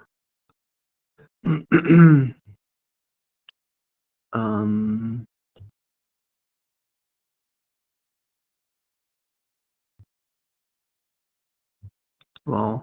Oh, wait, well, how is white winning that? Wait. Because black has to play there, and then white has to play this, yes. Okay. So the swindle is quite cool, I would say, and I feel like this is gonna happening. Yeah. I would like to also say before they play another move, I forget who said it yesterday. Oh. Okay, I don't know what's going on. While they sort this out, I'm just going to say to whoever said to yesterday, I did have not doner kebab, but I had the doner meat in some other like bread and stuff. It was good. It was a good suggestion, so thank you for that. So this kind of ruins the swindle if white takes a8. Yeah, see, yeah, this is ruining the cool swindle that was there. Yeah, this is not this is white will not play there. White will play this, and then black cannot play the swindle anymore because of this pair. Yeah. So black should have played the move that whoever was editing. They should also have a fair idea of what the rest of the game is going to play out like now as well, right? I hope they were not as confused about what's going on. Yeah. Is there something like black can play this? Can black play here? Or one of these two? No.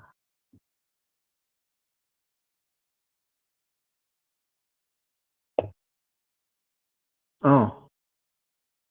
How exciting is this? This, and I guess this one.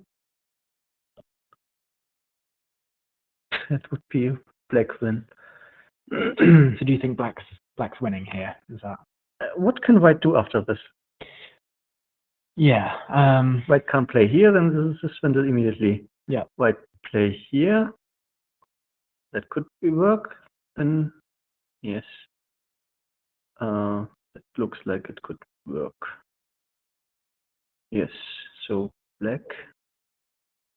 Yeah, that looks like it. Oh well. That would be that is very, very close. Let's not waste too much energy on it because it might not be the right position. But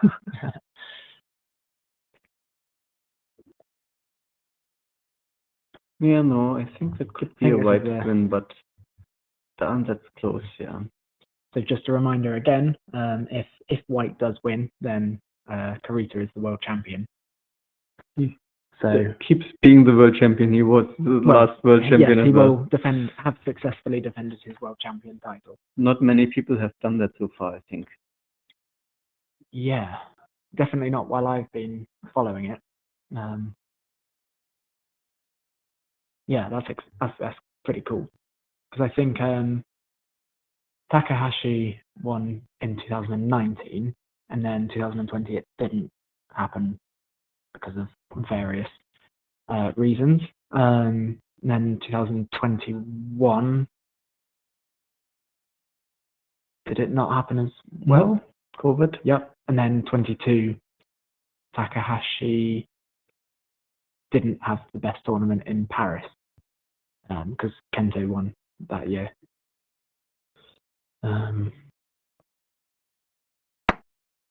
Okay, that's the move I expected. Hopefully the two players know what position they're in. But I'm going to assume this is the correct one. Can he take that one out? No. No. This would be a swindler. This we said could work, right? Oops. This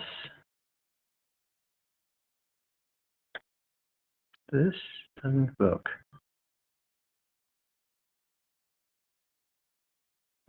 What is this? 38. Oh, that's too big. So this one, that would be 30.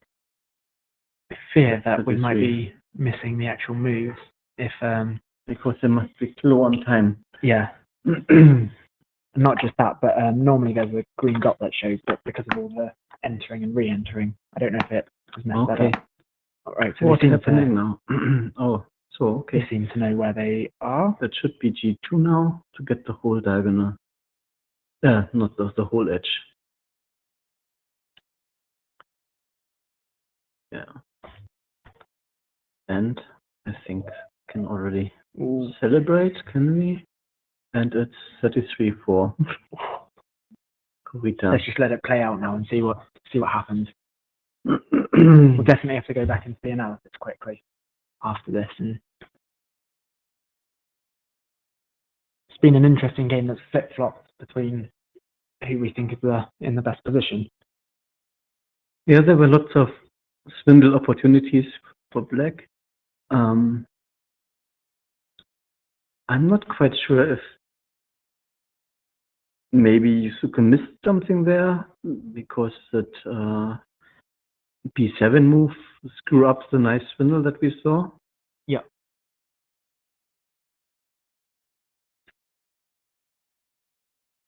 And a reminder as well, once the game's over, don't leave the stream, because we'll be having both players for an interview.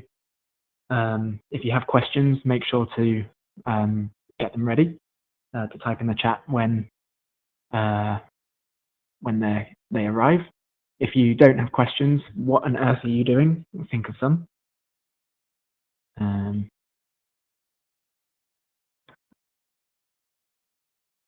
It surprises me it's taking this long at this point, because it doesn't seem like a too complicated position to.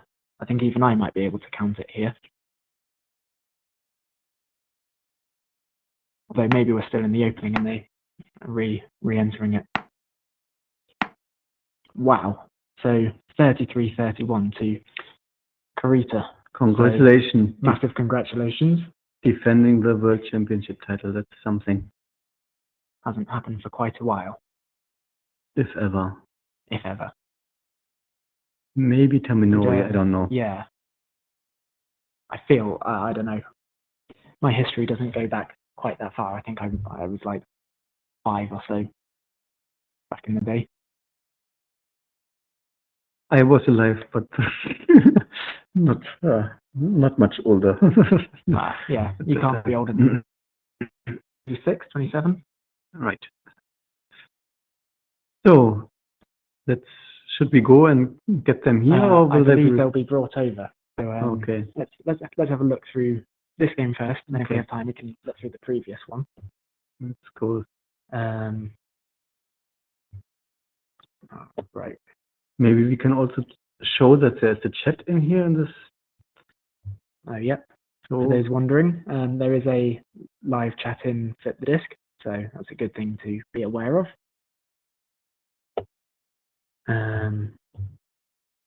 Right, let's just flick through. If you see anything interesting, feel free to stop me.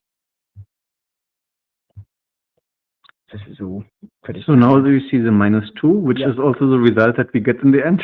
Yes. So Although that was I'm a sure. choice was made to make it -2.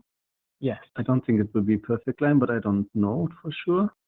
So white deviated to a Okay. draw line apparently, and black deviated again to not Minus play the draw. complete draw.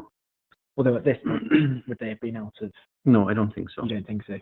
Like, I don't know this opening well, and I know that Okay, this is a right, draw. yeah, sure.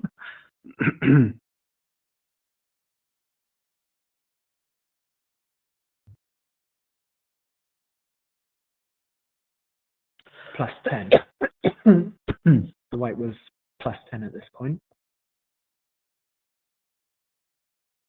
But +10 doesn't necessarily mean it's easy to obtain that score. Yeah, now I wondered why not just play E8. Do you see that? The E8 was probably better choice. Yeah, sure. Yeah. Because it gives lots of tempo, or the stoner trap. I think it's amazing that white had the option, or was +18 up, and black managed to fight back and keep in it. I think this kind of position is much easier for a human to play than the white position, isn't it? The A2 move was quite nice for black later. And also the swindle threads were not easy to find. But Yeah. here the A2 is the only decent move, you see. Yeah. Well done. And white shouldn't take the corner. That's what I said. Right, Maybe that was the, play B7. So this actually brought it back to a draw. But you can see why well, actually, no, because what you were saying about this move and getting the 2 moves is scary. The point was to get many discs with the diagonal and to get parity here, but then the spindle threads were always there. And Yeah. Also, that was the perfect line already. So, Where did it go from draw to go back 1? so it was This here. was, no, that was +2, go back. Oh, yeah. So there was the draw. That's Okay. just hard to see.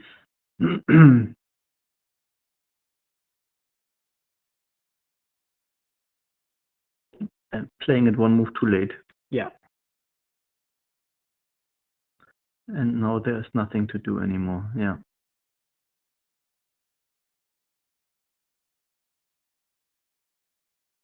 Oh, can I? How do I do that?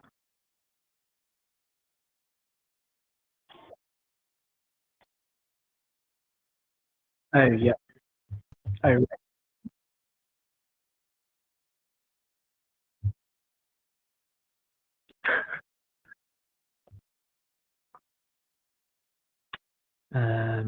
so it was here. Yes. So if black plays this out, This is also not easy to find for white. no. I feel like, And this would even be hard. Why would? yeah, Yes, I to guess me, it makes sense.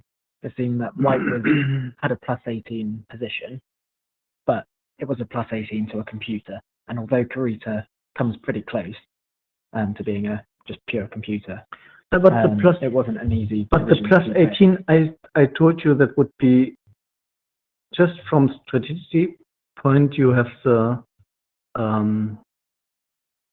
stoner potential. You have the tempo that you would get if they Yeah. don't give you the stoner. Yeah. It's not so hard to find. It was not very tricky to find. Yeah.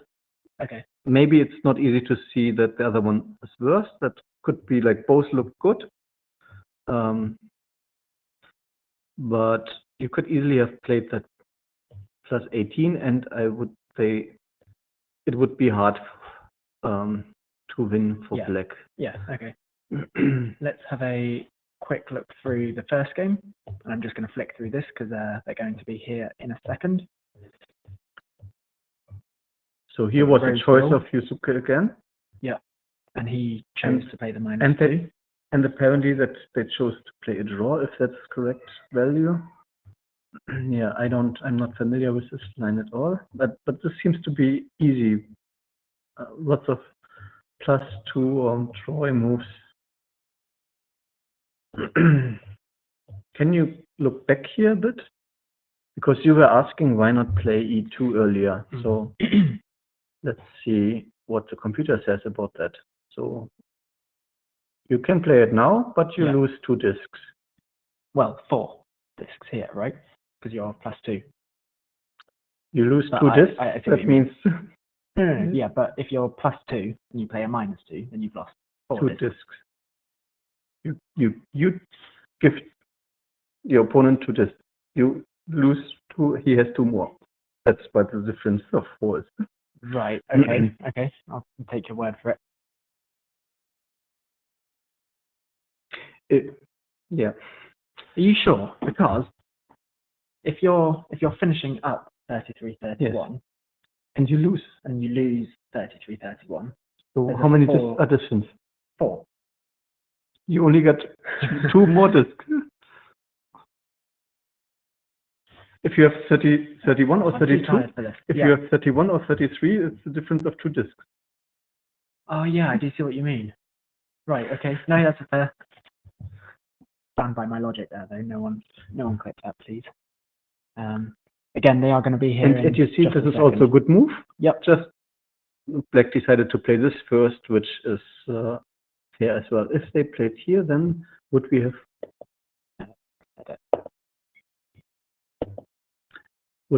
seen? Come on. Does it work? I know what the solution is. So then we would see that move I told you. Yeah. And after this, one of these 2. Yeah. We would get the other move. Yeah. That's That would be the idea of it. And to prevent this, he played a4 first. Yeah, right. But then as soon as it gets into a position like this, I just like black's position more. It's more the type of way I would play. But it's dangerous, but we saw how, and he played this perfect, that move +8 was really good. I was expecting something more on the west side, on the east. That was just perfectly done. Let's see the G8. Oh, G8 is better. Yeah. By only 2.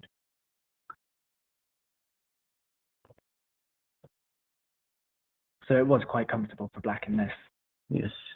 Oh, -36 as well. And you see the difference between +20 and +32. Yeah.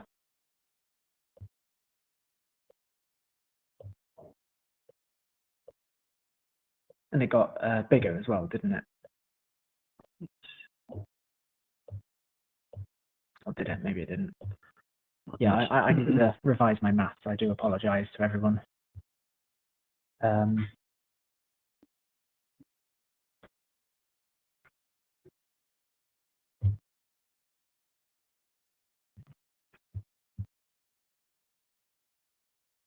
Okay. They will be here in just a second, so hold your horses.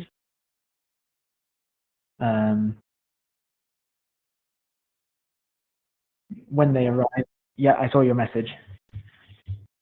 When they arrive, we'll take a break for just a couple of minutes so that we can adjust how the stream looks so you can see them. And then you'll be able to ask them questions. And we'll also ask them questions if you don't ask them questions. So how did you like this World Championship so far? I liked it. I liked the venue. I've never been to Turkey, and I think the food is easier for me as a not the most food-wise educated Brit. It was easier for me to get along with. Lots of meat. Yes, lots of meat, lots of grease. But not in a bad way, obviously. Whereas China, especially last year, I struggled with some of the meats that were chosen for them. They were either quite spicy or quite fishy. And I liked lots of the food there, but you had to be more careful with what you were choosing. And I know that's me as an uncultured culinary fan, I guess. It's nice to see the Mind Sport game, other competitions happening around us. Yes, yeah. So the Othello Championships this year has been alongside it's called the Mind Summit, which happens each year in Turkey and involves talks. So Imre Leader gave a talk yesterday, which is great.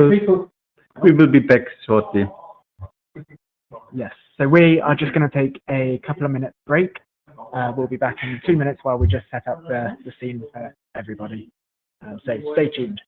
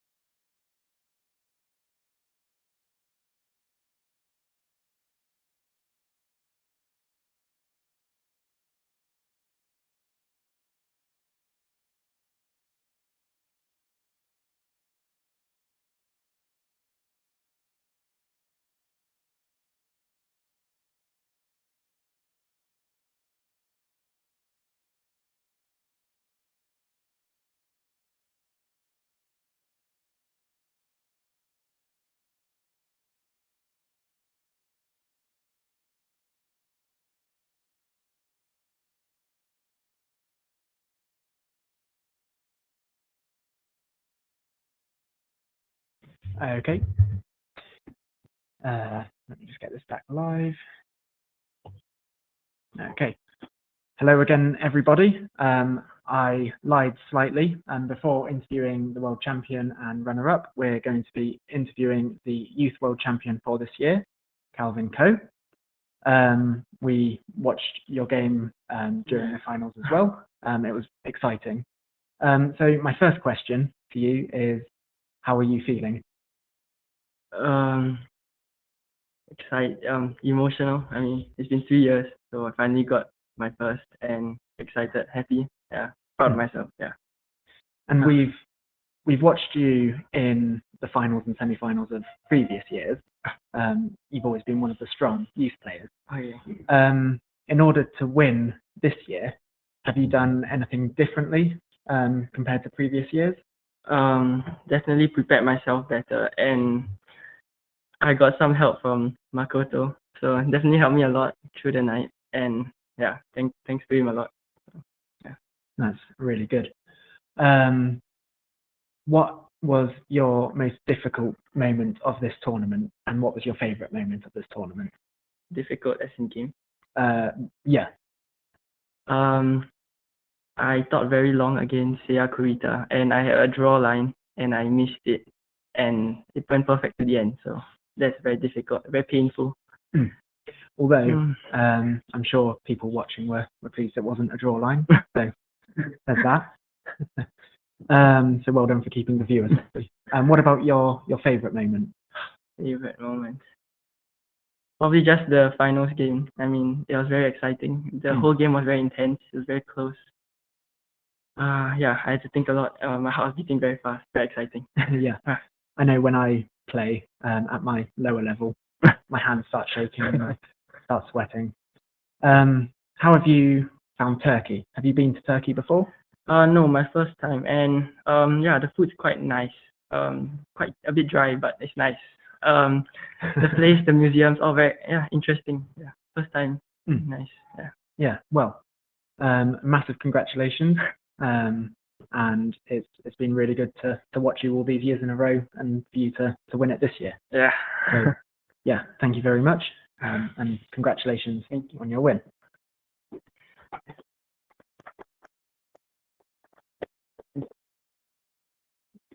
All right. That again was Calvin Coe, the 2025 world champion, youth world champion. So massive congratulations to him. So we're now going to interview Takanashi and Kurita. It feels a bit like Groundhog Day because we were in the same position last year. Two very, very strong players. So I'm just going to invite them up, and don't go anywhere because we don't need to rearrange anything. So if my team players could come up. If anyone has any questions they want to ask, now is the time to type them in the live chat. Yeah, so it's easy to here. Yeah. Yeah. What's your time? The height. Okay. Then when you're talking, you just have to be clear. Okay.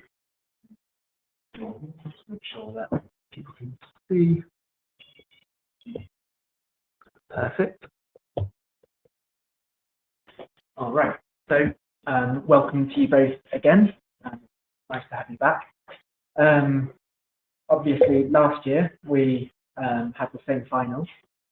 How did it make you feel to be the two players in the final again?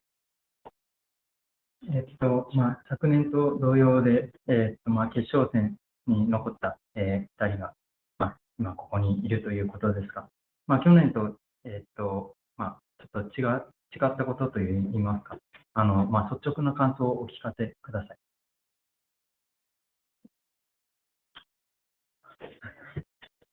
はい。そうですね。去年はやっぱり初めての決勝だったので、かなり緊張してたところがあったんですけど、今年は、一回優勝してるっていうこともあって、少し余裕を持って決勝を迎えられたっていう点で、はい、ちょっと違いがあったかなというふうに思います。高根さん。そうですね。今年は、この大会自体がすごいレベルが高いなと思っていて、で、去年よりも多分自分が弱い気がしたので、決勝までもいける、決勝というか、3日目残れるかどうかもかなり怪しいと思ってたので、決勝までいけたことは結構自分に驚きみたいなところもありつつ、去年と同じカードで、すごくこう、なんか舞台が整ったというか、リベンジできるチャンスだなっていう、チャンピオンに戦えるチャンスだなって思ったんですけど、力及ばずっていうところです。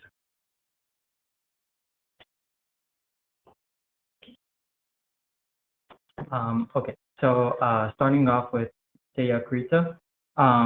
Last year was my first time winning the World Othello Championship. And in the finals, I was very nervous. However, this time it was my second time, and I felt more relaxed. So that was one major big difference compared to last year. And for Yusuke Takanashi, he found that this year was another high-level World Othello Championship. And personally, he thought that he was honestly on the weaker side than last year. But somehow, and he thought that he wouldn't be able to make it to the finals. But luckily, he was able to make it. And he thought that there was a big chance for revenge. And he thought that it was very close. However, unfortunately, he couldn't win the finals. But he was surprised that he was able to make it this far. I think watching this year has been almost like watching an anime plotline with the defending champion and the person seeking revenge, and it's been really exciting to watch. I have a question from someone in the live chat, which is,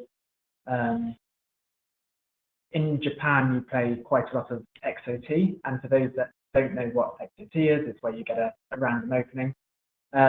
What are your thoughts on XOT games, and do you enjoy them? Do you enjoy them more or less? Just opinion. 日本では、XOT という、8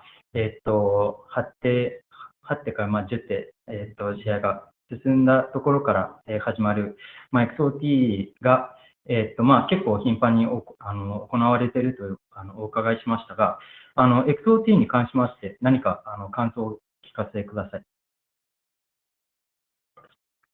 そうですね。個人的に XOT はすごく好きで、普通の、いわゆるノーマルなオセロだと、やっぱり序盤の研究っていうのがかなり、今の時代マストになっていて、ある意味すごく窮屈だなっていうふうに感じるんですけど、XOT はお互い知識がないところから始まるので、すごく自由というか、序盤からオセロをフルに楽しめるっていう意味で、私はすごく好きですね。はい。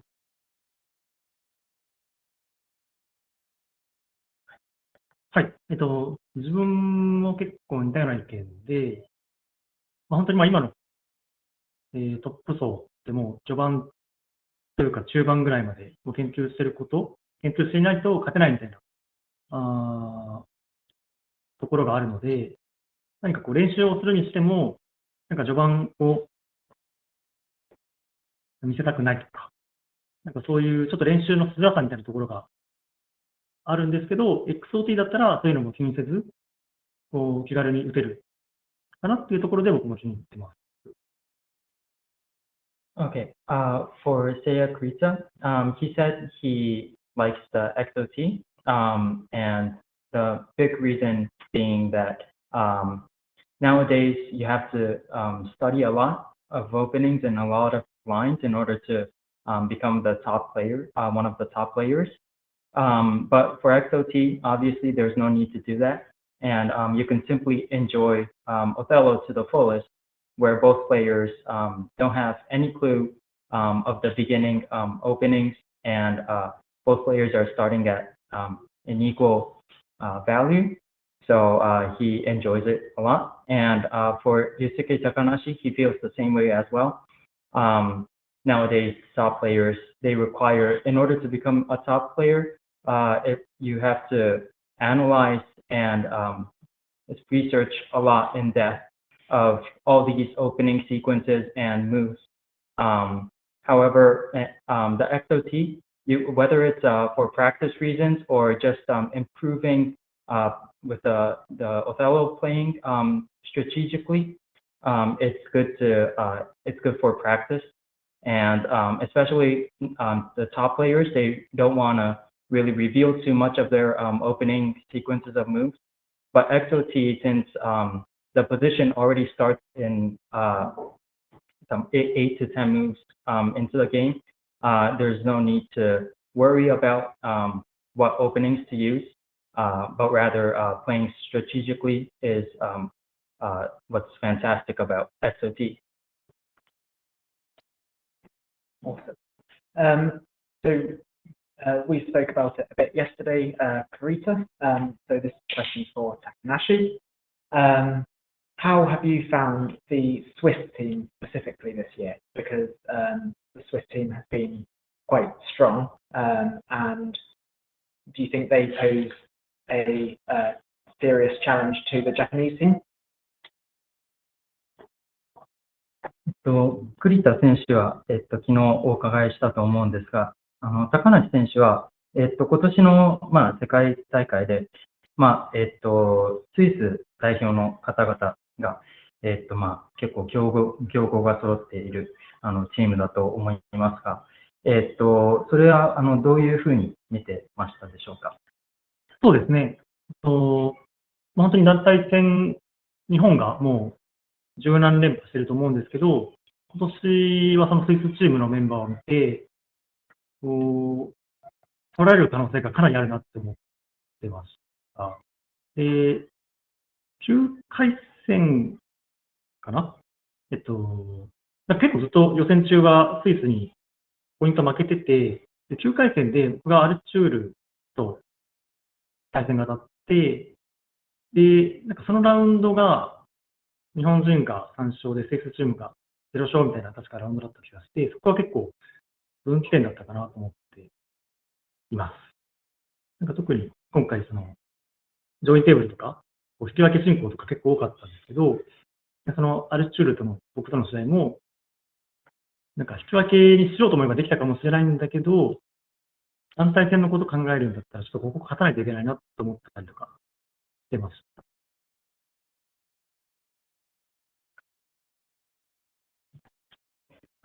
So I was obviously thinking about the Swiss team this year.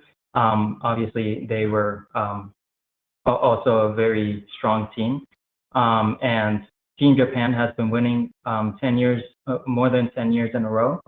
However, this team, I looked at the Swiss team, and they were obviously really strong. So I thought maybe for the team rankings, we might have there was a potential that we would lose and not get the first place again.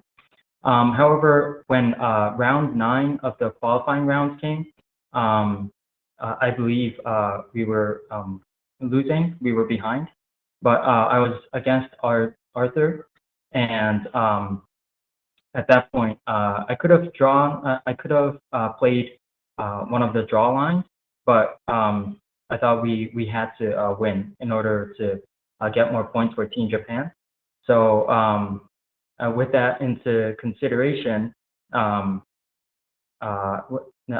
thought about not playing the draw line simply, and I thought I had to do something different. And luckily, I was able to manage winning against Arthur, and that set us apart. So that was great. So this question is for Karita. Often when we talk about performing well in Othello, we talk about preparation, opening preparation, your ability to read the game. However, you've managed to win 2 times in a row, which is a massive achievement.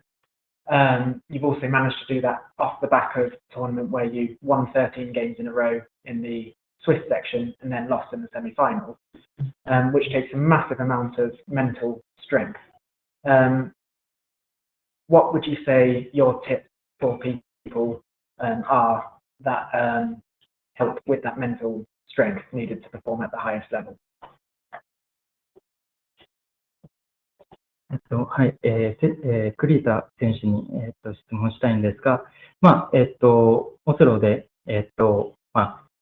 いいパフォーマンスを出すには、やっぱりこう序盤の研究であったり、準備、どれくらいの準備が備えられているかで、結構、勝率が決まってくると思うんですが、栗田選手、今回優勝されて、2連覇を成し遂げたこと、そして、2年前には、ローマの世界選手権で、予選13ラウンド、全、13ラウンド、勝利した後に、残念ながら、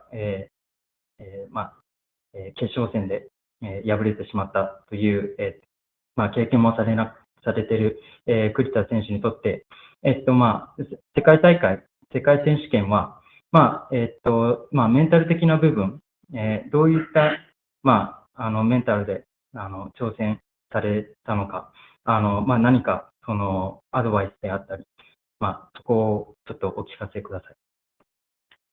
そうですね。序盤の準備っていう話がちょっと今出てたと思うんですけど、やっぱり事前にこう準備を、たくさんしておくことで、そのメンタルっていうか、なんですかね、こう、ブレが少なくなるっていうところは、すごくあるかなっていうふうに思っています。で、そうですね、メンタル。自分が意識しているのは、結果を出すっていうところというよりかは、内容をちゃんとこう、すると、いうところを意識していて、そこが、なんていうか、勝ったり負けたりっていうところが、特に予選ラウンドはつきものですけれども、内容に集中しているっていうところが、ある程度安定、結果を安定させられているところの要因かなというふうに思います。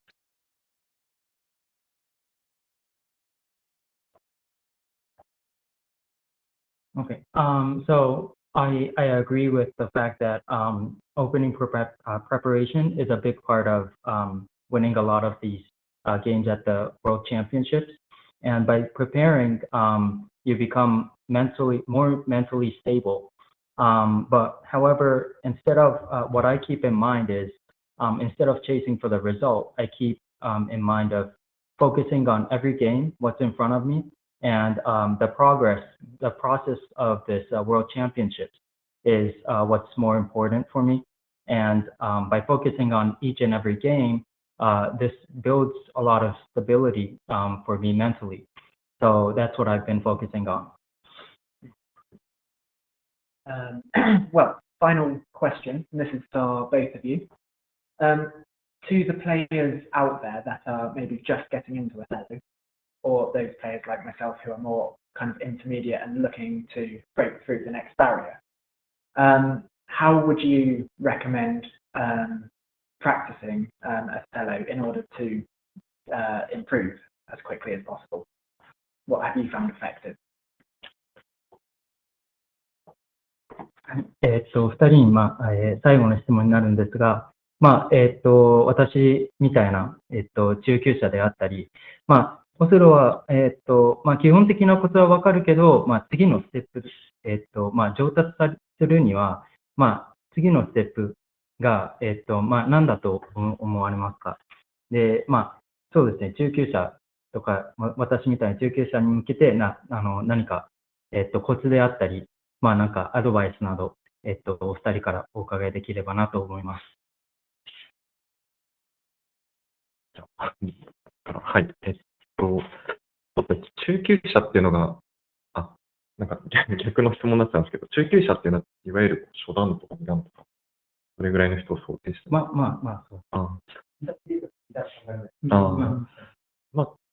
っぱりオセロは、最後終盤をうまく打てるかどうかっていうところが、非常に勝敗に関わってくるので、やっぱりこう終盤の練習っていうのは非常に、まず勝率を上げる上で役立つかなというふうに思います。で、その後、余裕があれば、定石のところですね、序中盤のところを少しこう強い選手が使ってるような展開を真似てみたりとか、そういうところをしてみると、まあ、そうですね、結果は、につながりやすいのかなというふうに思います。はい、結構同じような意見で、オセロクエストのメチャレっていうモードとか、なんかそういう終盤問題とかを何回も何回もこなして、終盤の勝てる形とか、そういうのを覚えるのが、2段3段ぐらいだったら一番いいのかなって思います。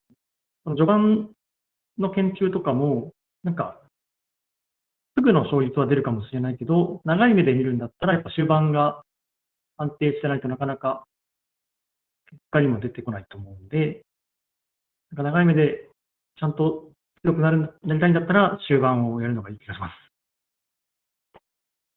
Okay, so starting off with Seiya Kurita's comments. For Othello, I believe the most important part of Othello are the end games. Because the more practice you have with the end games, that would increase your win rate. And then afterwards, if you have more time, I would start preparing the openings and maybe practice the work on the mid game preparation. However, the end games are what I think is the most important, because that is the biggest factor for winning all these Othello games. And for Yusuke Takanashi, he feels the same way as well. On Othello Quest, there is a solo endgame practice mode that you can do, and that has helped me a lot with preparing for the World Championships. And preparing for the openings are really good. But however, if you think about it in the long term, I believe the endgame preparation is just as important. In fact, it's more important because that is what decides who wins the game. So I'm the same with Seiya Kurita in that the end game is the most important factor in Othello. Awesome. Thank you very much. And massive congratulations on your respective finishes, and congratulations on being the world champion for 2 years in a row. So it's that time of year again where the tournament is coming to a close. So if everyone in the room, we'll do our usual ending thing, and if everyone in the room wants to come round into the camera, if they're comfortable doing so.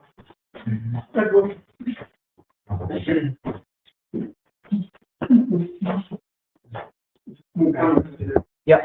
And I want to start by saying a massive thank you to everyone that run the tournament.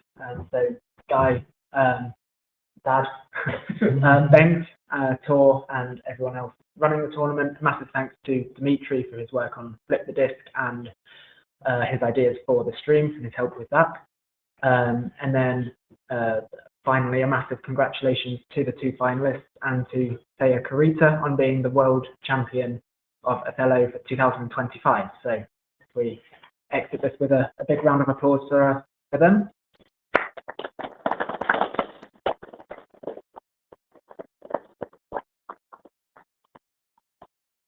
We'll see you next year.